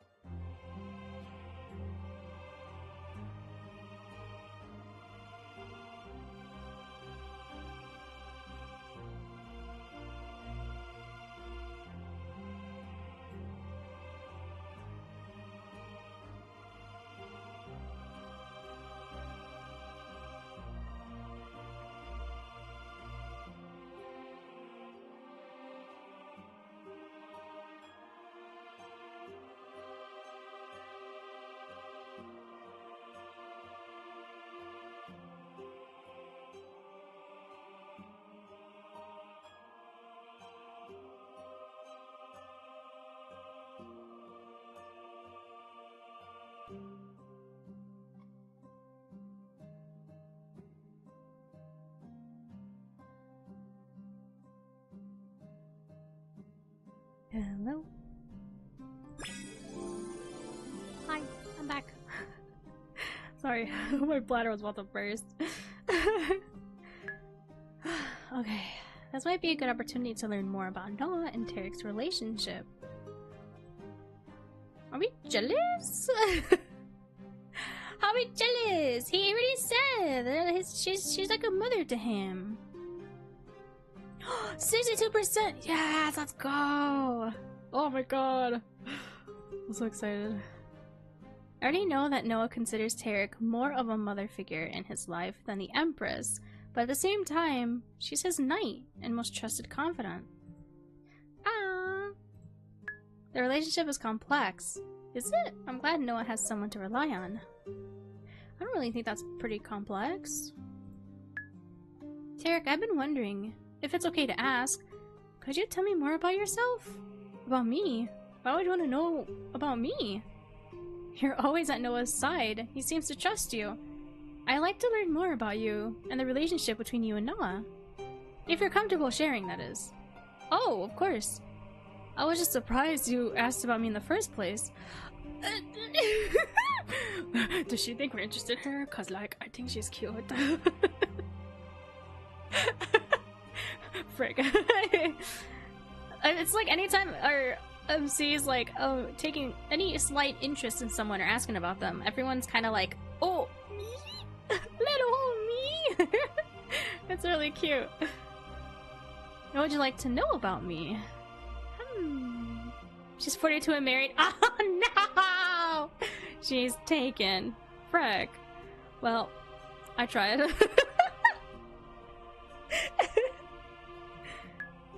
Can you tell me more about your home country of Durandal? You come from Durandal, don't you? Can you tell me more about the country? I haven't been to my home country for 24 years. From what I hear, though, not much has changed. There are vast deserts in Durandal. Oh, in Durandal? It's probably Durandal, I'm sorry. I pronounce things really weird. Large areas where there's only sand for miles. Settlements are built around the only sources of water, the oasis. Mountains cut the country off from its neighbors on two sides. You actually have to traverse a large mountain range to get from the Lucari Empire to Durandal. Ah. On its other two sides, the country borders a vast ocean. The beaches there are sandy and the water has a turquoise hue. Ooh, this sounds really pretty. I come from a seaside town. I've always found the ocean beautiful. Do you miss the water? Lucari Empire doesn't have access to the ocean. Sometimes I do, but then I remind myself that if I had never come to the Lucari Empire, I never would have met Noah. My relationship with the prince is more important to me. Ah, you seem to treat the prince like family. I wouldn't dare. I give her a long look. You're far too observant, Saintess. Yes, Noah is like a son to me, the child I never had. I'm glad to be at his side. Aww! How did you become Noah's knight? 24 years ago, I came to Lucari Empire as part of the late Emperor Consort's entourage. When Noah was born a year later, the Empress appointed me as Noah's knight. I swore to protect him with my life, and I have been doing so for many, many years. When Noah came of age, he took on some of the Empress's responsibilities to learn how to rule. What exactly did Noah do before he had to organize the party for the quest? Noah appointed me head of the palace guard a few years ago. However, since I was still to remain his knight, and he needed a chance to practice leading others, we decided to share the responsibility. Noah also takes care of any problems people present to him. He also has a vast network of people who gather information for him. That's how he knows whom he's supposed to help, even if people don't reach out to him directly. Is that like a spy network? Huh? Do they know what a spy network is? What spies are? This part wasn't mentioned in the book. Perhaps. Oh! Tarek gives me a mysterious smile. I can neither confirm nor deny that statement. Well, I won't press Tarek for a more direct answer. Noah's reputation as the Mad Prince, however, makes the nobles hesitant to approach him for assistance or advice. That makes sense. Alright, Noah isn't exactly popular amongst the nobility, but the citizens of Solus love Noah. Yeah, he's helped out the city folk a lot over the years. I was gonna say a lot more, because you know his mom ain't doing nothing. How efficiently Noah organized the temporary homes for the Barwood refugees comes to mind. He had definitely seemed familiar with how to resolve a crisis. I wish nobility respected Noah more. Alas, we have to live with the situation we're in. True. The Empress has been spreading rumors about Noah being the unreliable mad prince amongst the nobility. His own mother? Ugh. She really is a terrible person. I wonder if Tarek knows Noah's mother is the source of the rumors. That information is not something I'm supposed to know as Celeste though, so I don't ask. What exactly do you do in the palace? I'm head of the guard. As such, I oversee the guard schedules and placements, resolve conflicts within the order, and assign people to train new guards. All the guards are knights who aren't appointed to specific nobles. The guard exists to protect the Empress, Emperor Consort, and the Crown Prince, as well as all the nobles living or staying in the palace. Knights are considered servants by their respective nobles, although being employed as a knight is a greater honor for a regular citizen than being employed in any other field. That's why nobles don't become knights, only people of lower standing do. Since I'm Noah's knight as well, I have to protect him at all times, so Noah and I share the burden of running the palace guard. Sounds like a lot of work. Yeah, but at least they have each other to like lean on. It is. That's why I have a right hand who helps me, William. Though he's not always as reliable as I'd like him to be. She mumbles the last sentence in a small voice, but I catch her words. I know nothing about William from the book. Come to think of it though, I remember Tarek mentioning his name once, back when I informed Noah of the Barwood refugees. Must be hard to have to rely on someone you don't entirely trust. Yeah, that's all I'd like to know. Thank you for answering my questions. That's all I'd like to know for now.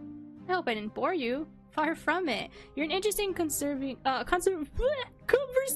partner! Why can't I read that? You're an interesting conversation partner, Tarek. Who, me? No way. She's way too modest. Come to think of it, there's one more thing I want to ask. What do you think of Noah? Tarek chuckles. I love him like the son I've never had. He's quite a wild card though, always coming up with unexpected solutions to problems. Serving him can be difficult at times, but it's also very rewarding. Hey! Abort! Abort the mission! Abort!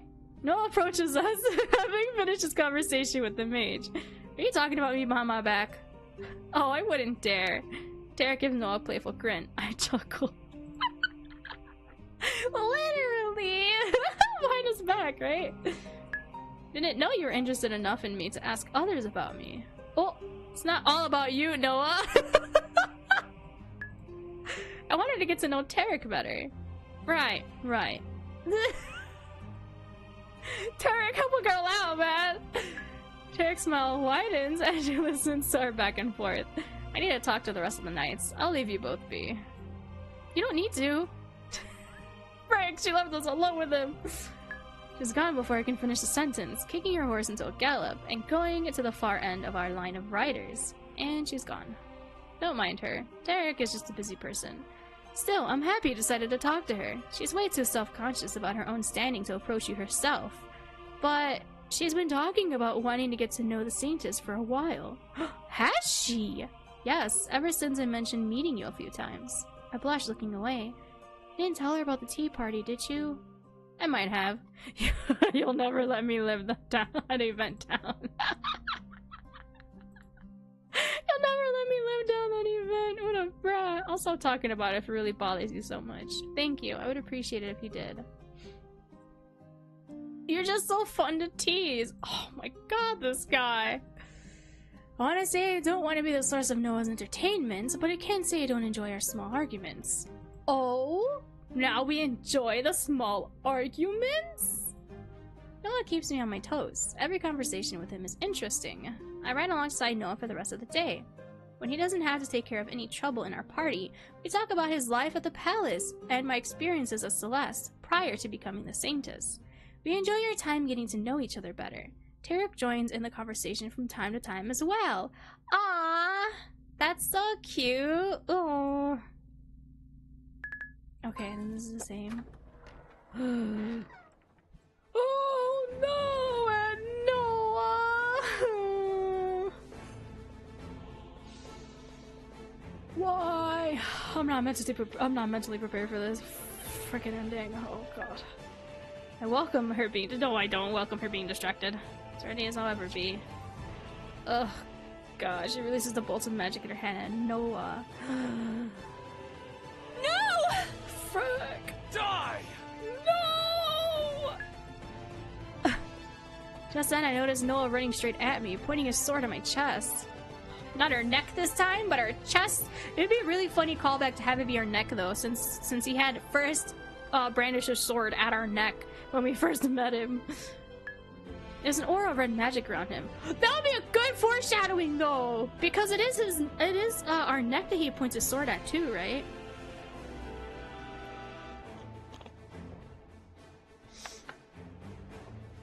Frick, this guy. This guy. Be a good puppet and kill the Saintess for me. No! Noah! Oh no. He cares for you. Isn't it fun to use the one who adores you against you? Oh, I forgot what she said for Elijah. Was it he likes our presence? And then Levi was he loves you? But Noah is that he cares for us? Noah? But you're such a menace. No! No! Ah! He runs his sword straight through my chest. Frick. Oh, he's interested in you for Elijah. Okay. No, what have I done? Oh god, this is so painful. As life escapes me, I glance over at Noah, who drops his sword and kneels before me. I know. You didn't want to. It was the Demon Queen's magic. Oh, this hurts. It hurts to speak. It hurts to move my head to look at him. It hurts to breathe. Celeste, how could I? No, this is horrible. I don't like this because I'm used to him being so silly, and he's not silly right now. He sucks. How dare you? I'm going through it right now. Please don't die, Celeste.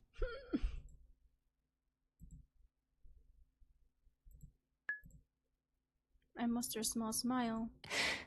It's not your fault. Oh. It pains me to see the suffering on Noah's face.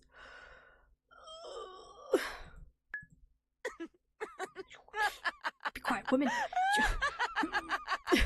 Stop it! Why is she like this?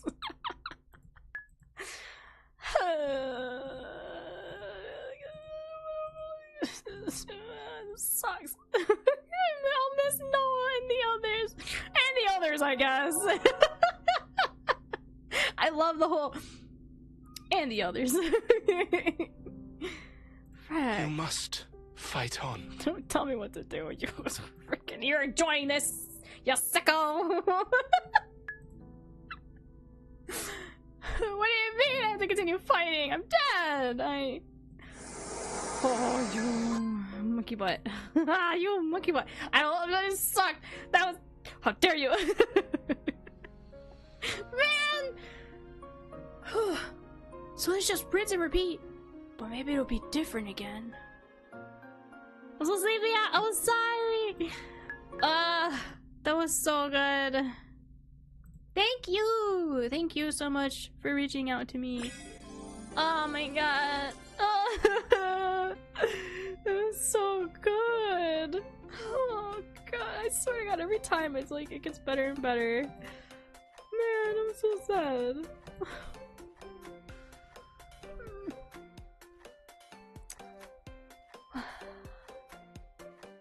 Well, that was Saintess of the Golden Bow, the extended demo. if you would like to try it out for yourself or support the Kickstarter, the links are posted and pinned in chat. And if you're on Discord, on Discord, yeah, it's in my announcements page. It's also in my YouTube video description. So feel free to click into the links there.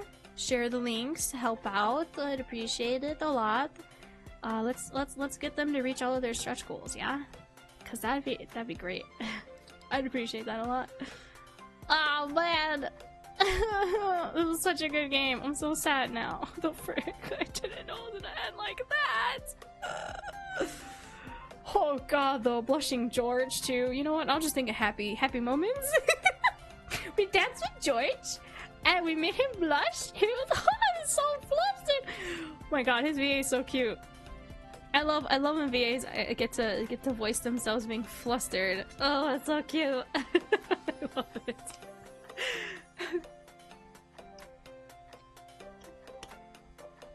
Oh, but yeah, I'm hungry. I need food. That was so good. Thank you so much for hanging out with me. I really appreciate it. Thank you so much for all the lurks and the chats. Take care. Have a good sleep. I appreciate you stopping by. Thank you so much. Bye bye. Thank you for being here. I'll find someone to raid for you guys. Let me get my thingy ready.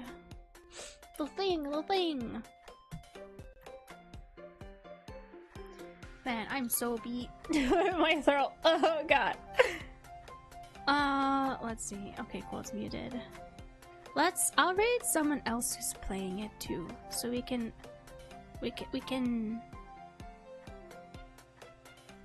Huh?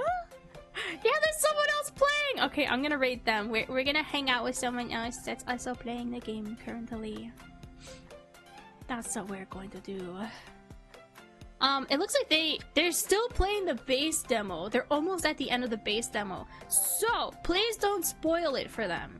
Don't spoil it for them. Don't do that. Don't spoil it for them. They're also cat girl too, so let's go. They're so cute!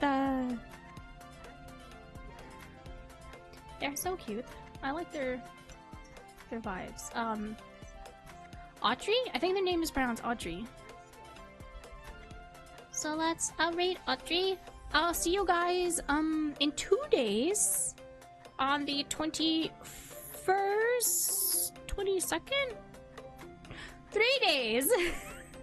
I'll see you guys in 3 days on the 22nd, Saturday. So I'll stream Saturday and Sunday this weekend. I'll be playing Call of Boba. If you guys don't remember that one, that was a really fun game.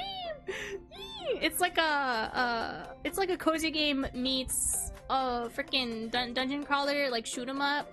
So we'll be playing that. You run a little boba tea shop, but then when you go to bed for the nighttime cycles, you actually play a dungeon crawler game. That's kind of like a shoot 'em up. So think of like Enter the Gungeon. It's kind of like that. It's so cool, and they're all like boba themed, like weapons and drinks and grenades and bullets. It's really cool. I love that game so much. It's a very fun, cozy game, but also like, well, yeah, dungeon crawling game. It's really fun and it's really cool. So we'll play that Saturday. I did play the demo, so if you're interested in checking that out, you can also look for it on my YouTube. So yeah, I'll see you guys Saturday. Take care. Thank you so much for hanging out with me. I don't know if this person has a YouTube, so I'll post their Twitch in YouTube chat so you guys can hang out there. We're gonna send a raid over to them from Twitch. Thank you for hanging out with me. I really appreciate it. Thank you so much for all the follows today and subscriptions on YouTube. Oh god, I'm getting close to 500. If I reach 500, if I get YouTube partner by the end of the year, I'm gonna upload myself playing Huni Pop in episodic Let's Plays. So we're really close to that goal, and I'm nervous. So that'll be interesting. It's a banned game on Twitch, so I can't stream it. However, I can record myself playing Huni Pop. Honey Pop, I say Huni Pop. And then I'll edit them, obviously censor what I need, and upload them to YouTube for you guys to watch. I'll try to make the videos be short, like 15-20 minutes or so. So you guys will have fun watching that. So thank you so much for the support as well as on YouTube. I appreciate it a lot. Thank you, thank you for all the lurks, the chats, the follows, the YouTube subscriptions, the raid. I appreciate it so much. Take care, and I'll see you guys Saturday. Bye bye.